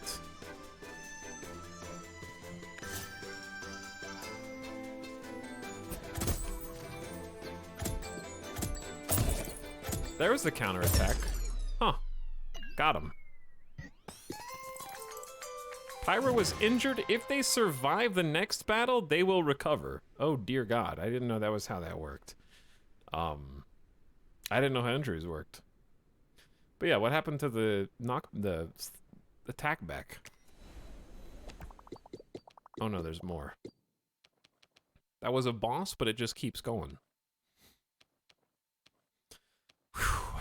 Okay, we might be getting in over our head. You did this!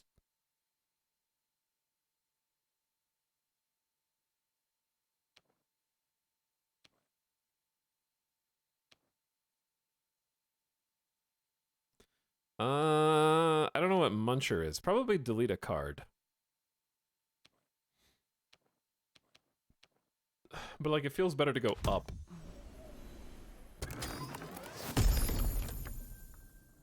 Apply 3 poison. 8 damage, but the target must be snowed. And Palm Bomb is deal 5 damage to all undamaged enemies. That could be interesting. AoE is good.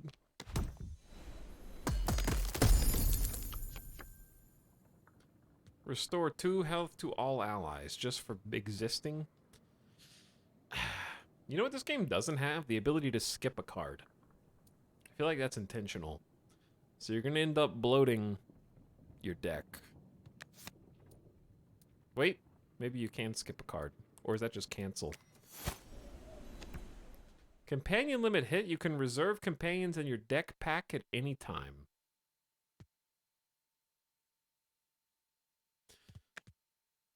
I think we just swap out Pyra and continue. Because Pyra's already very weak. I only have 40 bucks. I think the deck is getting way too bloated, though. If you let your companions purposely die, is that free card removal? Maybe. Apply 9 shell, reduce health by 2. Ow.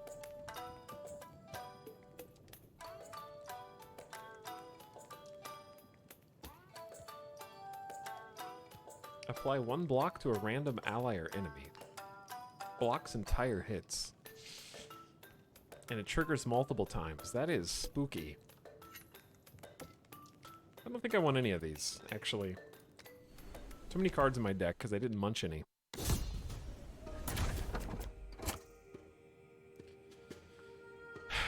Chad, did we win this fight or lose this fight before? Also, you attack and... Oh, you don't do any damage.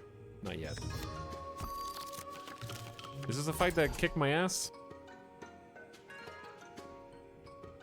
Yeah, I think without Pyro, we're gonna have some trouble.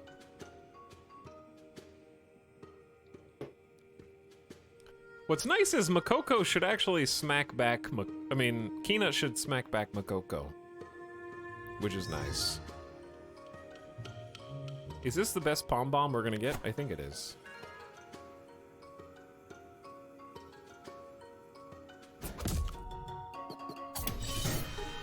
Wait, that doesn't count as an attack. If they do 0 damage, they don't actually attack. That sucks. I wish they attacked with 0 so you can smack them back for free.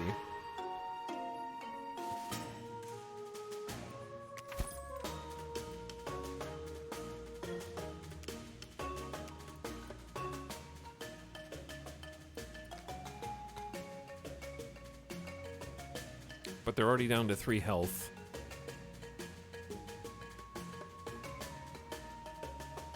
VOD Watcher popping in real quick. Hello, Flyman. Thanks for 16 months. Enjoy your VODs. And also, Geo, thanks for giving us up to John F. You Up Kennedy. Okay. John F. You Up Kennedy is in the house.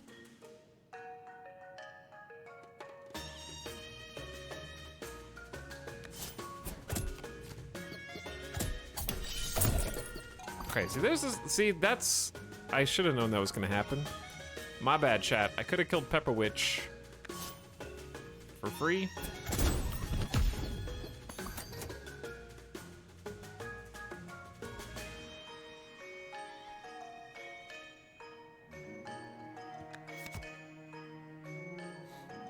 We're one... Well, actually, flame water is good for you. Chat. What happens if Keynuts gives... No, Woodhead doesn't attack. Never mind. I was gonna say, can you pepper a Woodhead, but no.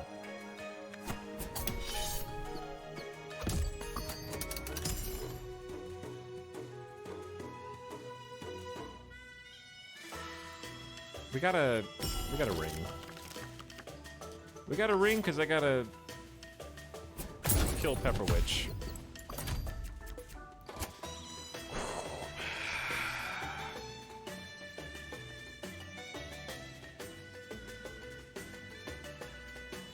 This is tough.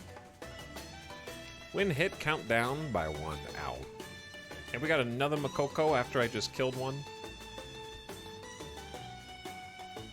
Gobbling is... We're just gonna ignore Gobbling. Moko Head, when destroyed, buffs all allies plus 5 damage for 1 attack. Gotta kill Grumps. Grumps is to 14 damage. And I gotta get my allies down. So how do I do all these things? We don't have a basic attack. That's what I need. I need that to kill Grumps.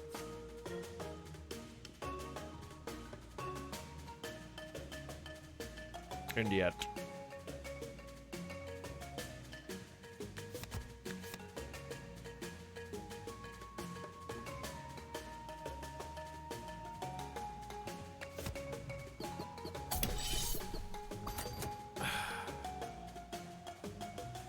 Because Makoko doing 1 damage isn't that big of a deal. Grumps is about to be a big deal.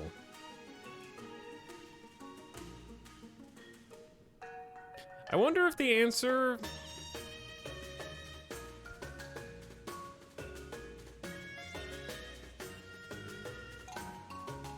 I wonder if the answer is actually just let Foxy... Foxy is gonna get... a lot, actually, because Makoko's gonna hit Keynut. Keynut's gonna strike back, which buffs Foxy plus 3 damage, times 3 attacks. Then Keynut is going to attack for 4, buffing Foxy plus 3 again. So Foxy's gonna have 7 damage times 3 attacks. So that's 21 damage.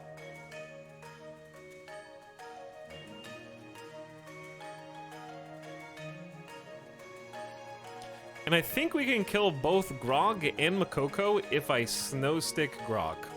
Because that'll take him down to 11. Then Keynut hits for 4. Wait, no, I don't need to do that.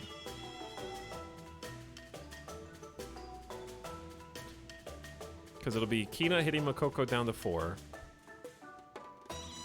Then Keynut hitting Grog down to 8. Then Foxy go 1, 2, 3. Actually, chat. Hang on. I gotta math this out. Snow Stick will do 1. 11. Minus 4 is 7. So Foxy will go 1, 2, 3. I think we kill Grumps, Grog, and Makoko if I snow stick Grog this turn. Let's see if I'm right. Oh shit, I meant this turn.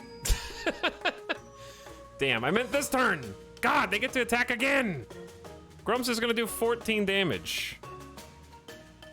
Oh, uh-oh. Grumps is gonna do 14 damage. Wait, no he's not, it's fine. I just sacrificed Snoof or Big Berry.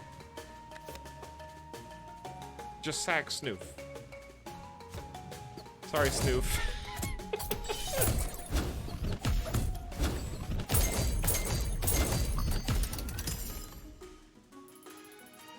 I apologize. Not Snoop.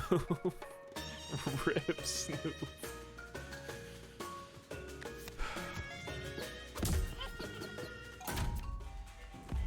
Oh, damn. Well, we get King Moko, but King Moko is like at least in a better place than last time, right?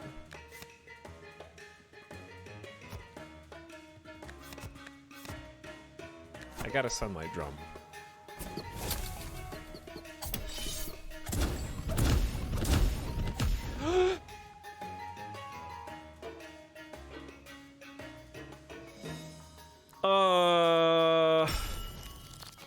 That just gave everybody bonus attack.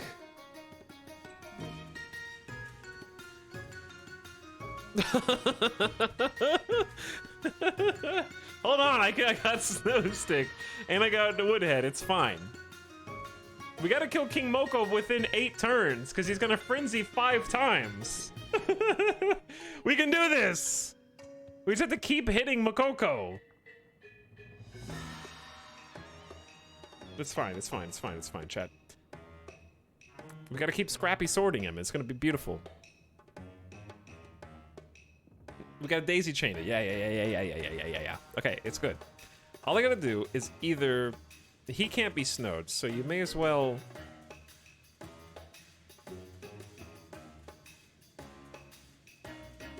It doesn't matter which one you snow stick.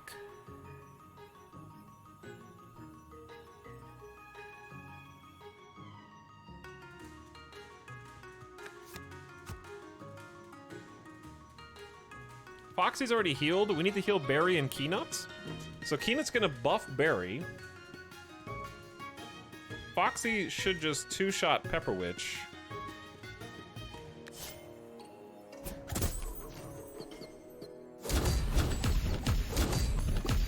Eventually. I know you can hit the bell to redraw at any time. It's fine.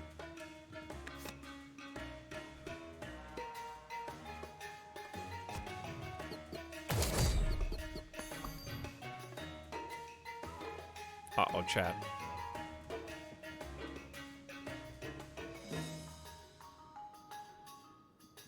I think I goofed somehow.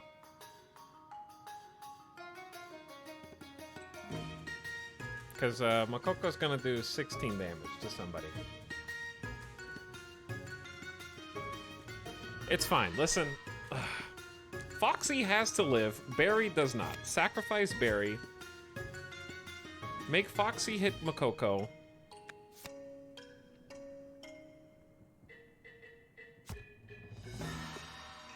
And then Scrappy you to make it a 15. It'll be... Wait, shit, no. I need Foxy... I need to kill Barry. Sack Barry, let Foxy kill Moko.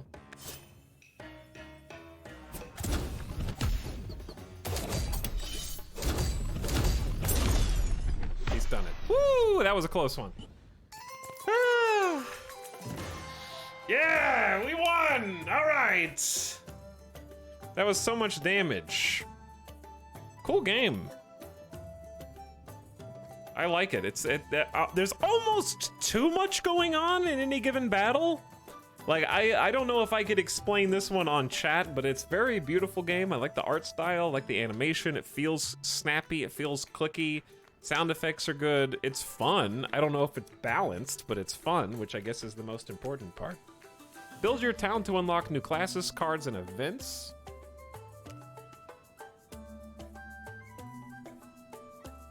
Each different classes with distinctive cards and playstyles. Bebop. I think we have to play it just because something is named Bebop. When destroyed, apply. There's a whole bunch of different effects. There's a lot to keep up with. Mysterious final boss is different each time you play. GG.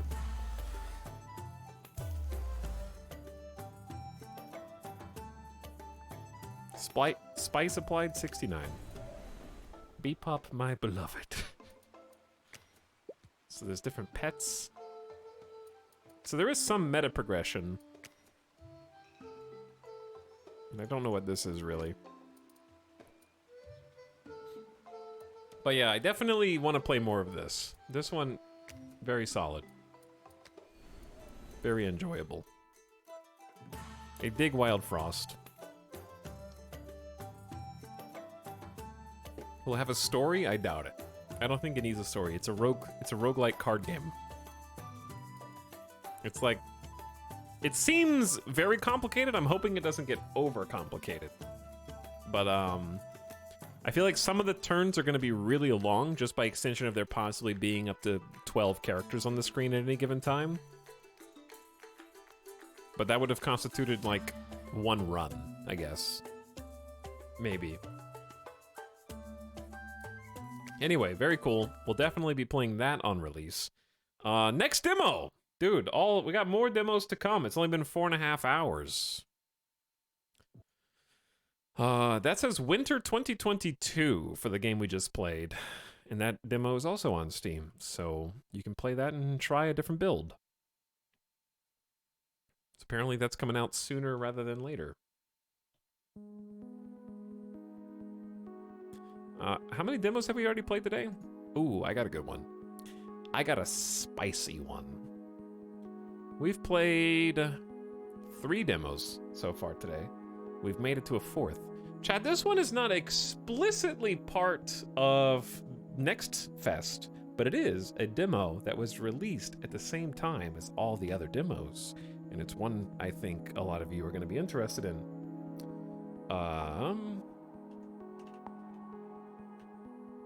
You can download this game on Steam right now.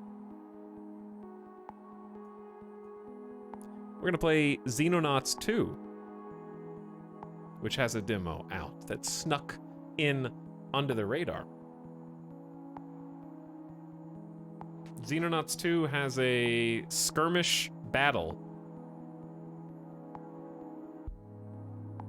Of course, Xenonauts itself, we actually played on YouTube. Let's see. God, 2012. 2012. The video title was Kicking It Old School. And that was 2012. So now we're going way old school. It's basically XCOM. It's basically old school XCOM. So we got Xenonauts 2. It's only like a skirmish. We don't get to play any of the overworld mechanics. We get to play the battle. So we get to check out what the moment-to-moment combat looks like. Also, Xenonauts, of course, was kickstarted way back when. I remember that.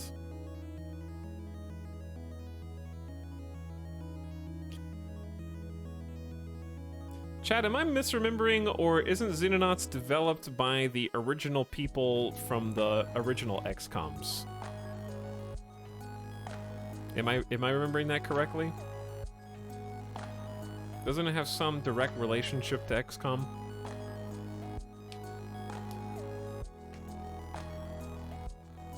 Or did I make that up? Wasn't that Phoenix Point? I think you're misremembering and thinking of Phoenix Point.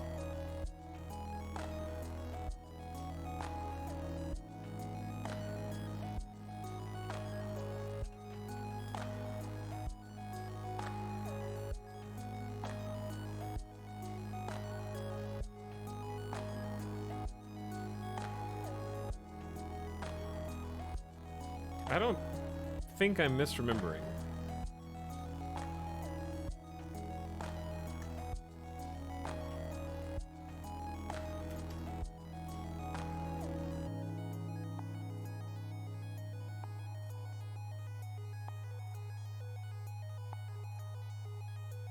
Let's find out. MS-DOS UFO defense is the Xenonauts people now. Or no, yeah, that's what I think. The original XCOM. XCOM UFO defense was 1994.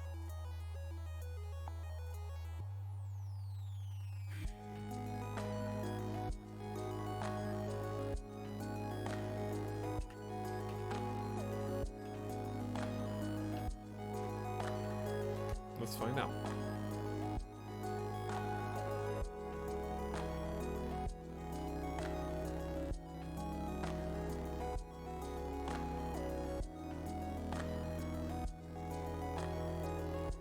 I don't know, I can't, I can't. Google is not returning anything. Nope, chat is right. Your chat, Defdu. You're the one that said MS-DOS UFO defense is the Xenonauts people know, whose comment I just read out loud. Streamer frantically updating Wikipedia entry to be correct. Gollop did Phoenix Point. Okay. Yeah, Julian Gollop did the original XCOM and apparently also did Phoenix Point. Chat, other chat, not you. Chat is right. Where? I swear that Xenonauts was not just directly inspired by it. Chatters be like chatters and then the chatters who chatted. Yeah, exactly. All right, I gotta mute all desktop audio for a second because I don't think I've opened Xenonauts 2 and it's going to be at 100% volume.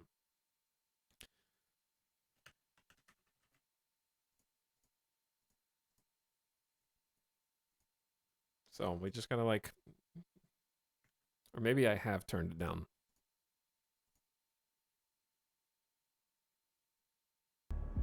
There we go. So many good demos today.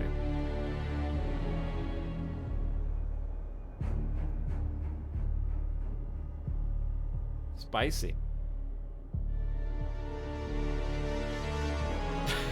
Wait, you really have a sub goal to unpack your house? Yeah, I mean, Chad already unlocked the sub goal to get the boxes cleaned up back there, so now I gotta clean the boxes. So the next one is to put the sound foam up in the office. Listen, it takes work. Work costs money. Time is money.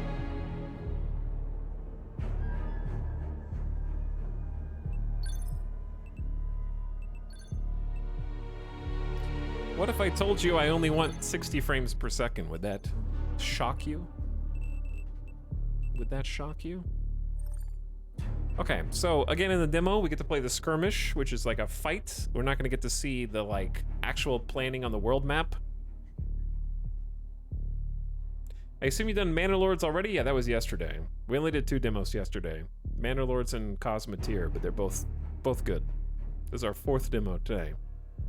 Chat, streamer drank too much water and has to do a quick pee break, okay? So let this screen just seep into your bones for a second, okay? Sudden Laser, thanks for 13 months, and Illard also for 26. Yo. I appreciate both of you. Welcome to Xenonauts 2 demo as soon as I get back. Hang tight, okay? BRB.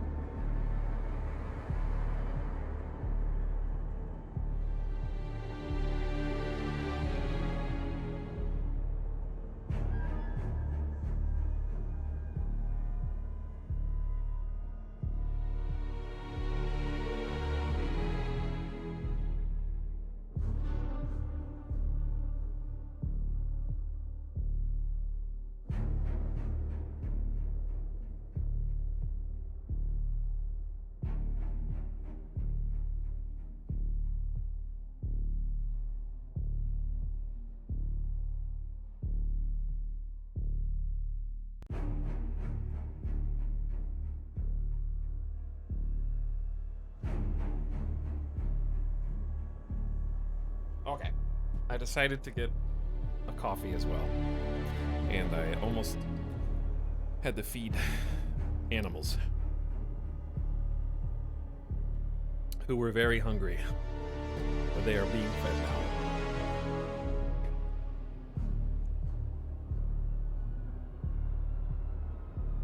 Thanks for waiting.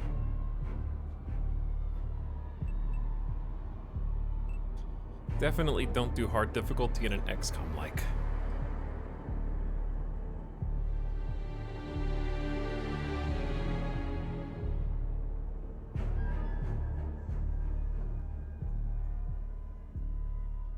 Ding ding ding ding ding ding ding ding ding.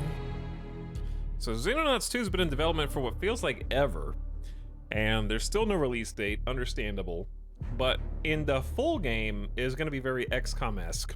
It's directly inspired by. And the first one came out ages ago too, because like I said, I made a video on the first one in 2012, I think. Long ago. But they got the global the global strategic management. If there's a demo, it should be pretty close. Not true. For example, we played Manor Lords last night that had a demo. That game's definitely not coming out for 6 months to a year. A lot of these devs are making demos, I wouldn't call them vertical slices, but they're just releasing what they have available to show. A, because it's fun, and it gets people excited and talking about it. There was another demo like 5 years ago. This is just a new demo. That's still close if you think about how long it's been in the works. Don't try and backpedal your point. Well, listen, I'm just saying that compared to the time it's going to take for us to get from now to the game releasing, compared to the time now from the beginning of the universe, it's closer to us and now than then. Think about it. Relatively speaking,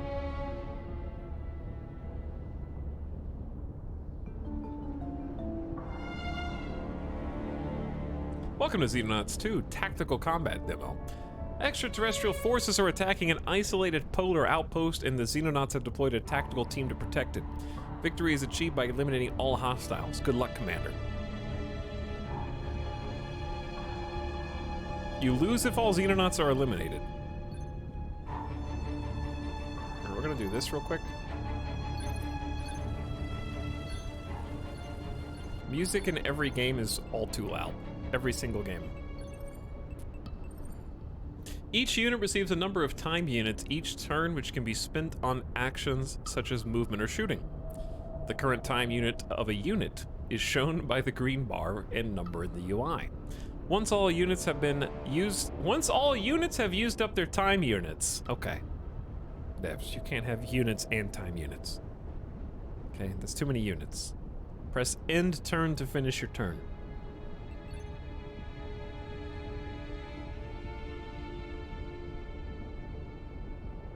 What a unit.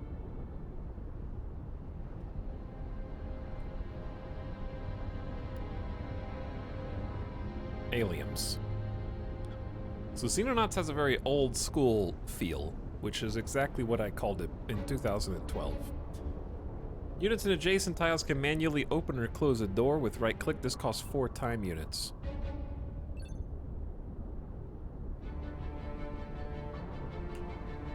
You know what I would call a time unit? A moment. Just call it a moment. A moment is a time unit, except it's a specific keyword that actually makes sense. But I guess TU is easier to write, but you could just write MO.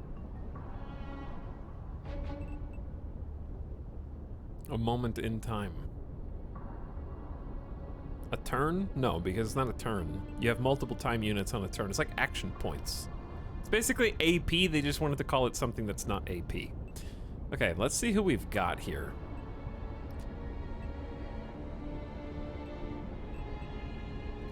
Number one, I've always enjoyed this art style. You know what this reminds me of? Grav Ball. This reminds me of those old Sony online entertainment games that I loved so much as a kid. God, I love Grabball. We've got Corporal Peter Ivanov, who has a combat shield and a laser pistol. We have the Mars Weapon Defense Platform, which rolls around with rocket pods and a ballistic cannon. One of your units has sighted an enemy. I accidentally right-clicked. You can attack them by moving your cursor over the target. Displays the cost of the shot in time and the percent chance of hit. You can use right-click to cycle between the weapon fire modes. Shots that cost more time units generally have a higher hit chance. Holding shift will allow you to preview a shot from the end of your current planned move path. Holding control allows you to enter free fire mode and target any unit or terrain object. The battlefield is entirely destructible. So how do you plan? Okay, so I can move here at, this is how many time units I have, I think. So how much does it cost for me to shoot? An aimed shot and a burst shot are both of the fire modes. Oh no, I've been spotted. Who else we got? Corporal Klaus Fischer, also a pistol with combat shield. Shields are protective items held in the primary slot which give additional armor and 180-degree frontal arc. They offer no protection if attacked from behind. Soldiers can use a one-handed weapon while carrying a shield in the secondary slot. Pistols are a good choice. Shields will be degraded by armor destruction of any projectiles that hit the shield, gradually reducing the protection offered. If a shield reaches 0 armor, it will be destroyed. We also have Corporal Lucia Bianchi, who has a laser rifle. Okay, a bunch of laser rifle people here with about the same health, same armor. And then behind that we have a heavy accelerated machine gun. Can fire 3-round bursts and long 10-round bursts. Suppress enemies.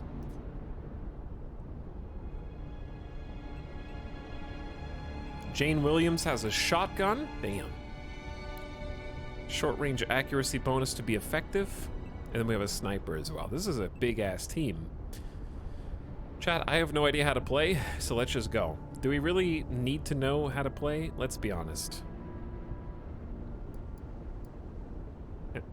I'm spending time by looking around, which is hilarious. Okay, we're down to 48.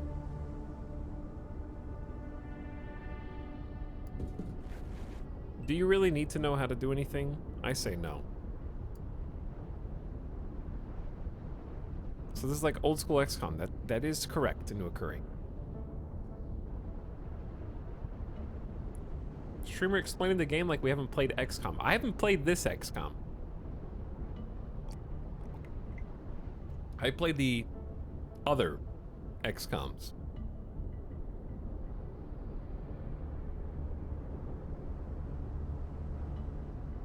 I want to see a game like this where you set up all of your actions and everyone, including the enemy, moves at once. Games like that actually do exist, sort of, but they're real-time, not turn-based. I've played a couple of them. Frozen Synapse is a good example, yeah. Another one was that time game that that multiplayer one that we played. Frozen Synapse was turn-based. There were usually real-time turn-based games. What was the one where you played via turns and Limnus Gate. Limnus Gate. Yeah, that one was cool.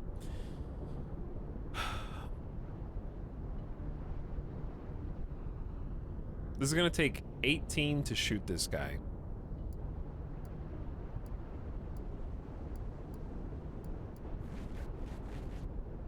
What up?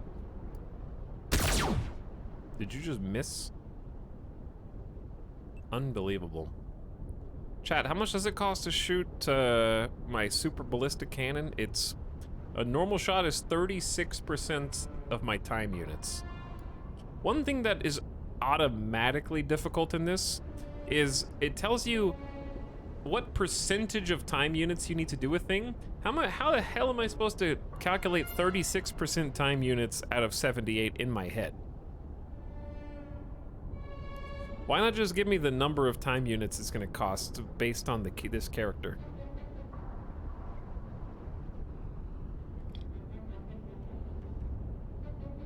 Alternatively, why have this a number and why not have it be a bar?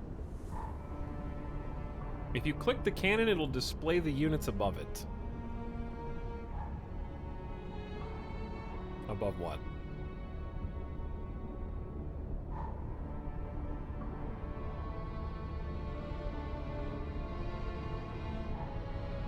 Because I clicked it.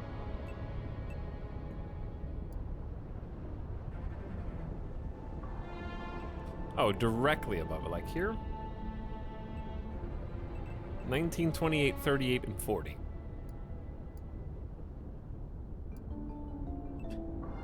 Is a single shot end a turn?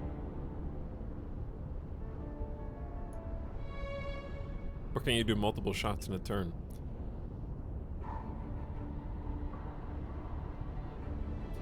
Let's do a burst shot times 3 from very close range. Oh wait, I didn't calculate how long it's gonna take me to turn to face you. But I think it'll be fine. Did I just shoot the window?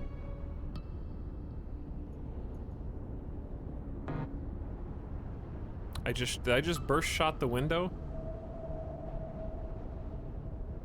Oops.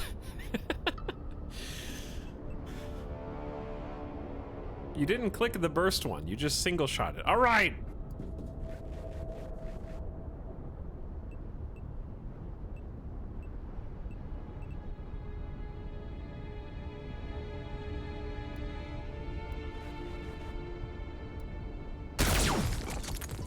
You guys are the best that humanity has to offer.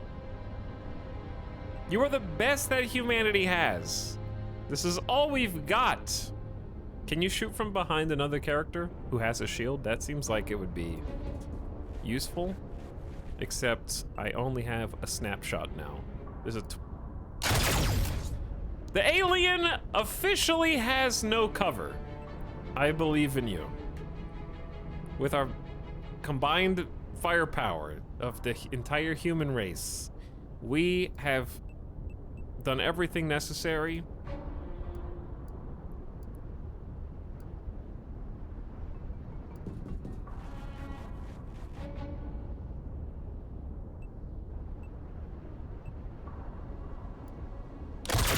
Got ya.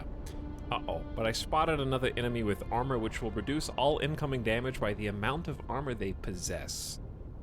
Penetration ignores some armor. Armor will gradually be removed whenever a unit is hit by any kind of weapon. But rockets and demolition grenades are particularly effective. Weaken the armor on tough enemies before attacking with other weapons.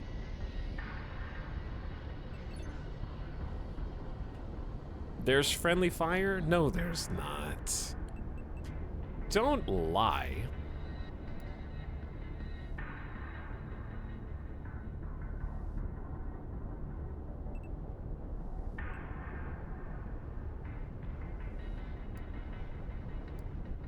Why can't we go? Oh, wait, hang on. Are you blocking the door? This person's definitely blocking the door. How much to shoot? Normal shot is 24. What is this dark zone here? Okay, there we go. Now we're talking. There's a snowmobile over there. That's probably half cover, which is basically mitigates in XCOM world chat. If you hear someone say half cover, it means that the cover will mitigate the incoming damage fired against you by 100%. So whenever you see the opportunity to take half cover, you should take it, because it basically guarantees the survival of your character long term going forward.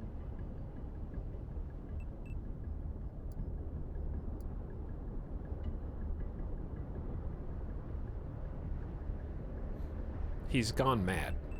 Wait, we can crouch too? Crouching costs 4 time units and makes a unit 20% harder to hit. Uncrouching also costs 4. Standing soldiers are able to fire over adjacent crouched soldiers. Both soldiers and shoulders with no risk of hitting them. Hold on, are you saying that I had a risk of hitting this guy each time we need to crouch? Focus your mind. Get 30 morale by spending 60% of your time units and check your inventory. Okay, well, crouch. What about now? 2% chance to hit. That's a 100% as far as I know. All right, we're just gonna wait. And I'm gonna go to cover. I'm doing this. Chat, do not copy me. This is not how you play this game yet. I'm just learning.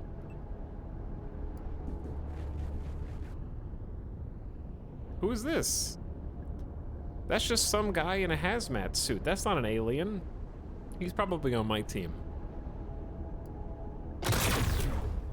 Didn't it say don't do this because they have armor? It did just say that.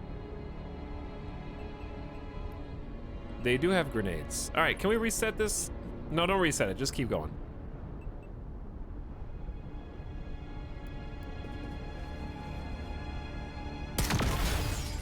Oh shit, my half cover. I told you that we were fully protected while we were in half cover.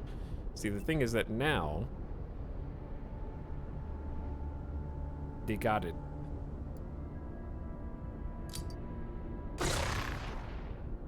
Did that help with the armor or no? Just crouch. They can't hit you if you're crouched. We have a sniper. We're gonna take a scoped shot.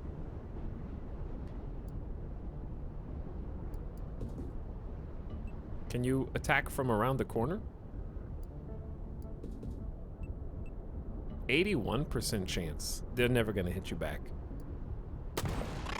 Oh, super dead. First alien confirmed kill. We do have a problem though. This guy's still alive.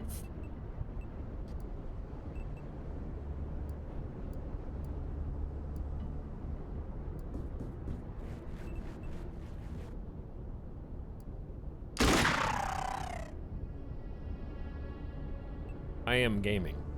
Okay. Intern.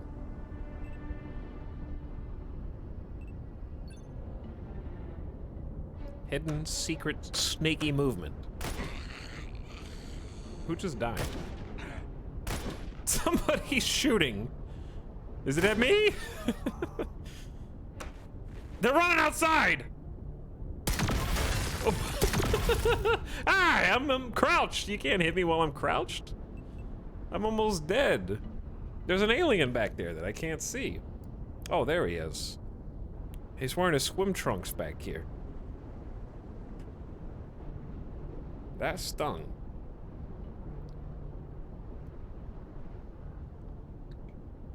Okay, so you can shoot multiple times, right, chat? Right? 56% times 3 or 75 times 3. I can do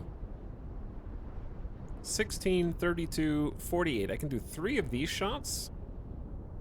Or I can do a normal shot first. Good job. Or he has 2 health. Go blow on him. Go like, pff, and he'll fall over.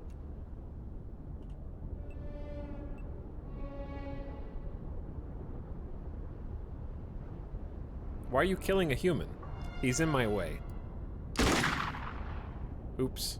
That was a warning shot. I just wanted you to duck so that I had a clear angle at the guy behind you. Oh, my bad. I forgot that I was using a video game shotgun. One of the bullets, it sneaked out of the barrel of my gun and it wiggled over to you.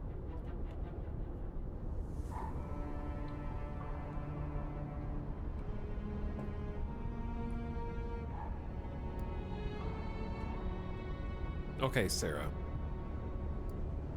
What if Sarah and Corporal Alex just charge this guy? How do you tell if someone's on Overwatch?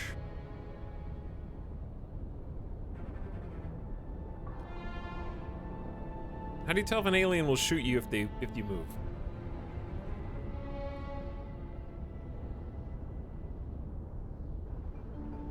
Because I'm about to just I want to be able...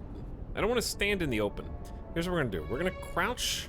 What if I run here? We have 19. That's not enough to get a shot off. How do you hide? Oh, whoa! It's 2D, 3D! That's so cool.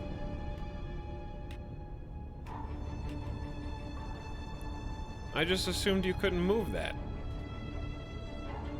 If it's old school XCOM, then it's random based on a reaction stat. Same with your soldiers. If they shoot it, they were on Overwatch. They're always on Overwatch if they have remaining action points. How do you see if they have remaining action points?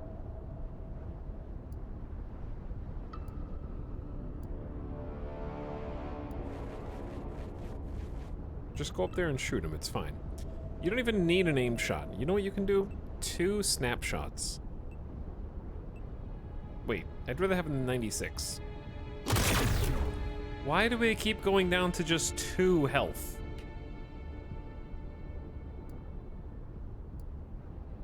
Sergeant Sarah, you are now in the way.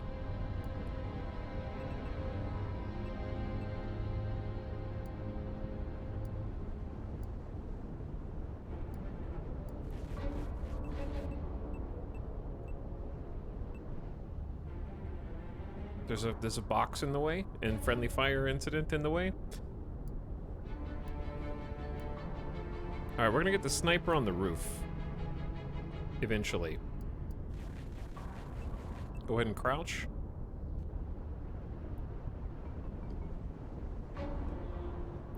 Grenade over the container. I do have a demolition grenade. That's not quite what I need. We're gonna come back to that person.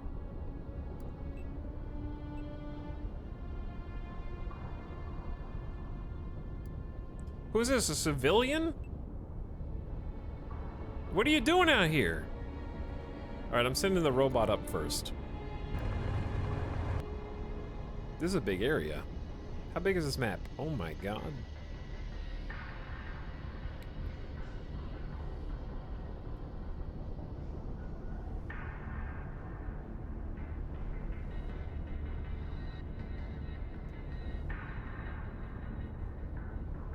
Kill him, he's a spy.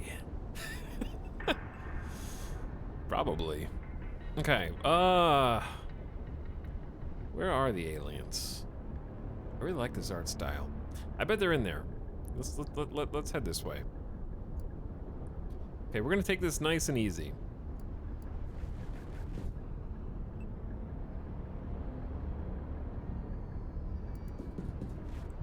I'm gonna protect this civilian, chat.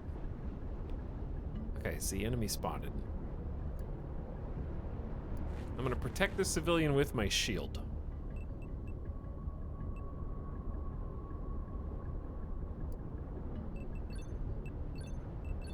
Oh, wait. Oh, hang on. Who's the other? Okay. How are we gonna kill this nerd? Somebody's gotta kill him.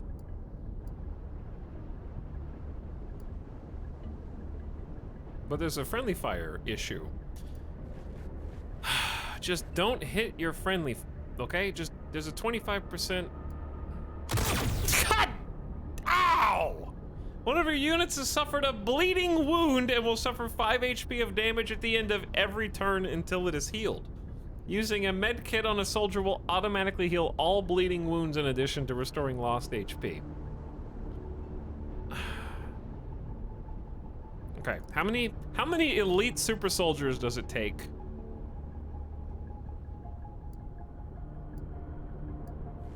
to kill one alien?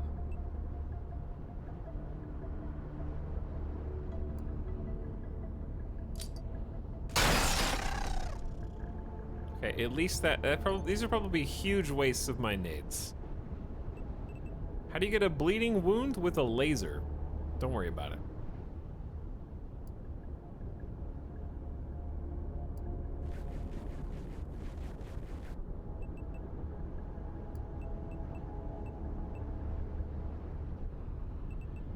My people are all out of sorts.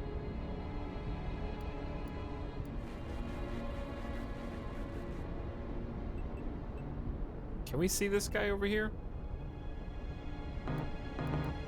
Answer is no.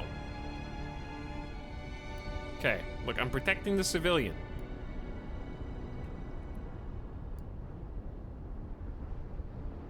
But also, listen, there's a price to pay. If I protect the civilian, I also need to use the civilian as a human shield. Okay, because what if somebody comes from that direction? And then I got the robot.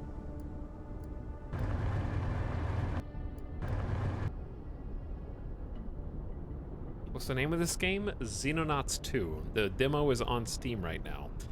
Chat, do you guys see the game?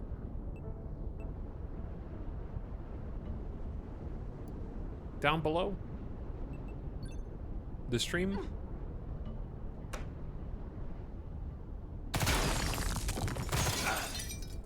He hit me. I have a shield, though. We suffered a wound and have begun... Oh, how do I heal... chat, how do I heal wounds? This person's gonna die. Wait, are you a medic? Medkits are healing items that will restore lost hit points and cure bleeding wounds when used on wounded soldiers. If used on another soldier, they must be adjacent. This will not restore you to full HP, as a portion of combat damage is permanent and cannot be healed in the battlefield. Heal thyself. Okay, good job. Good job, you're back. Well done. Who else is bleeding? You? You don't have a med kit. I like that my own... Oh, wait, you're a medic. Where'd the civilian go? Civilian ran.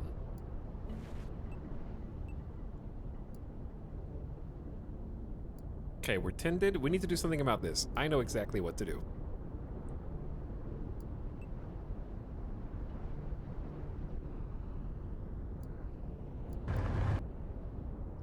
Uh-oh.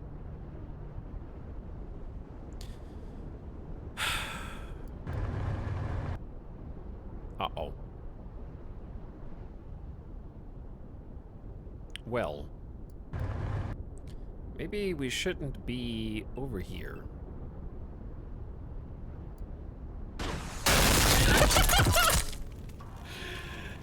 Oh, damn! That is powerful as hell! I hope there weren't any more civilians in that building. Holy shit!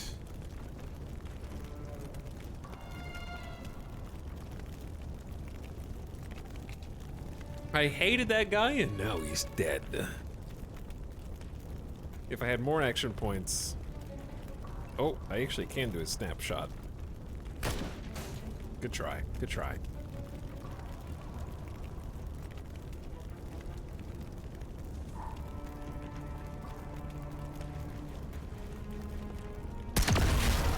Oop, that was a reaction shot. We can go a little closer. Okay, I'd like to have 4 for crouch, 18 for an aim shot. So we need 22. I can move up to 22. That's acceptable. This is acceptable. Okay, now crouch. Laser pistol aim shot. Good job. Good job. Good damage. Okay, normal shot's 18, aim shot's 24. Are you injured? Oh, you just don't have that many points. You can flank around the side, but we do that at our own risk because there could be more enemies this way, so I'm just gonna follow because you're injured anyways. So you're just gonna stand up behind these nerds. Since that guy's crouched, I don't think there's a risk of friendly fire here. Good try. Okay. Where's everybody else? We gotta figure out what the heck is going on in here. Can you not peek around corners? I guess not. We're going room to room.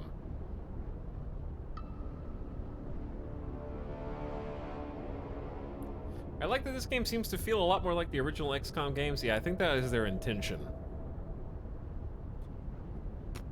We're gonna, let's clear this office. Wait, did I just bring the sniper to clear the office? Damn right I did.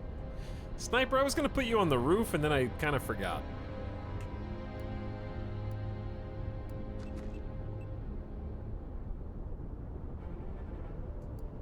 Shut up, your favorite normie. You're not my favorite normie. Backseater.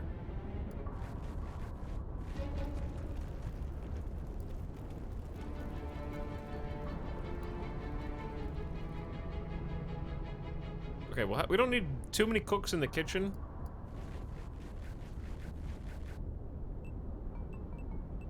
We're gonna have a couple people go around the side. Kind of clear the back side. That's way too far. Alright, everybody stack up.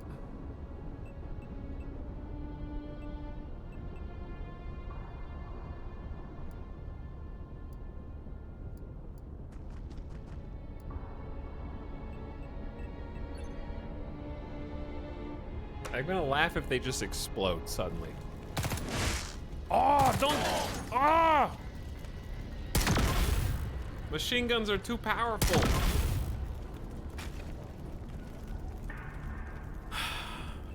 Are you dead? Be honest. Someone's dead. The Mars weapons platform is gone. They just eradicated it. No more boom booms.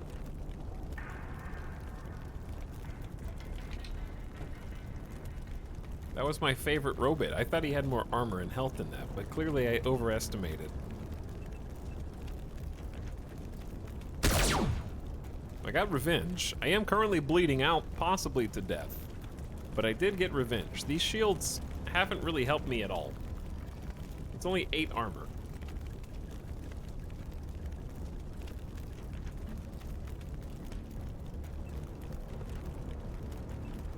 The armor has been degraded. At least it didn't explode. That is true, it didn't explode. I don't know how to get back over here.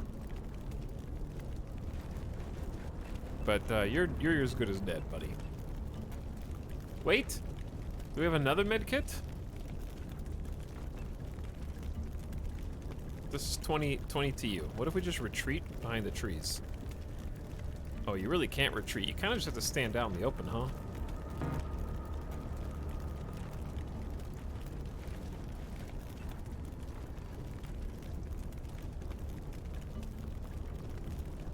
How many med kits do we get?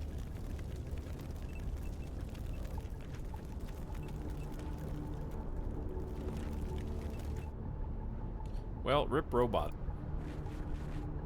Where are the aliens?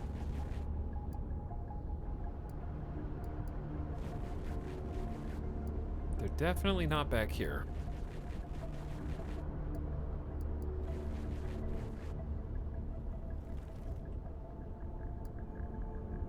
Can you jump through? Ooh, you can jump through windows.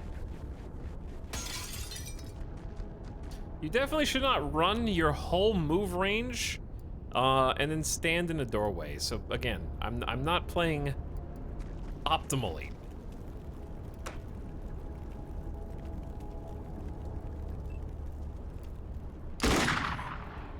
Listen, I was just saving him from running outside, and he was gonna get killed by the aliens, so I just made it as quick as possible.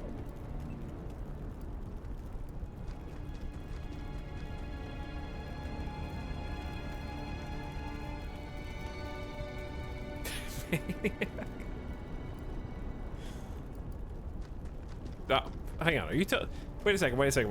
I thought this was like The Walking Dead, where it's not the zombies who are the enemy, it's the other humans who are the real monsters. Is that not what we're doing here? I thought we were doing one of those things.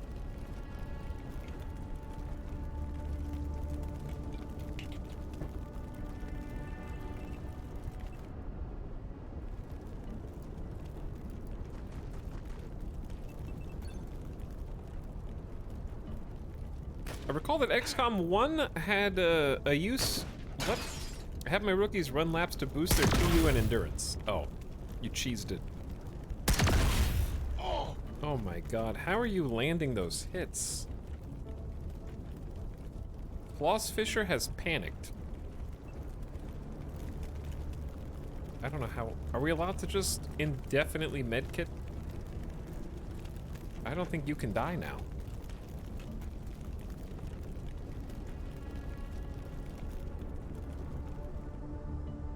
This might be one of the last aliens.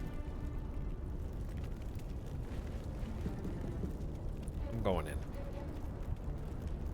I can't wait for back. Actually, I'm gonna wait for backup.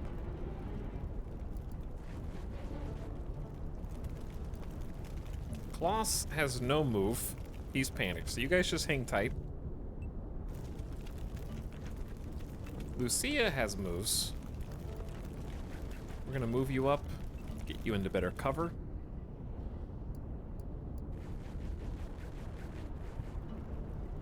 Not even close. I feel like hiding behind barrels is risky. Is the propane tank explosive? I don't think so, but I don't know.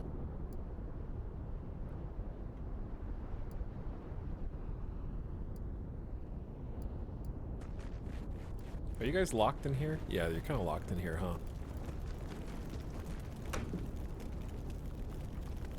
Don't worry, I'm not gonna do it, chat.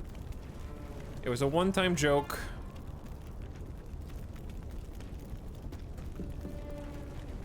I do like how brisk all the turns feel. My sniper might be able to do something next turn.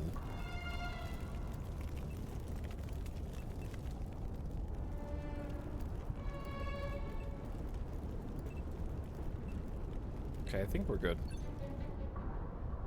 There is still some hidden movement. I don't know if it's the civilian. What? Oh my god, their aim is impeccable from the longest distance. Alex is fleeing. They shot my shield off. My boy is joining the other team.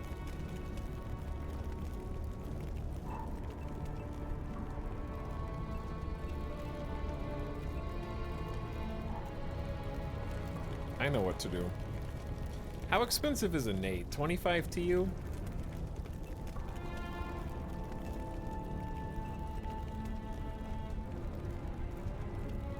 I know what to do.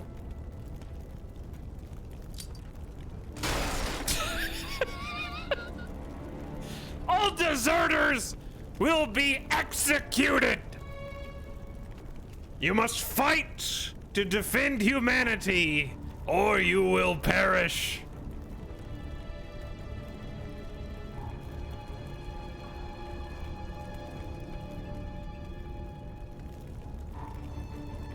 Okay, shotgun friends.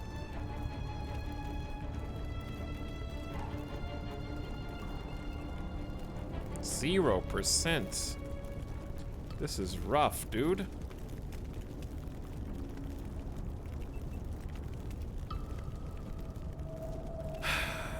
Try standing up. Good shot. Again. Miss. Reloading weapons. This weapon's out of ammo and can't be fired again until it's been reloaded. Weapons can be reloaded by pressing quick reload or by opening the inventory and dragging a new clip onto the weapon. Cool inventory. Looks very neat. Etalyx is commanding officer. I refuse the mission. Well, then you'll just be shot sooner. Because what I really want is for the sniper to take this person out, but we don't have a shot, so we're just gonna do this. Kapow. You stinky.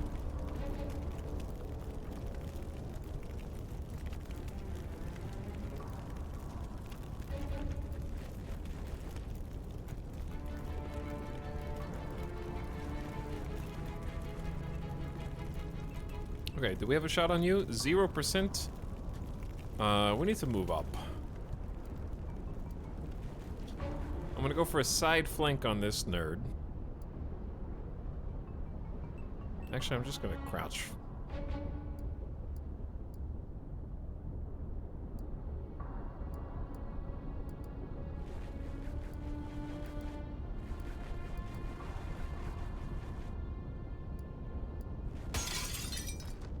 Going inside the house.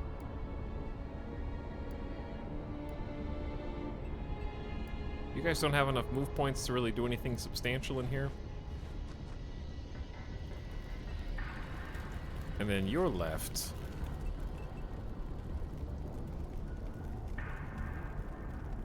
Gain third. How do you check their morale? I guess it's the 100 blue. All right, I am going to not throw a grenade. We're just gonna cover the sides.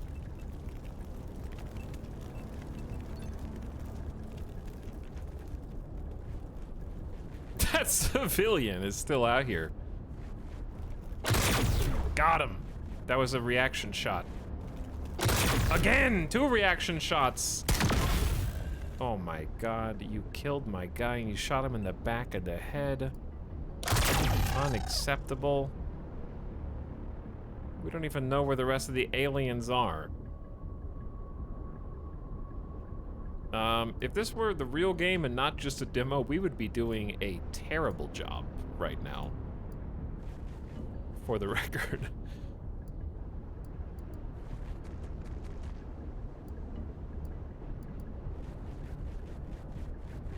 I love how this dude hasn't reloaded yet, because I didn't tell him to. This is a normal OG XCOM mission, even the part where I vaporized my own guy with C4 and shot a civilian. I didn't do that. That was imagined.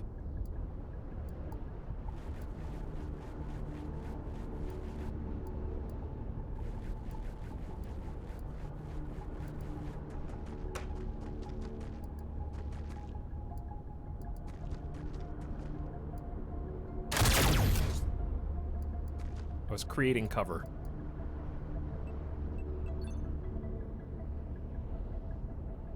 Most certainly that part.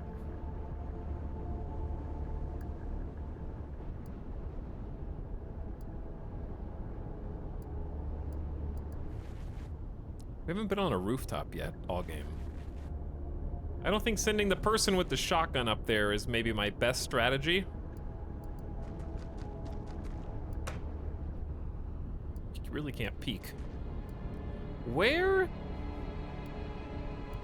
is the alien?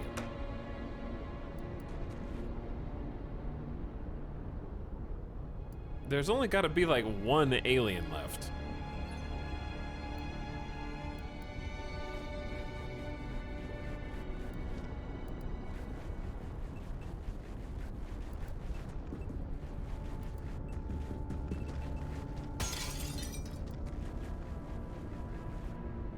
And I still haven't found it. It's a civilian, shoot him. He's a secret alien. Oh! Voice recognition is turned on! I didn't mean it!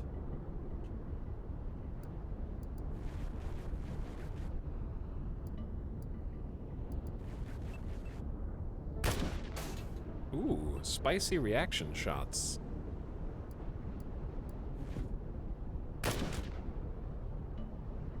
Yeah, yeah, enemy spotted, you're right.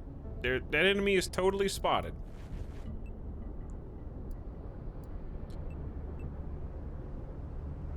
I see him. Okay, we only got one shot with you.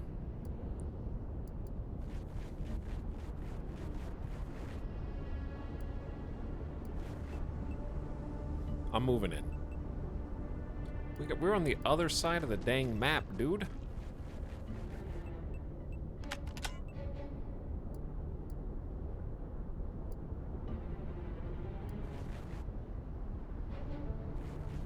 How far can you shoot with your...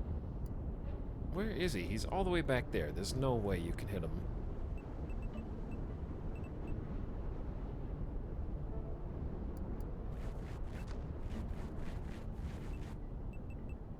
Oh my god. Oh, you're so far away.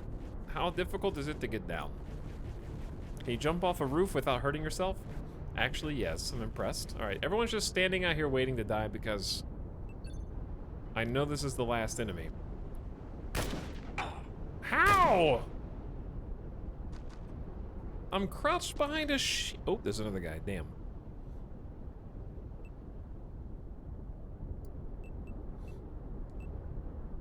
I don't know how much damage this does.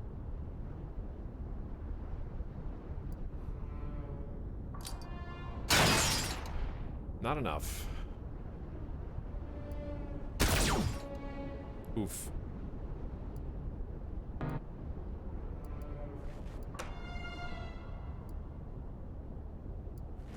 How many actions to open a door?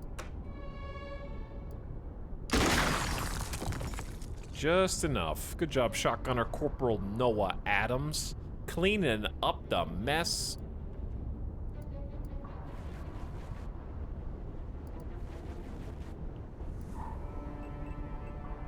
I don't know where the other person just went. I like how you just have a pistol and that's it.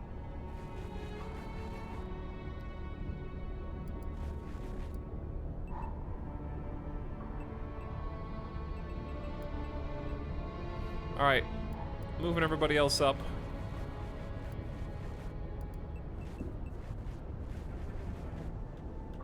God, I love the rotation. Being able to, like, flip camera perspectives is by far the best part of this. I don't know if you could do that in Xenonauts 1, but it just feels much better now. Oh, are you bleeding out? I'm sorry, bud. We'll get you fixed up. Why is he hiding? He's just hiding.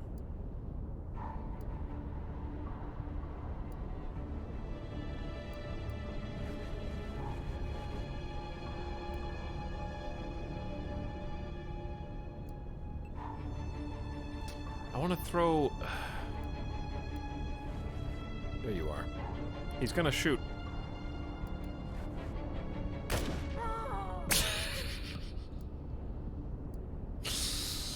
He's in an entrenched position!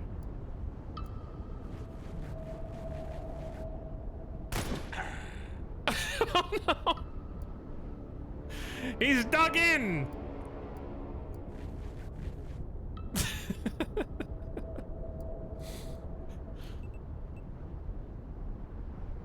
What happens if you...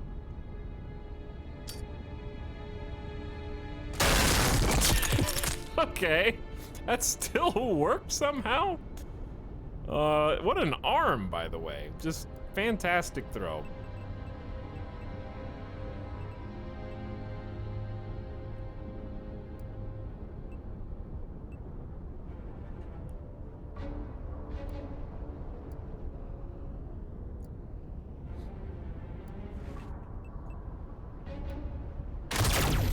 Okay, good job. You definitely got that box, buddy.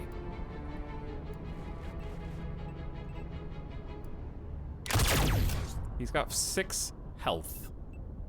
All I need is a hero. I need 1 brave soldier.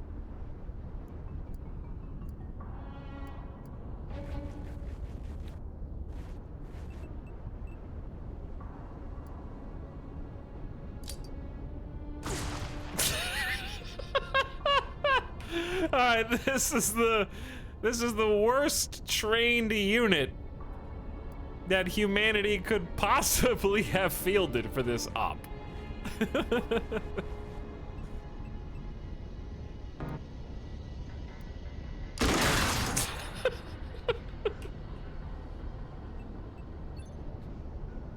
Just carnage.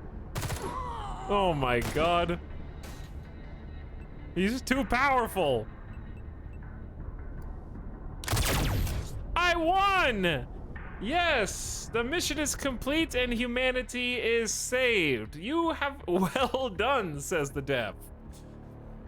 We are aiming to launch the full game, including the strategy layer, into early access early 2023. Honestly, I did enjoy the combat system once I figured out how it worked. I was just goofing. And then, of course, because it's XCOM-like, that's just the combat alone. So why don't we actually take a look at the Steam page real quick? Since I was goofing around so much in the game. You got the Brainiac characters, fancy weapons, outfitting your team, choosing who goes on what mission, and leveling them up. Giving them various kit and gear with weight penalties.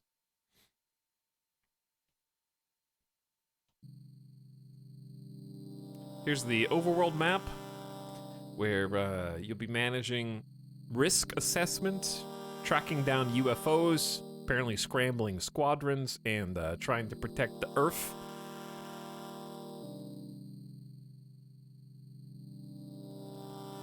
This makes you want to try Xenonauts 1. At this point, I'm just waiting on 2, because we played 1 a long time ago. And I think I played it before release, too. But this looks really cool. But yeah, now that I understand the combat a little bit better, I like the old school art style. But I also like that it's 3D, so it's got some conveniences that I think are necessary, like being able to rotate. But yeah, very fun. More demos, chat. The stream's not over. We're gonna do more demos because we're just burning through demos. Xenonauts 2 promises to be everything Xeno 1 wanted to be. Yeah, I think that that's fair. Is this also published by Hooded Horse? It is. They got a lot of games. Hooded Horse has a ton of games going on right now.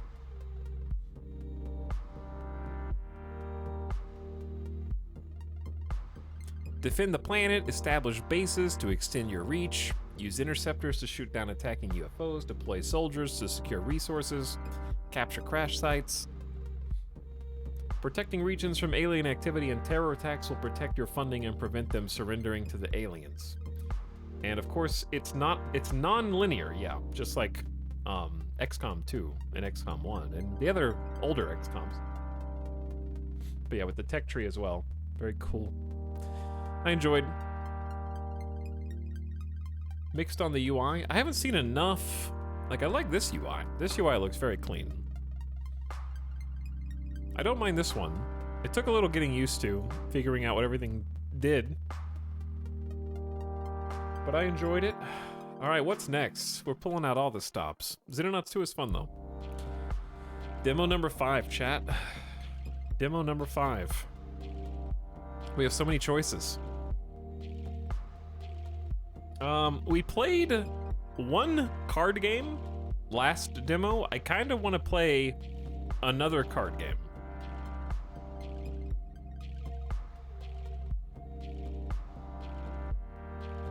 But this one looks very different from the last one. Card games suck, play something else. Do you think I value your opinion even a little bit? Like, do you think it even registers above 0?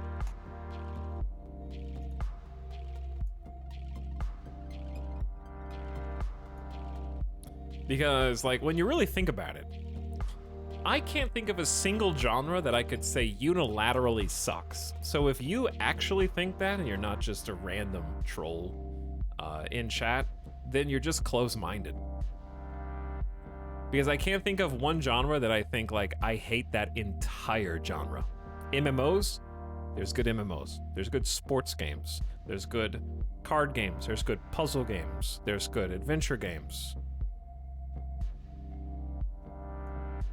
There's good games in every single genre. There's good MOBAs.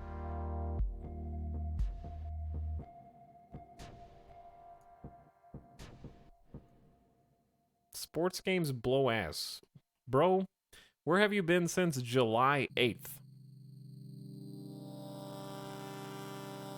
You just came back to shit on sports games?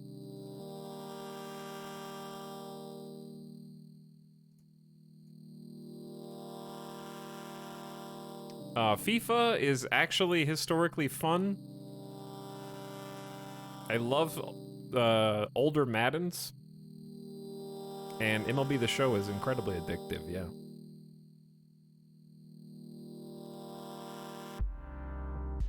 Got bullied at school by jocks.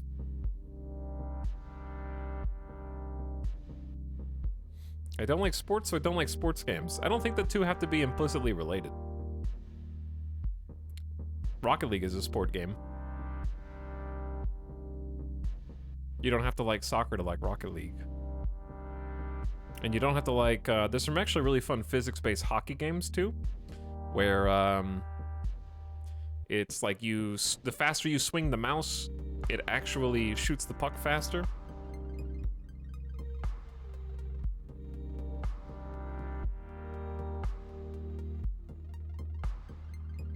Racing games are sports games, also true. RimWorld has horseshoes. All right, I gotta mute desktop audio just in case this game is super loud. It is. Ooh, it's so loud. I don't even know what I just clicked. Hold on. Mini golf is sports. We're gonna play Book of Demons Hellcard.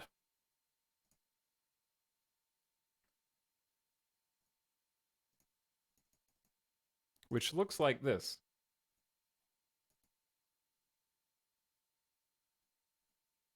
Awesome.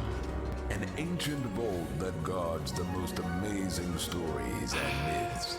Each book, a magical gateway to the paperverse. Let me take you on a journey through the 7 masterpieces. It's time to return to games.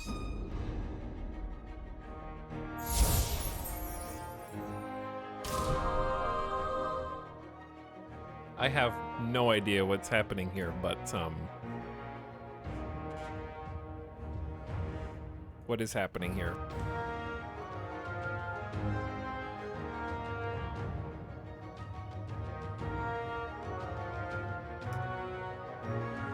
I also can't click on anything on the screen. That's me.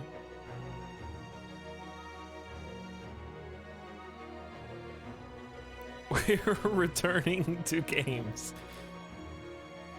We're returning to games.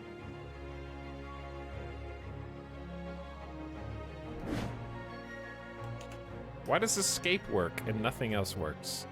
It's a menu demo. Hang on, I think I have an idea. Oh, it's because I moved it to a different monitor.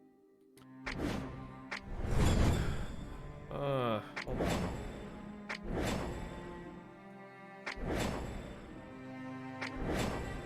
Uh-oh. It's one of those games that doesn't like being moved to a different monitor.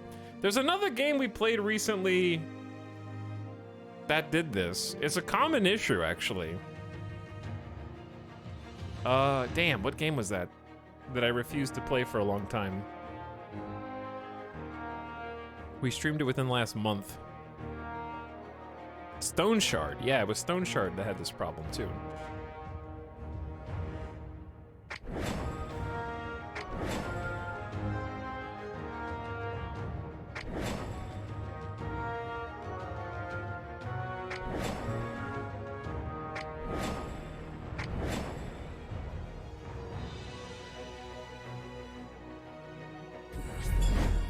I can't get it onto my right monitor. I can't believe random people in chat are preventing me from playing a card game. Because they hate it so much. They hate card games so much. That they, I guess I could play it in windowed mode, but it's gonna look weird on your screen.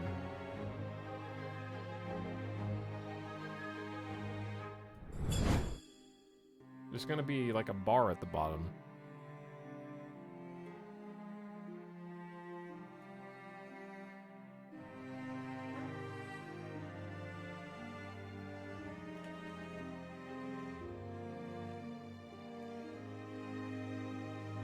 Yeah, there's a tiny black bar at the very bottom. What happened? Is it Alt-Enter? That didn't work either.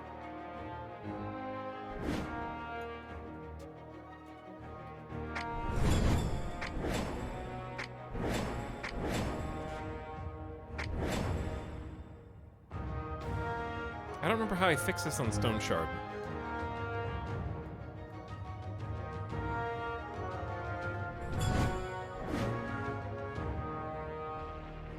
Yes, I have been wind shifting left and right. That's why it won't work, you sillies. Why do you think that there's an issue?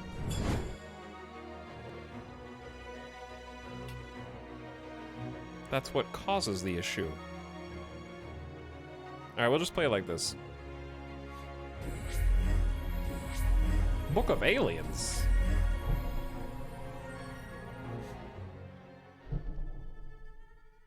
Ah, the Book of Demons. Oh. A truly grim story in our collection. Not for the faint of heart. Oh.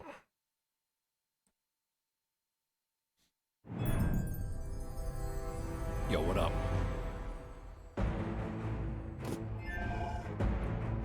Co-op multiplayer. All Alright, there are no companions. You'll be fighting alone. Without companions' help, it's more difficult, but it's a perfect place to get to know the game mechanics. In the full version, you are the leader of a team of AI-controlled companions. I'm gonna make my character now. Definitely a mage. It's not even close.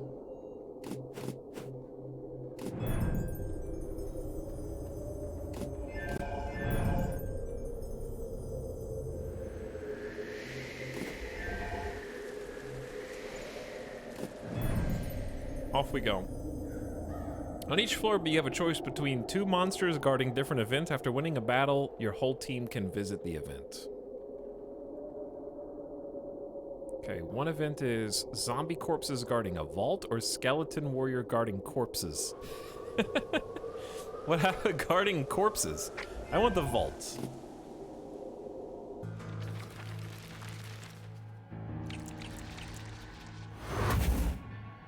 Okay, so let's see how this game works.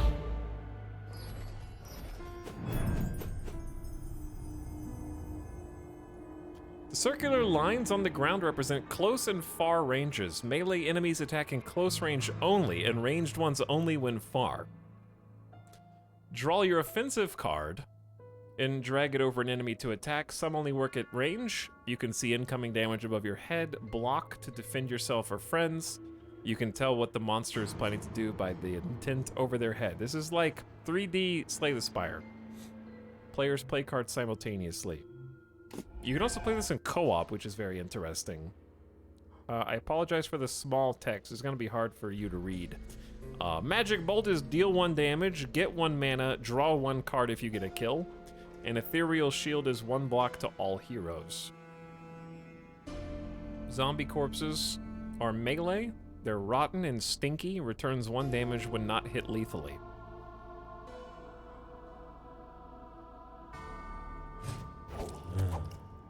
Oof. Okay, that's gonna be annoying then. So, what if I block first?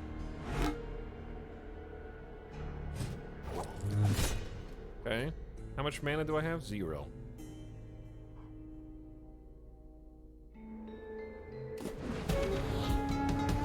And then I'm assuming they're gonna get closer.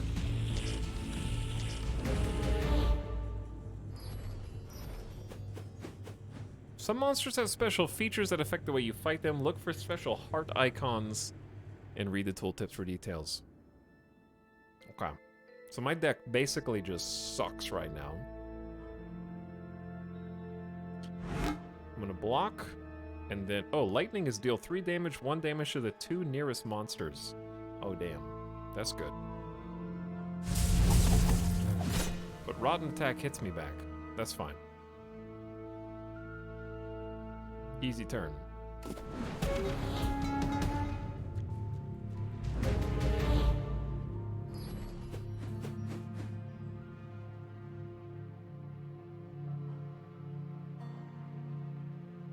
Are these origami zombies? Yes, they are.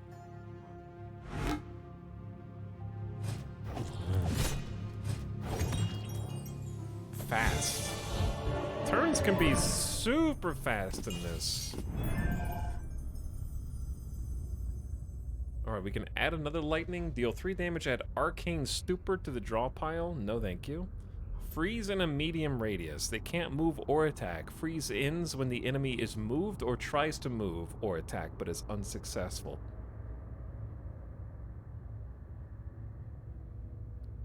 Great work. You really are the Book of Demons Hell card. You're damn right I am!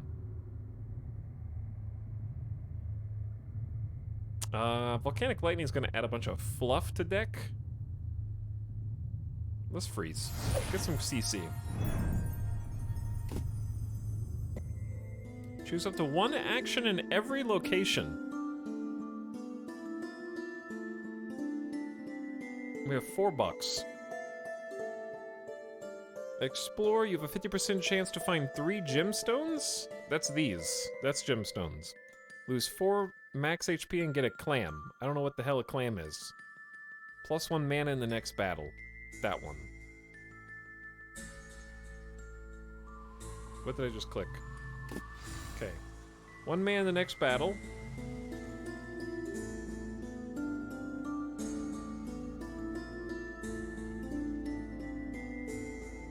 clams or money? Oh. Too late. Heal 3 HP after you survive. That one seems good. Increase max HP or just heal 20%. Let's increase max HP.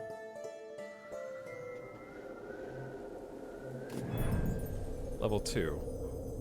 Zombie corpse guarding a sage or skeleton archer guarding a camp. Let's find out what a sage is.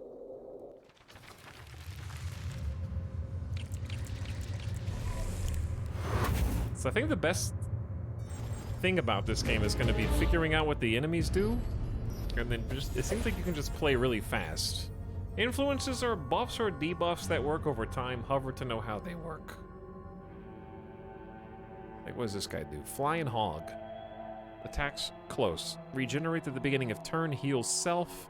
And these guys all hit me back. So we have 4 mana now instead. So you have AoEs that you have to aim. How do you undo? I don't want to play that card, actually. Okay, so like if I shield up, for example.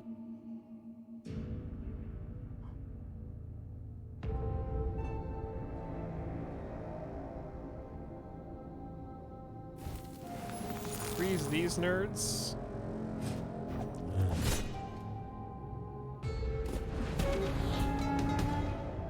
That's wow! He's here. Big range. I should have saved the freeze for then, but I don't think I would have had it. It goes back in the deck. I might draw it again, actually.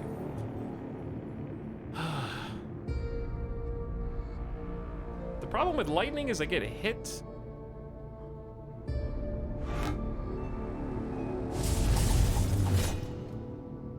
By return damage.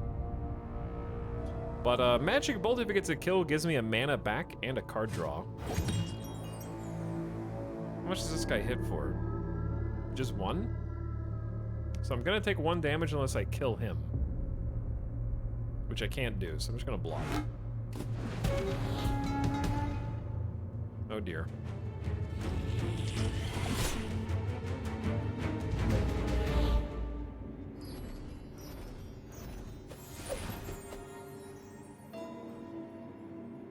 That freeze is like perfect now. I like the AoE a lot. Not to mention the proximity effects here.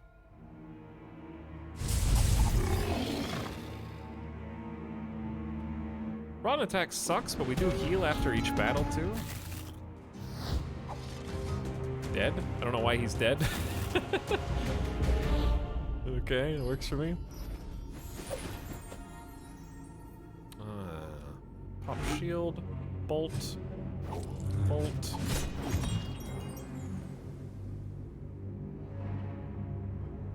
Shield, bolt. Alright, I'm gonna take what, like 1 damage?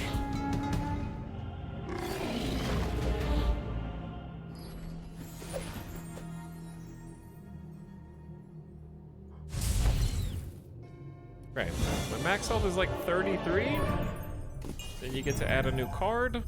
After 3 turns, deal 10 damage to all monsters and exhaust. That's like a build-up that pops after time. The player can't move, yeah, they come to you. You just have to beat them. It's like a hold the line type thing if you're surrounded. You just gotta kill them before they get in and they all start attacking you. Other heroes gain mana equal to yours and draw a card.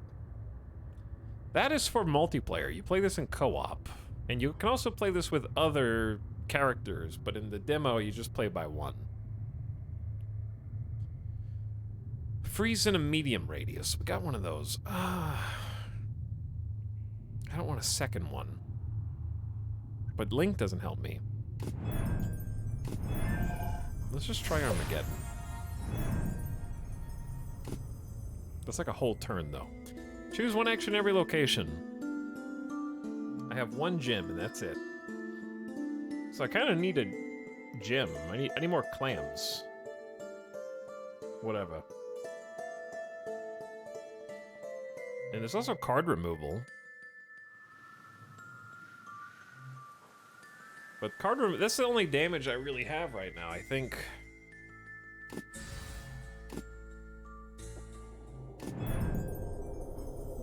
A fire imp guarding the library or a Templar guarding ruins. I have no idea which is which. Let's try fire imp.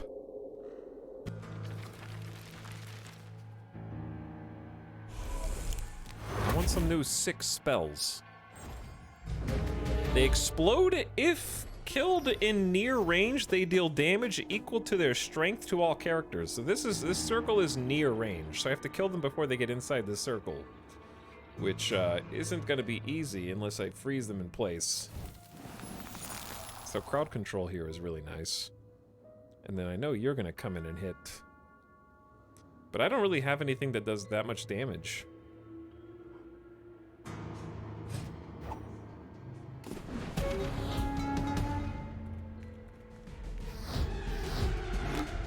Uh-oh. What just happened?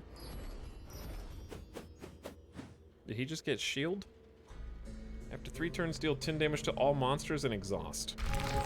Good luck.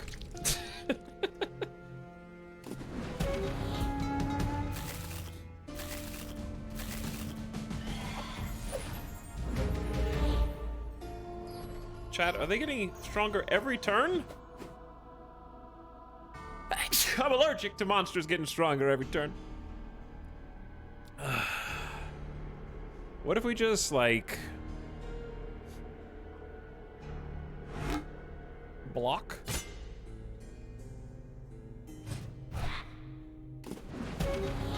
They're not gonna do damage to me this turn anyways. Now they're in range. The problem is if they're in range, they explode and deal damage equal to their attack. They should blow up this turn, though. So I'm just gonna block.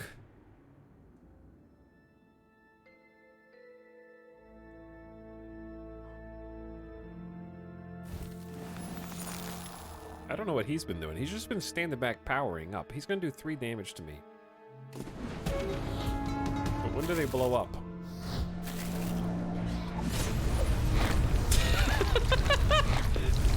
Ow! Alright, I'm fine.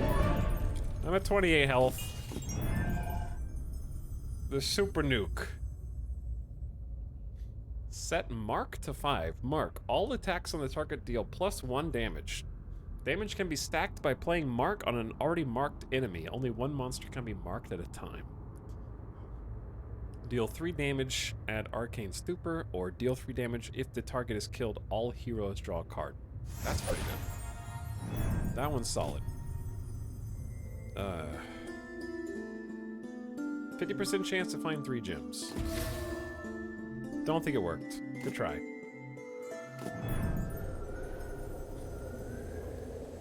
Let's do Skelly's guarding corpses.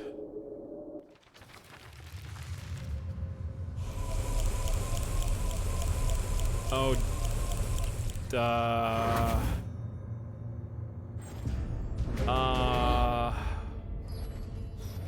We're gonna have to find that AoE.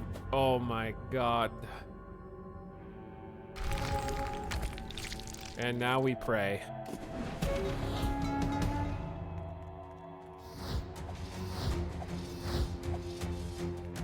But they're all gonna move in and start doing damage every turn.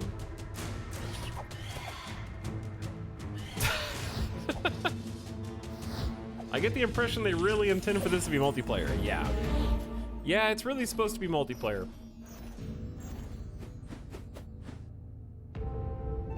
None of these cards help me except this freeze. The good news is there's no cap on how many guys I can freeze if I can just line them up. That's 6.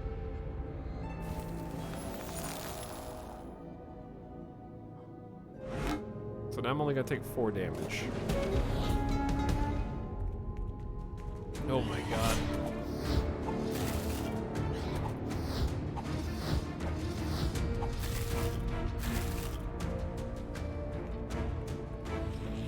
I like this wave-based setup for a card game.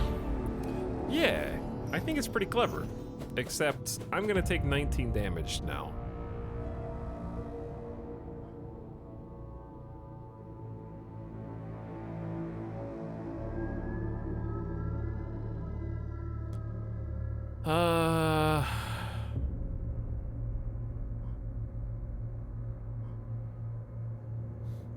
It is what it is. Do they explode first, or do they do damage first? Chili... oh, I forgot I had chili blow. Oops. Skill issue.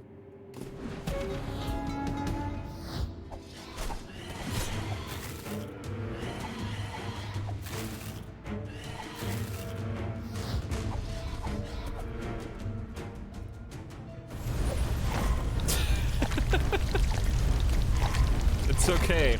I have 4 HP.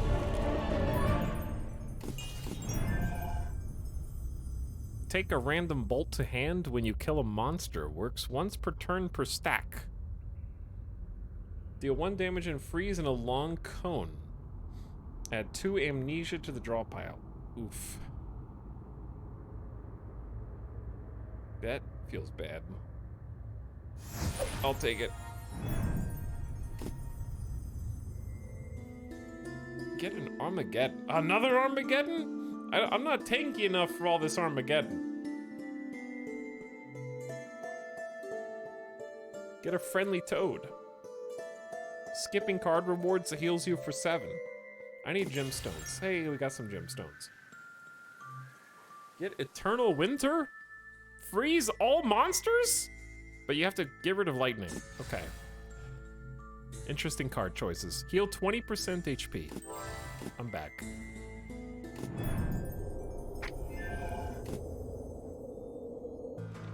All in an Armageddon, that's what I'm saying. Oh my god. A Mirage Mage with 50 HP? Armageddon won't save us here. We've finally seen the limit. Like, I am not able to beat this room. There's no way.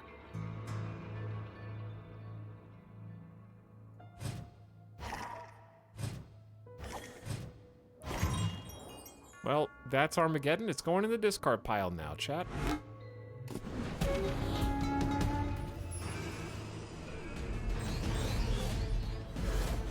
And they summon tiny baby specters.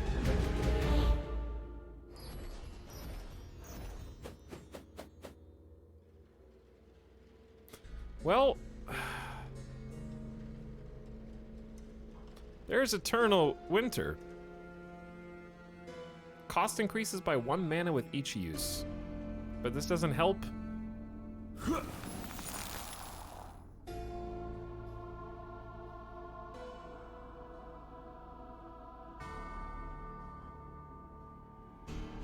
I don't think freezing again helps.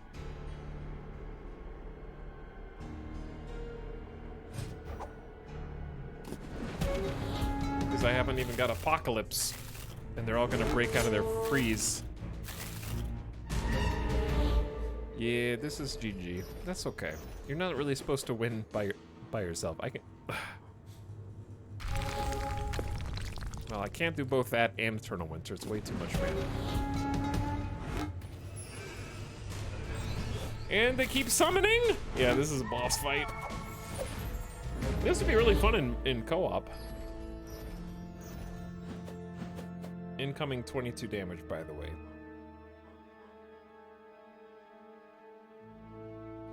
Who's doing the most? I'm having trouble seeing who's doing the most damage.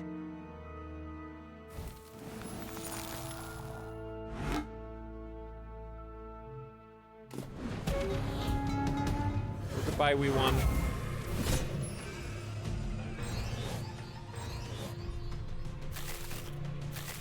You did your best.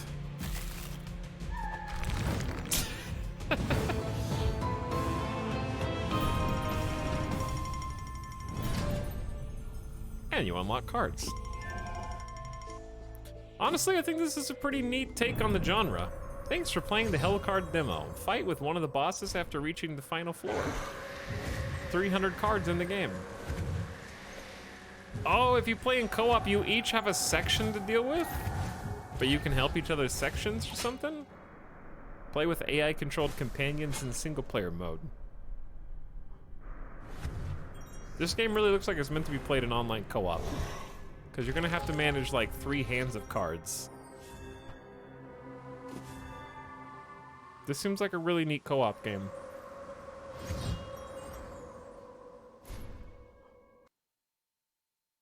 Anyway, very, very cool. Neat demo. Just giving that one a little bit of, just checking it out. I just thought it looked neat. Giving it a try. Playing all sorts of demos here. Do I have more demos? I actually do. I've got a few more. 1, 2, at least 4, 5, maybe 5 demos. 4 demos. We don't have to play all of them.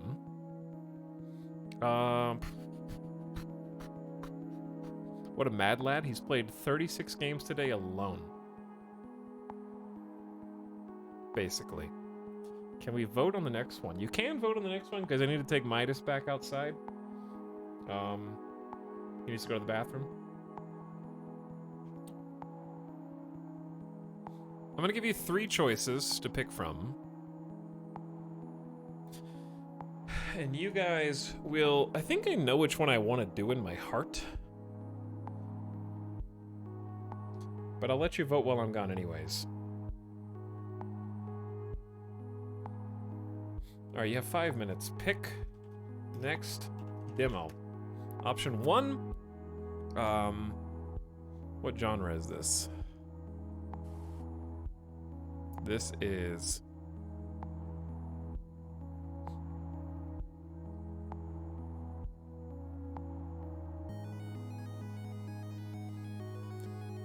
okay, here are your choices. City builders / defense? I don't know if there's defense elements, but I think there are. City builder / defense. Post-apoc survival. Or space admiral. Those are your 3 choices. Alright, you got a poll in chat for 5 minutes. Pick. While you guys are picking, I'll be back in a few minutes. Chat, tab back in and vote on the next demo. And I'll be back in after I take the dog out, okay? BRB, thanks for waiting.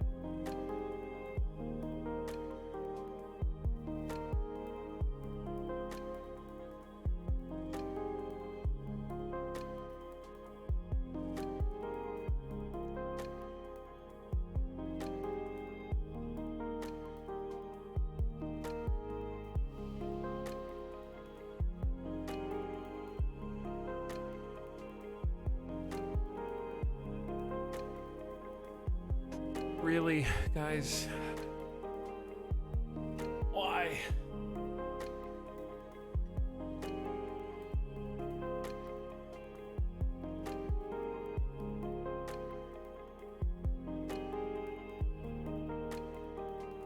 Why did you tie it?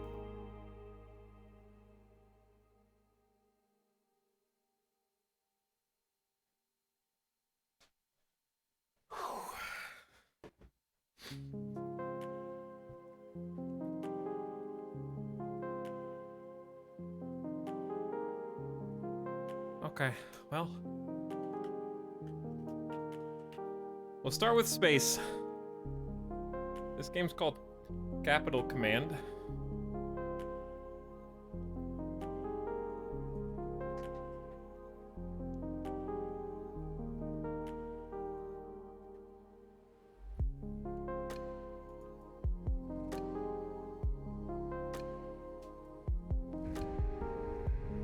And it looks like this.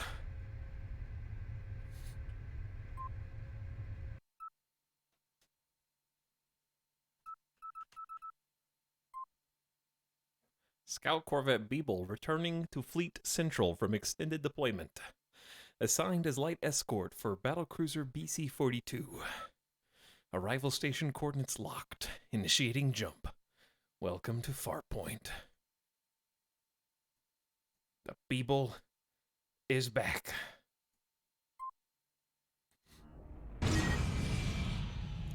Traffic control to Beeble, be advised, weapons lock manual, nav lock in effect per AI core directive.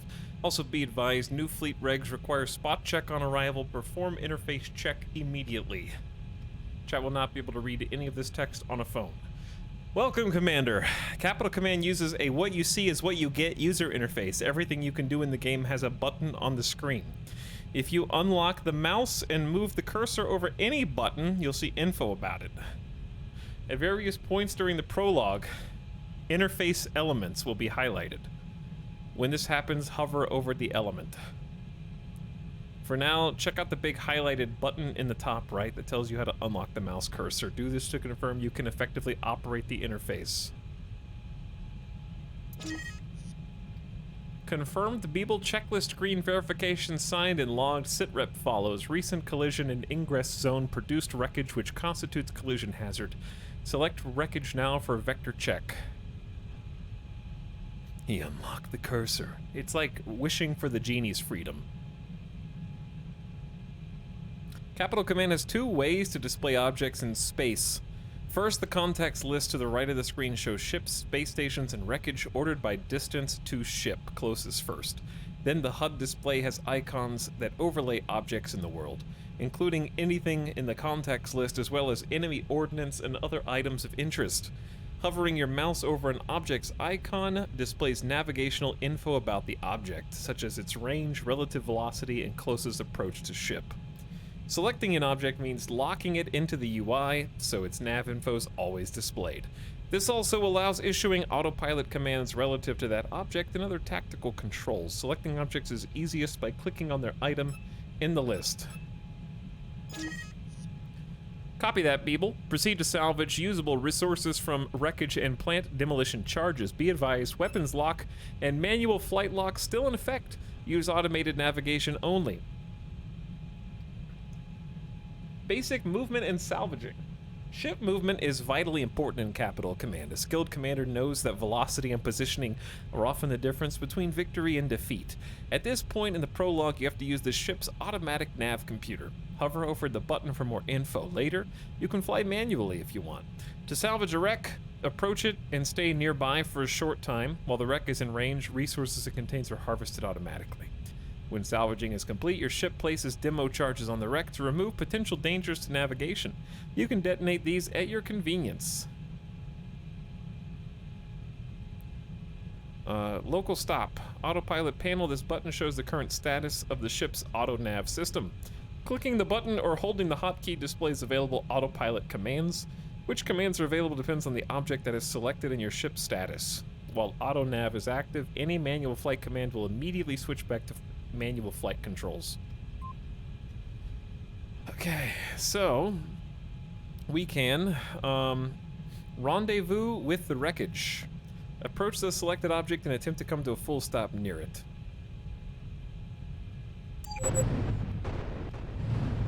Big noises. I want to zoom in.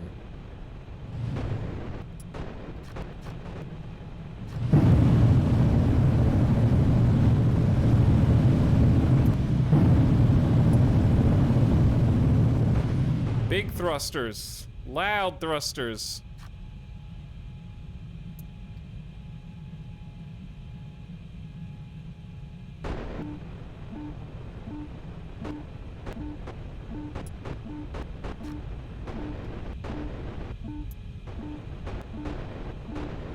Look at all those side thrusters moving us into position.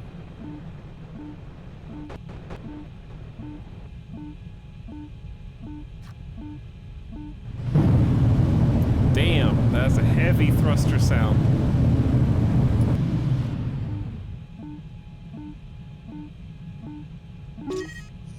Confirm Beeble, salvage complete, you are clear for demolition. Repeat, set off demo charges to neutralize hazardous wreckage now.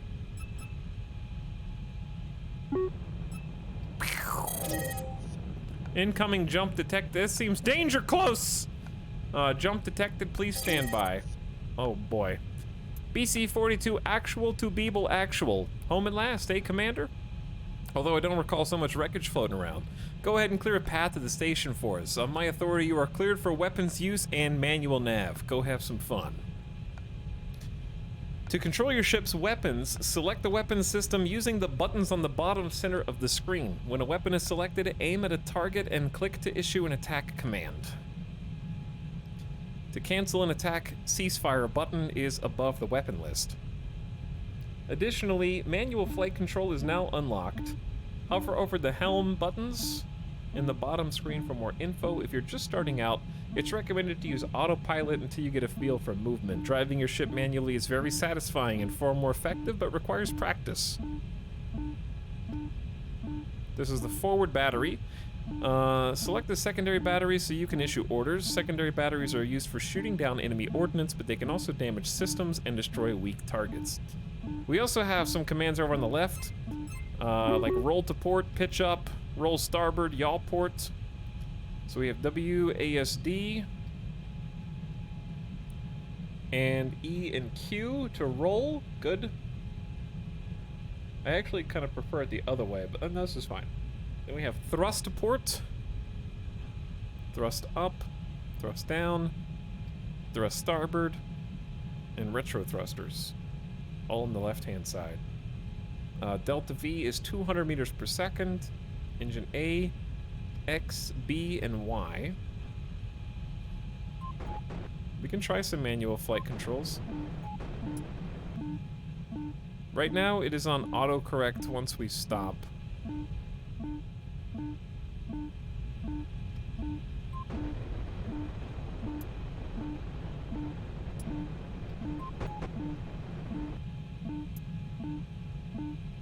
So how do I get the camera to,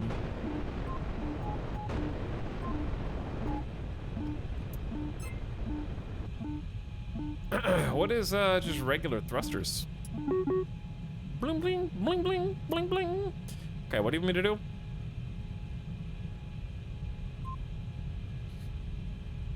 Select the secondary battery to issue it orders. I have done so.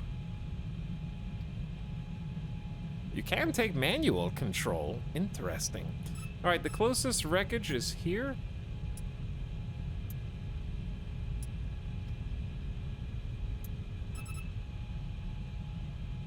And we are going to try...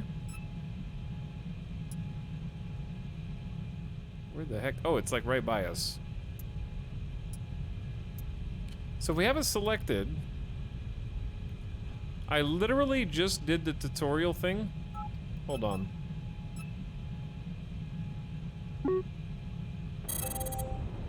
Oh, we've already salvaged these.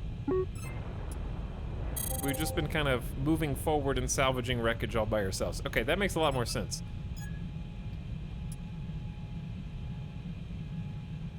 Select the weapon system in the bottom screen.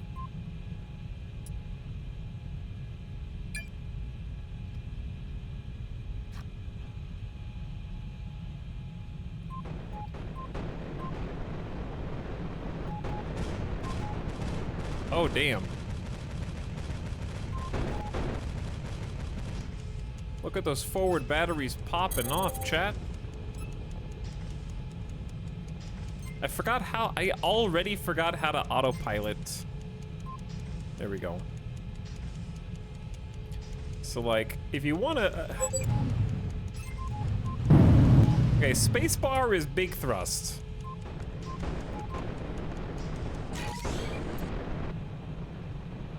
There's a lot going on here.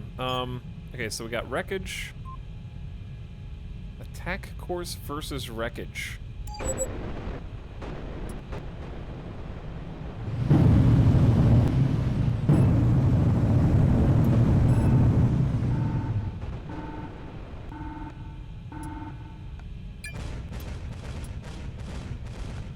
Look at those cannons popping off.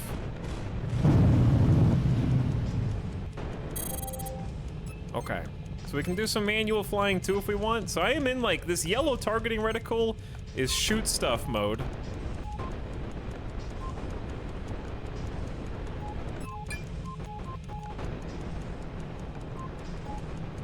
And you can see my cannons. That red is me getting a firing solution. And then once they have a firing solution, they just pop off. Because they're front mounted.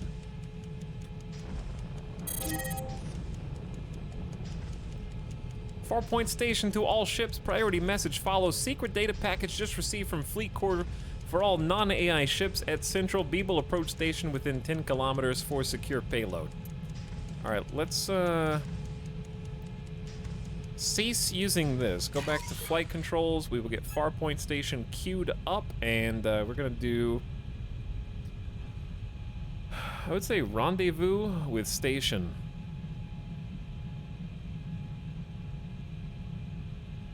I'm sure there's more stuff. Like, I can do manual flight too. Start evading, match velocity, bring ship to full stop. Let's do rendezvous. So that's Farpoint station right there. Like, we are already we're 27 kilometers away, so we're lining up for a rendezvous burn, and then once we're lined up, the automatic nav is just gonna put full power to thrusters, probably.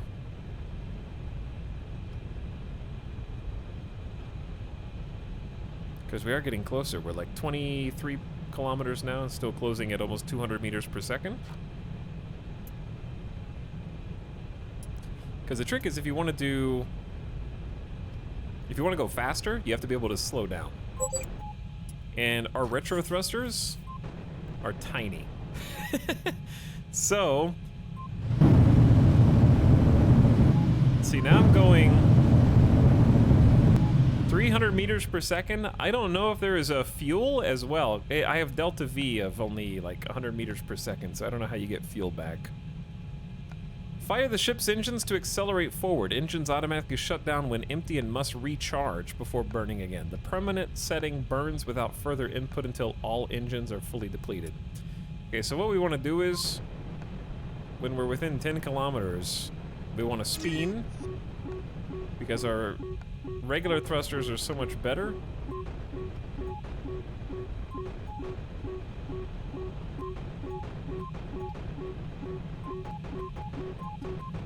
Cuckoo, cuckoo, cuckoo. Like right there, and then use the reverse thrusters to slow down.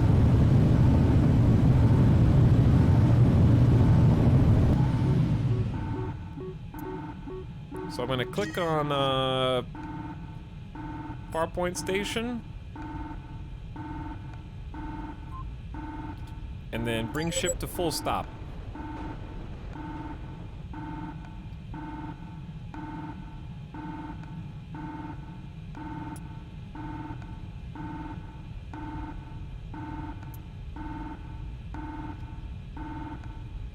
Why does it feel like... There we go.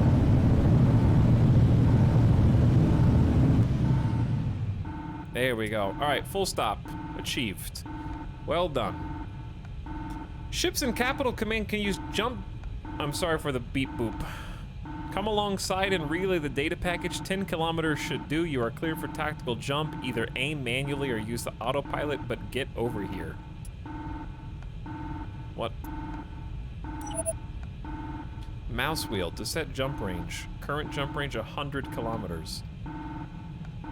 But you want me to jump over to BC-42?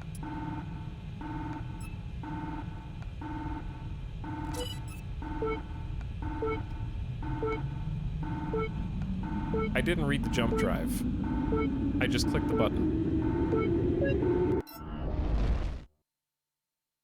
Uh-oh. Demo over?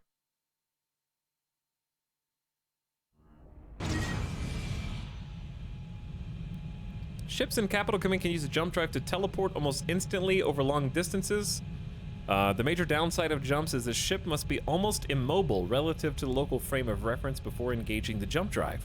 The local stop auto nav setting may prove useful. Also, the jump drive needs a while to recharge between jumps, during which your ship must use conventional drives to maneuver. Tactical jumps are short-range jumps that move the ship to a better position in the vicinity without leaving the battle. Quick jump auto nav setting will automatically slow down your ship and set a jump to a nearby object. The constant beep boop is exactly what I'd expect was for sure made by Navy Air Force nerds. Yeah, this is this is called Capital Command for a reason. Also, welcome Reason Slubs. The Core Healer, thanks for the 27 months, waving at chat. Hi Core Healer, hope you're still out there. Adaduck, you as well. Hello Adaduck. Now Sukin, I don't know what you were watching before when you said what this, but now that you're back for a 15th month, we're in Capital Command. I also missed Breezy Meow sub earlier. Breezy Meow and Illard. Breezy Meow said, just got back to Canada from a 2-week trip in Ireland yesterday. It was awesome. Okay, first of all, flexing on chat by going to both Canada and Ireland. I want to go to Canada and Ireland. And thanks again, Illard, for the 26 months.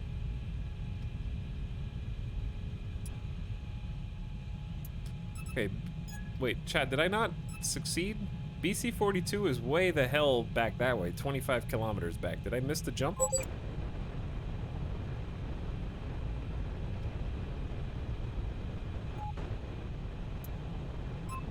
I thought it...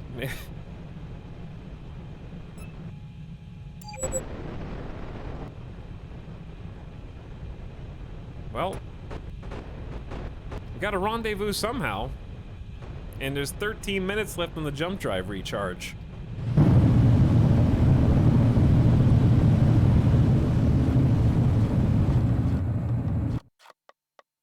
So what is the, like, green and red line on the other side?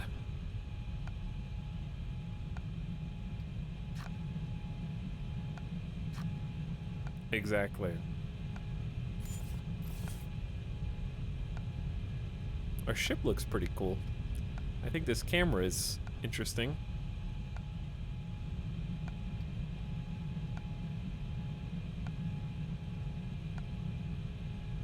The trajectory of the thing you are targeting. Maybe, but I don't think they're moving. But I guess they're facing forward, so it's showing me which way they're yeah, I guess it is a trajectory, but they're not necessarily moving.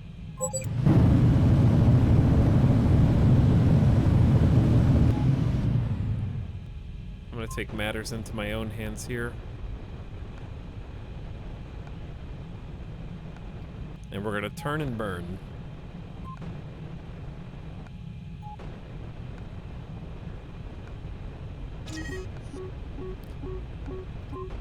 BC-42 here showing stable data link. Transfer in progress.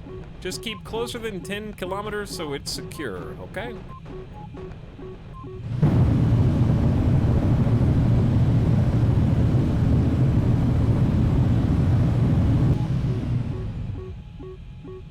Gotta recharge that Delta V. I do like this stylish deceleration. I do as well. Feeble, something in the data package has overloaded all our weapons. Get your repair parties busy. I got a bad feeling about this. In Capital Command, systems on your ship are vulnerable and can be disabled.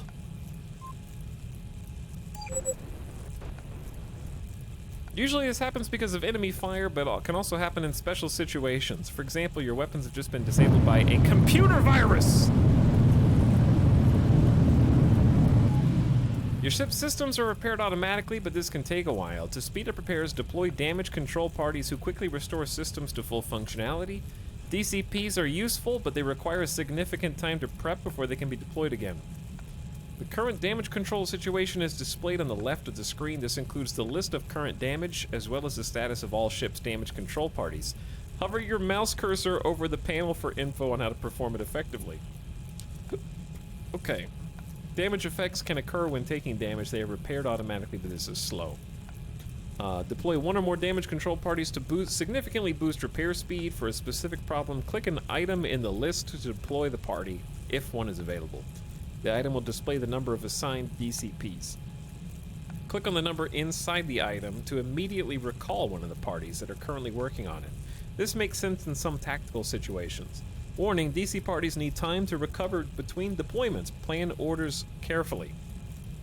Click the panel itself to toggle automatic and manual damage control. Automatic deploys one DCP to every effective possible. However, this can result in suboptimal allocation. Caution is advised.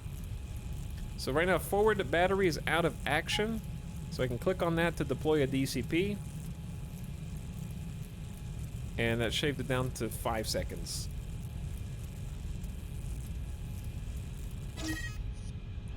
Farpoint station to all friendly ships, be advised. Unscheduled incoming jump signatures detected. Also, frankly, we don't know what this means, but we just lost contact with Central Fleet. I couldn't read that out loud fast enough. BC-42 to unidentified ship, state your identity immediately. Beeble!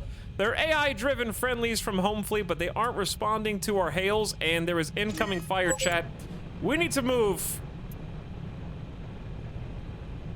Keep them off us until we get our weapons back online. Alright, we're gonna select KS-179. Attack course.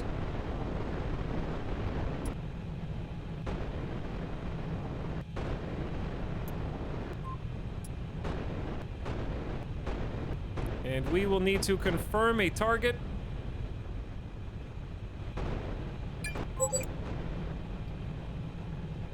I'm gonna take manual control.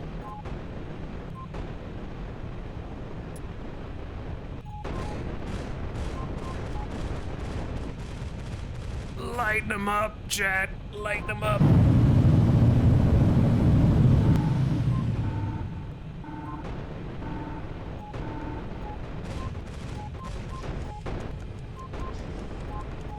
Do we gotta reload?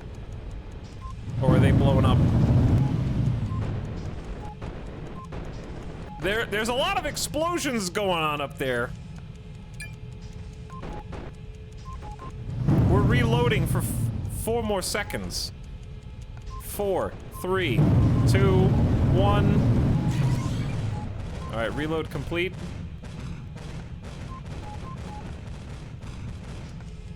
I hear a cooking timer. Oh, those are all impacts.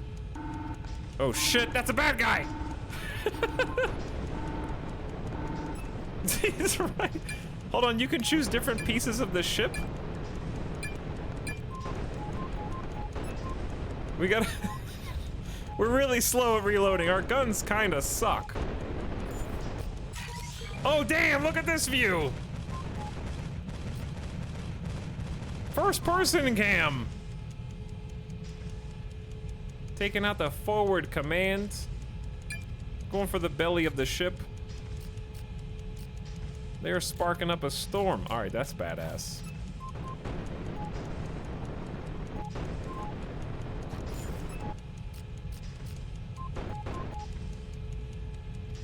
It's huge reloads.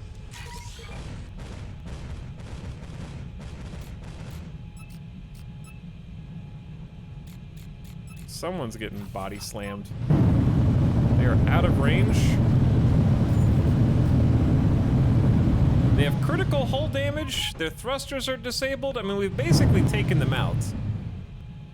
Keep them off our back until we get weapons online. I don't know how long that's gonna take. BC-42 is still out of action. Their turret's disabled. They're firing main battery, though.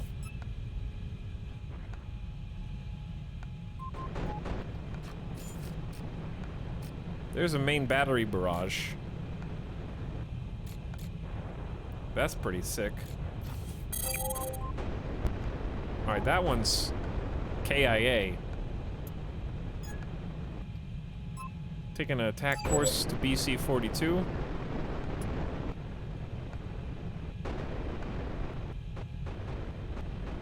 BC 42 is basically all but repaired.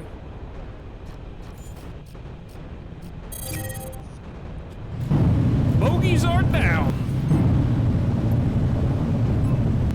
Alright. Let's, rendezvous with BC 42.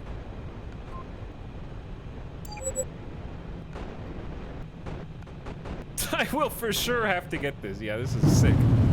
BC 42 actual to Beeble actual. Well done, kid. Guess all that sim time paid off. They said this could never happen, but it seems Central AI just went rogue. And now it looks like those Corvettes called in their whole squadron. Incoming! KS-444. We are setting an attack course. Stick close and try to shoot down incoming. These escorts are fair game too. Hold on, let's come to a complete stop. Bring ship to full stop. Good luck out there, Beeble. Let's go to point defense mode.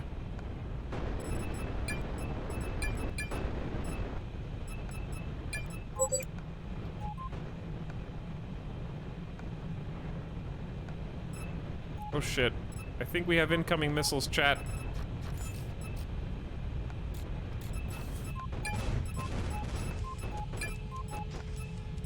This is not a good time. Oh, I'm gonna. How do you. Slow down, slow down.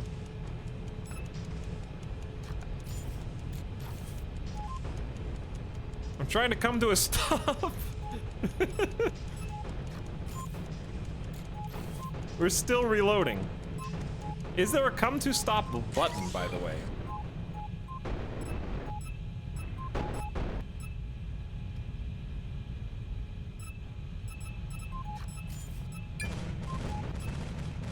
Oh, don't shoot friendly! I repeat, do not.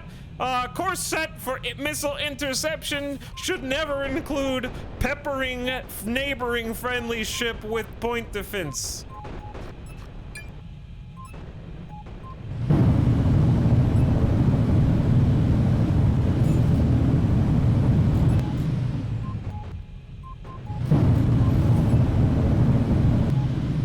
Blame it on the AI core.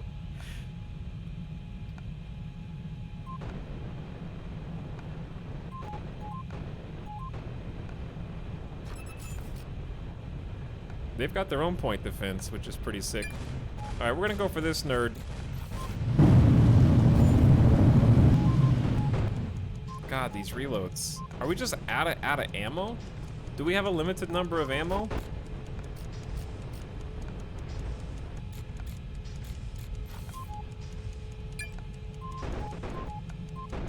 We got 6 seconds until we can shoot another barrage. Oh shit. Keep him on target.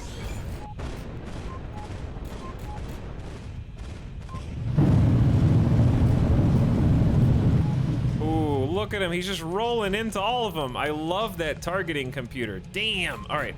New target, new target.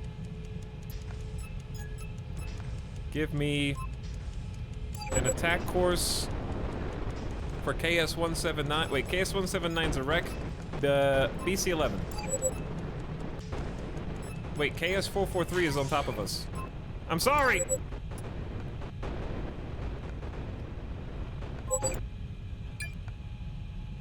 It's KS-443, they're the closest one. I got this. Wait, we're out of range? We got 12 seconds? Man, I gotta get better at manual flying here. Alright, I'm going for intercept.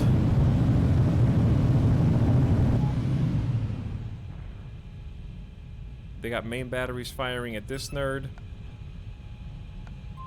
How close do I need to be to use my little baby guns? It says their speed is 172 meters per second. We're about 20 kilometers away. I need to be about 10 kilometers. Okay, well, I'm gonna go for this guy then. because he is 20 and closing. That's a big boy. I don't know if I should just charge in. Maybe we should just, like...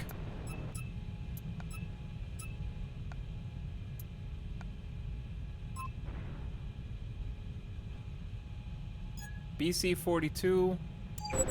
Let's do a little rendezvous. 'Cause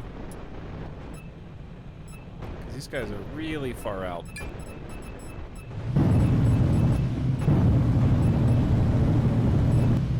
And their point defense is holding very nicely against these nerds.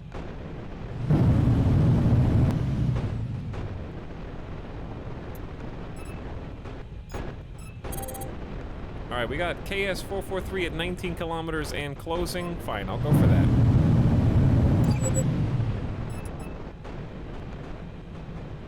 KS-443 is coming in. People listening and not watching, are you enjoying the beep boops?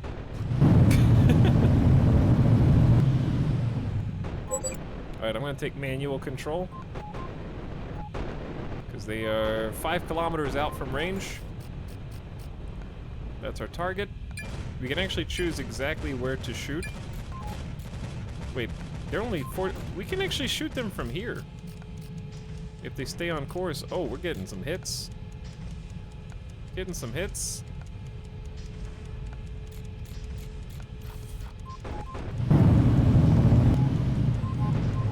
We got 9 seconds left on reload. Their ship is on fire. Fire in central section targeting system is now disabled. We're gonna aim for the front of the ship. I assume you are rewarded in this game for having knowledge of a ship's composition. So you know what to target. Light impacts. They're firing their secondaries right now.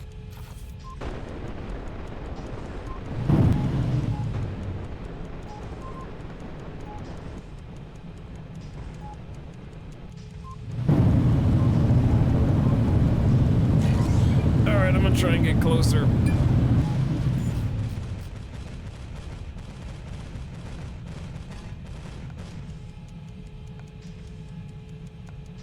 Alright, we're getting some light impacts. Engine Y is out of action. Their bow thrusters are disabled. But they are not done. They can still repair.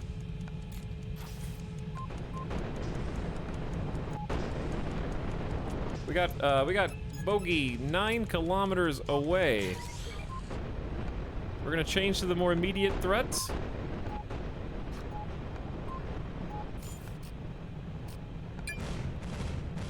Get a little barrage going that way. This is just a ship with, like, point defense cannons. We don't even have primary artillery yet. All right, we have critical hull damage on KS-444. Chain reactions happening throughout the ship right now.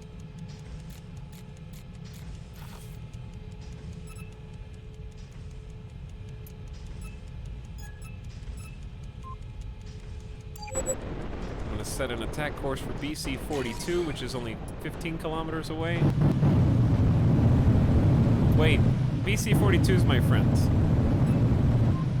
Don't attack BC-42. That's my bro. Warning, friendly. Uh-huh.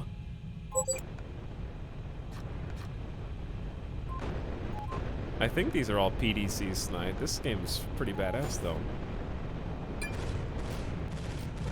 Let's try and finish this guy off before we can somehow repair. One final barrage hitting their entire side.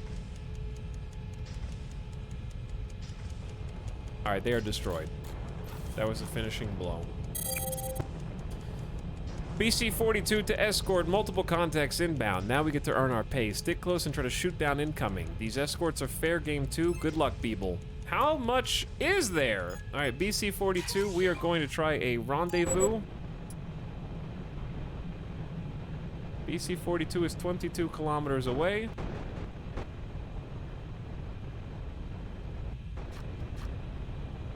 We are their escort.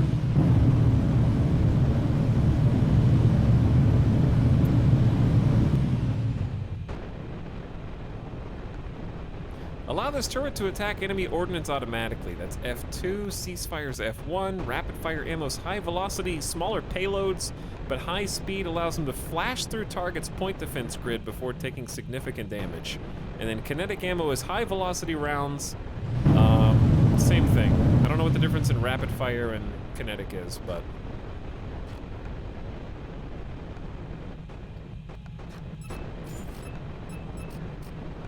I love these scopes.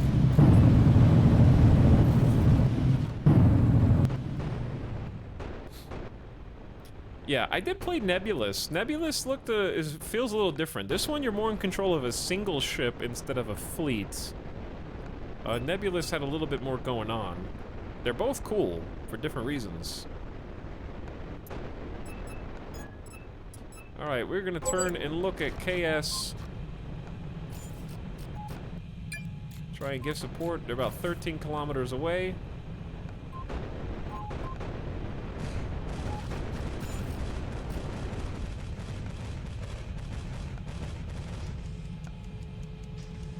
Try and score a few rogue hits.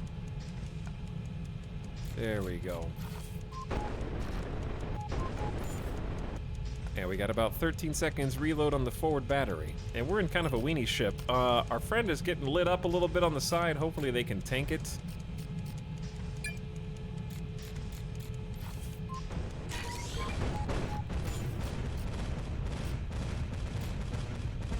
I love watching all those little fireworks fly through the sky. Alright, they're at critical hull damage, but not destroyed yet. Many of their thrusters are disabled, though. I love that we're shooting 8 kilometers away, like 10, 12, 14 kilometers away.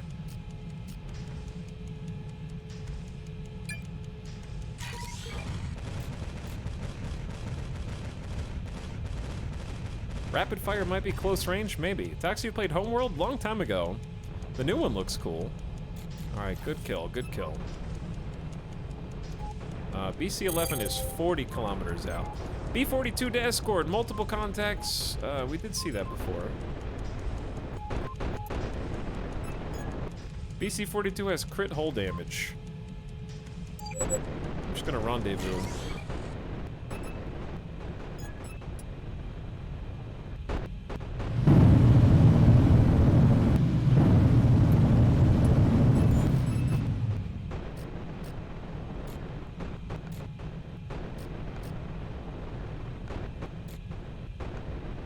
This is pretty sweet. Uh-oh. Oh, they scored a hit. Point defense isn't working.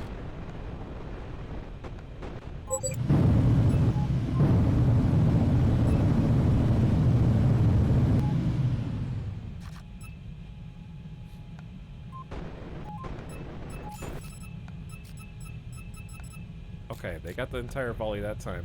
They're just way too far out for me to do anything, so I'm gonna try and like sort of get in front. Because we're about 10 kilometers out.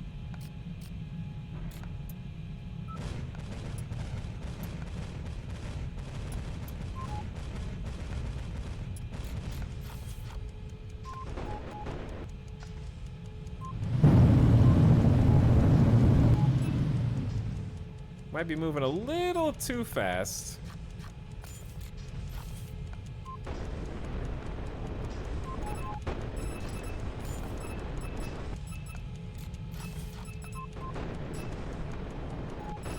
It's just so far away that I can't do anything about it.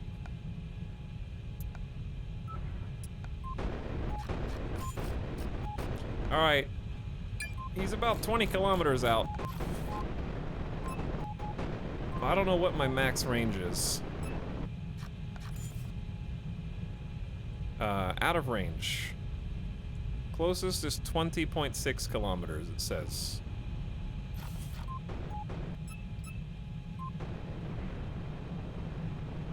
Which should be basically now.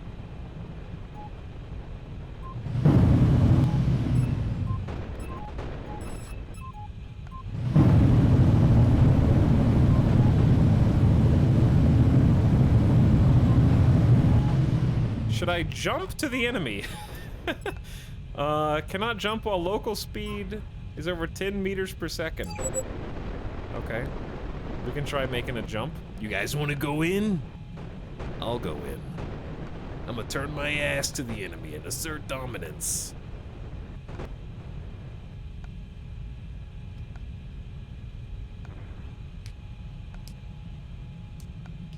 For what it's worth, I played this demo and point defense is set to auto on. The ship will fire at incoming ordnance if you haven't designated a target or held Alt.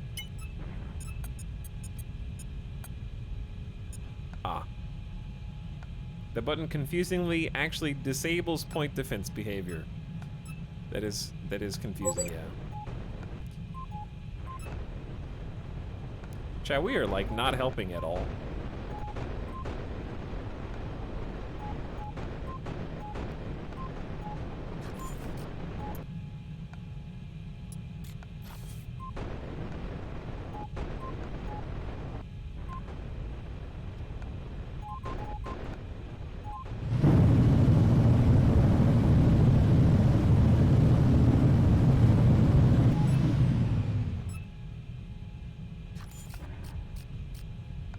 That dude is really far. We're moral support. My engines are awful. Alright, how do we come to a complete stop? He's still 24 kilometers away. We just don't have enough Delta V to do anything.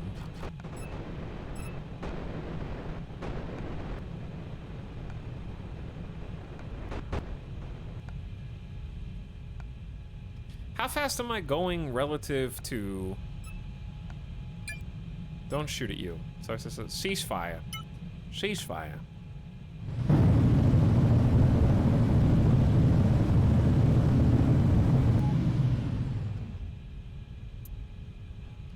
How do you see your local speed?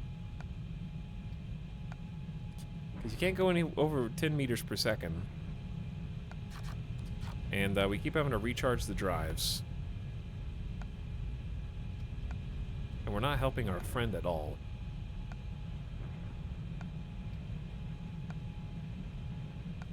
You deselect the target in the upper right. How do you deselect?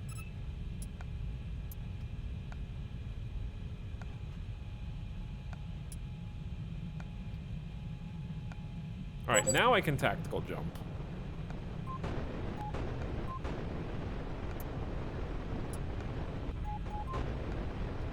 Alright, we need to be better at manual. Because we're not better right now. We're just being a dumbass, kind of.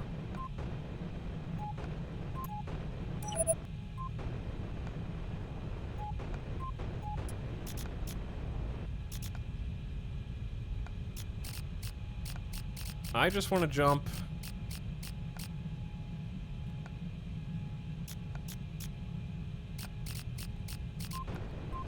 Facing straight ahead. He's 24 kilometers away. Let's jump 17 kilometers that direction. Here we go, baby. I'm going in!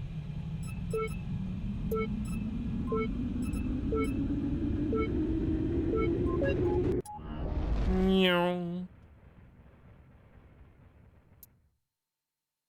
Meow.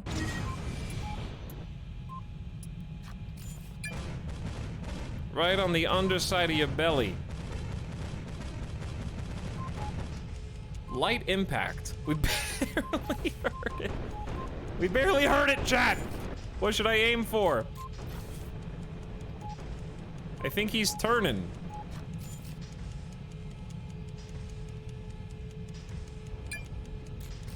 We gotta reload. 6 more seconds.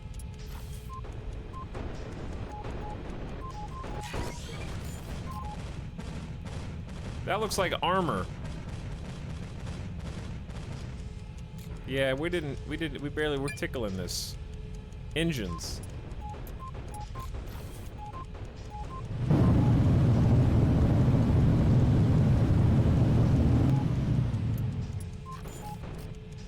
What was that? What are those red? What's red over there?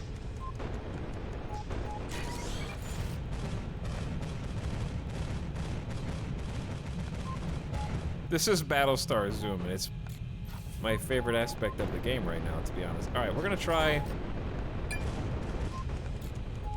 engines. I don't know what the hell those are. Those flares?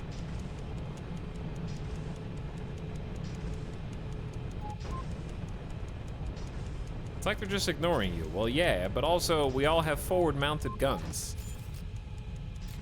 So turning that thing is not easy.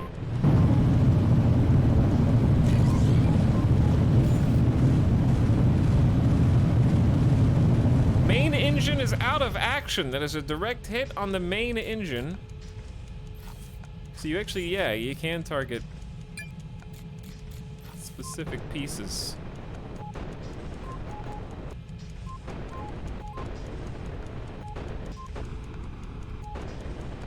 And we're closing it like 45 meters per second, so we're actually getting closer to it.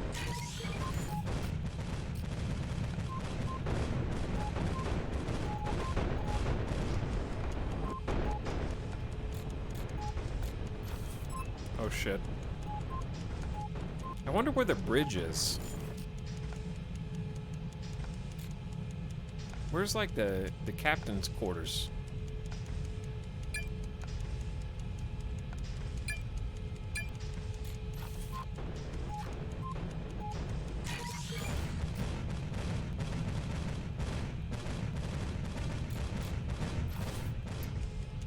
Okay, here's what I need to do. BC, flight controls, ring ship to stop.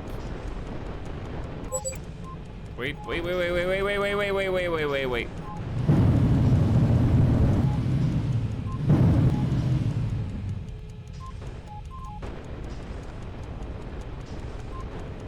Newtonian physics are difficult.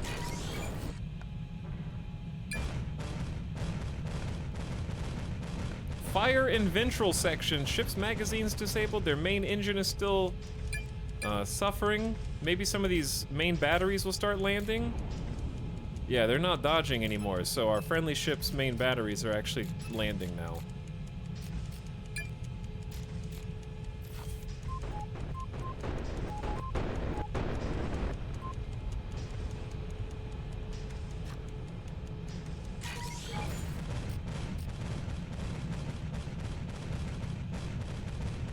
God, this is a tanky boy.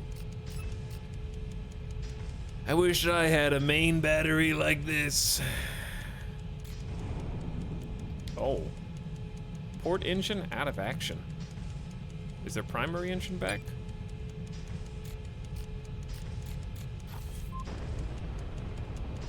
I like that the arrows are there, so it does show you how fast you're moving and in what direction.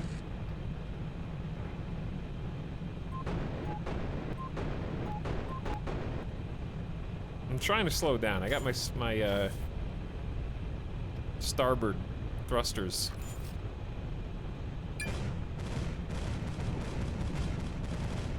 Oh, they got a heavy impact.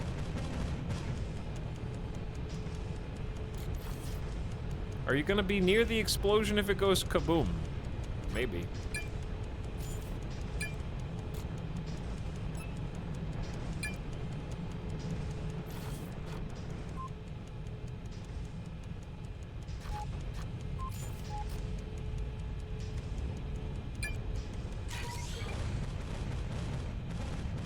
It's like a shotgun spread.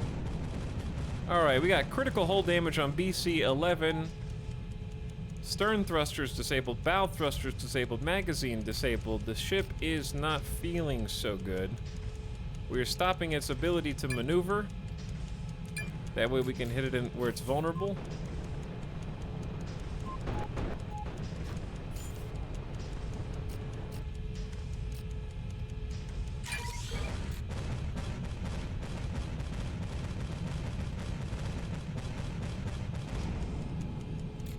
I think that was the sound of one of those getting taken out. I want to see some more action from you. You got any more that main battery juice? Let's see what happens there. What's up, Mary Skipper? Chat, what happens if you just ram it. Is that the sound of a collision incoming?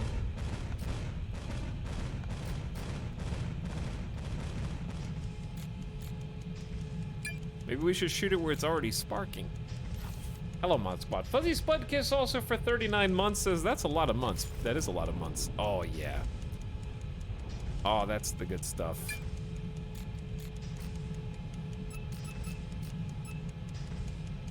Missiles incoming. What have you been saving those for? This game looks really cool, but I don't know if I could play it. It's actually not that hard to play. The tutorial's pretty good. A lot of stuff happens automatically to some extent. I'm gonna shoot where there's a fire.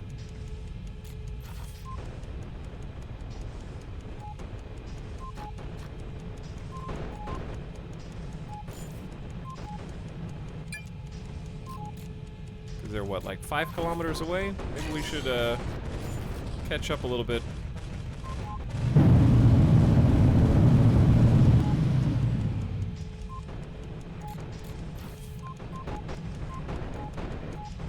How are this is like an actual super tanky capital.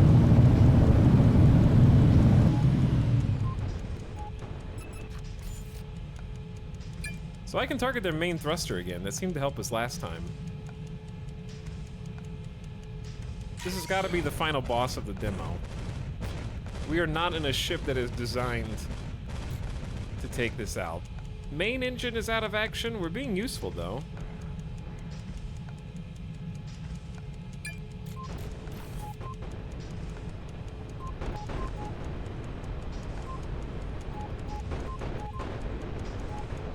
Uh-oh. Okay, I need to figure out some buttons. It's R, F,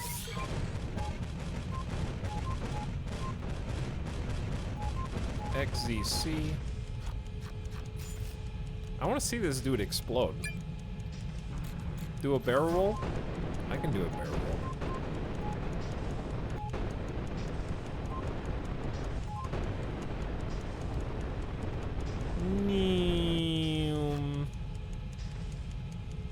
I'm in space.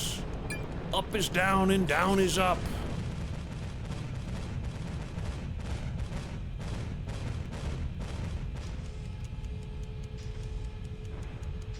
We're sort of just dependent on this ship to land some hits. How did we get the main batteries out of action before? Well, we can actually shoot the individual guns now. That's probably more helpful.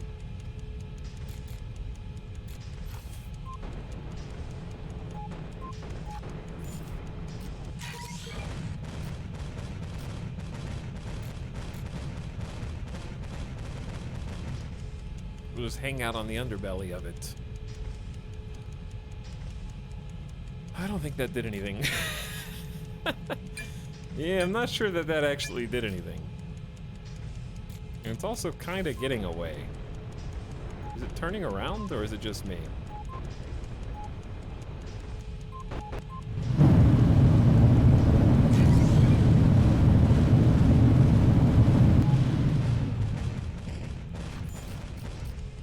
It's definitely a lot harder to hit from this distance. The main engine is still out of action. If only I had a space torpedo.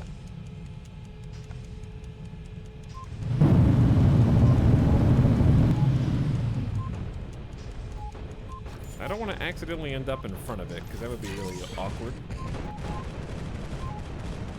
But I know vaguely what I have to do.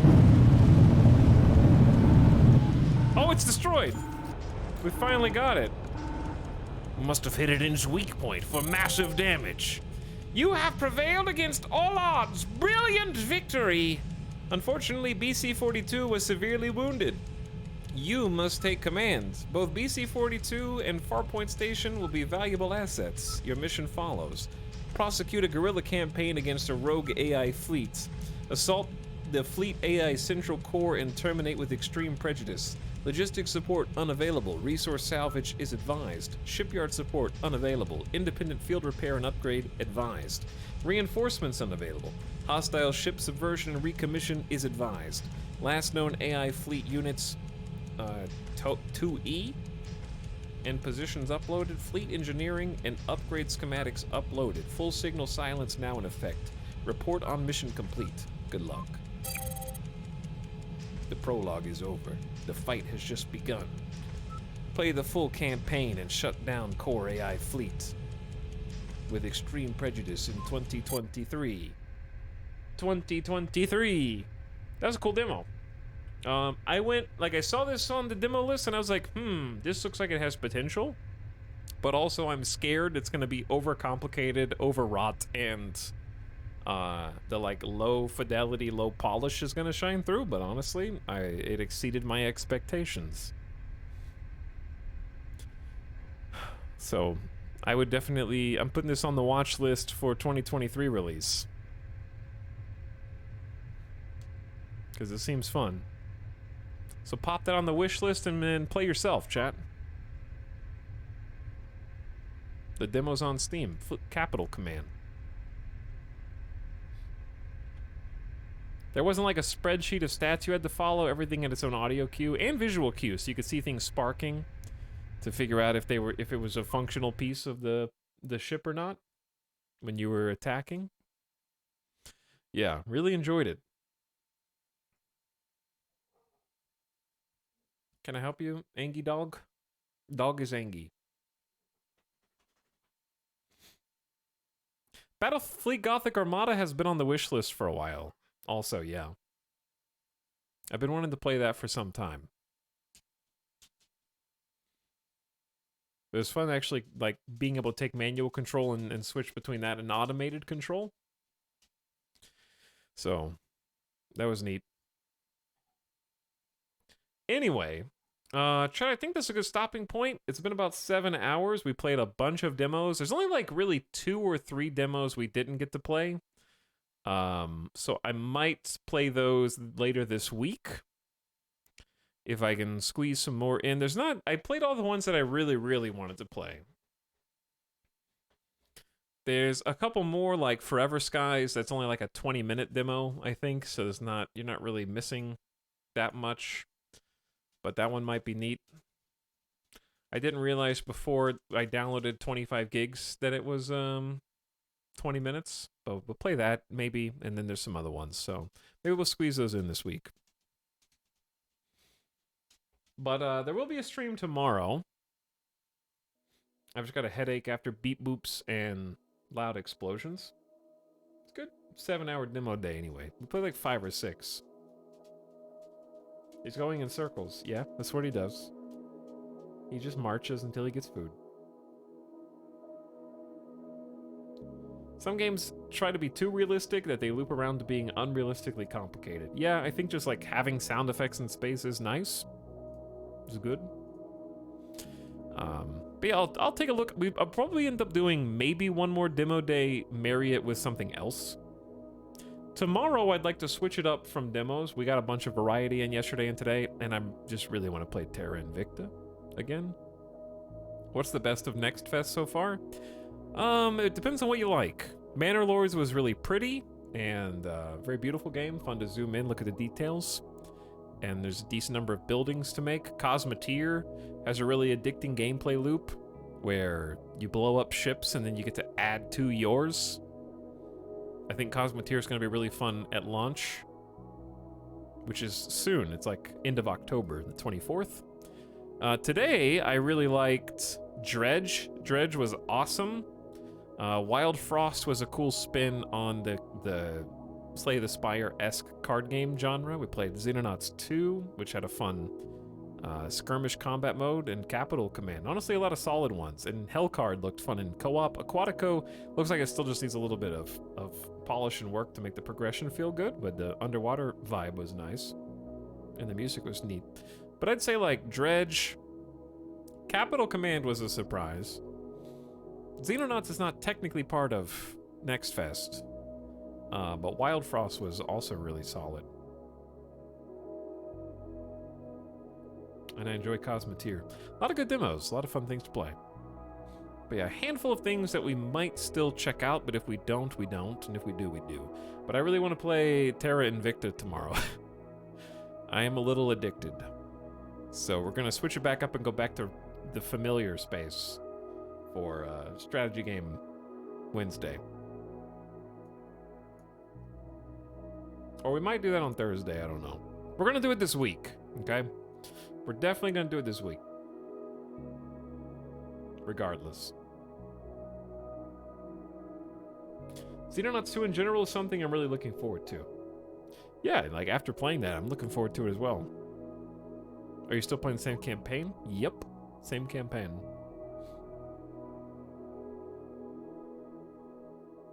But I'll take a look through some other demos and see if there's any other ones. We could do like maybe one more demo day, possibly this week.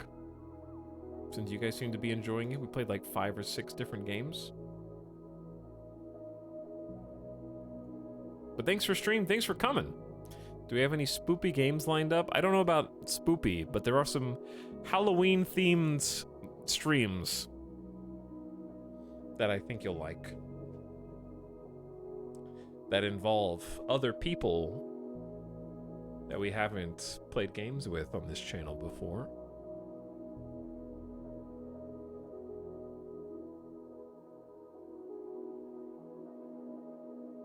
Question marks. Question marks. But yeah, I enjoyed the demo days. Oh, interesting. But yeah, we'll play some Halloween themed games. Let me disable deactivate smart clicks. No need for you smart clicks, but anyway, hope you guys had fun. Check out some more demos. Maybe recommend some if you saw some that you liked that you hadn't seen us already play through. Has anybody played Marauders? Is Marauders fun? That game did look neat. It was like the Tarkov in space, I think.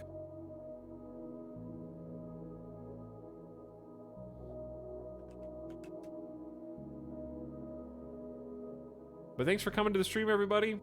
Come back tomorrow around the same time, 2 to 3 p.m. Pacific, for another one. It's bare bones, but the core gameplay loop is fun. It seems neat, but has less loop replayability than Tarkov. Well, it's because Tarkov's been like, they got the whole meta game. Like you got your whole base, auction house. There's a lot to Tarkov. Thanks for the stream. Hey, my pleasure. Thanks for hanging out with us. Hope you guys had fun, saw some cool new games.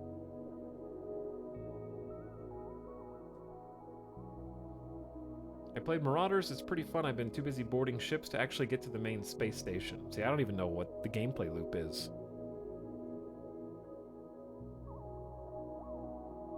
I'm not even certain, like, what you do other than manage your inventory.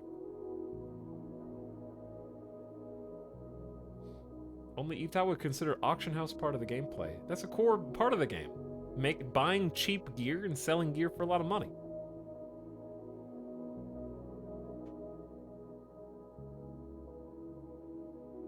But thanks again for all the subs, gift subs, and I'll try to get those boxes cleaned up for you. How many demos did we actually end up playing today? Did anyone count? I'm really happy Capital Command was good too. That was surprisingly good.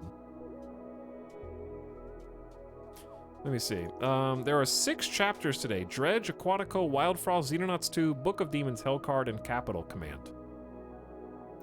6, and we played 2 yesterday. So we've done like 8 demos so far. And I want to get back into some map game strategy. Hopefully this is enough variety for you to sate you for a little while. When RimWorld Tynan? Soon! It's gonna be here before you know it. Suddenly there's gonna be screenshots.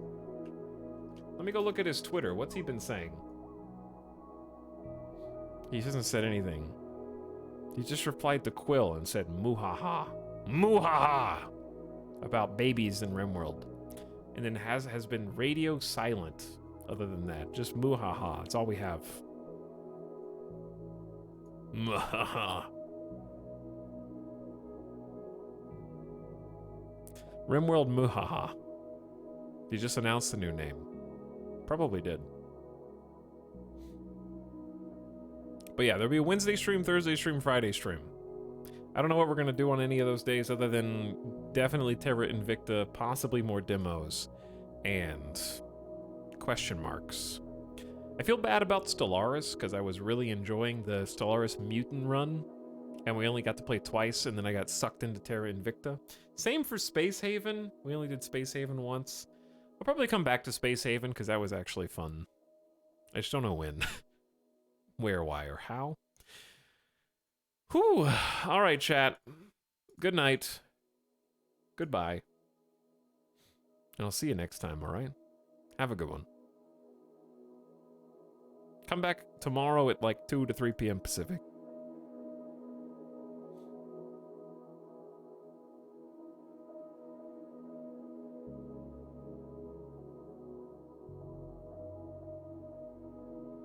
People leave.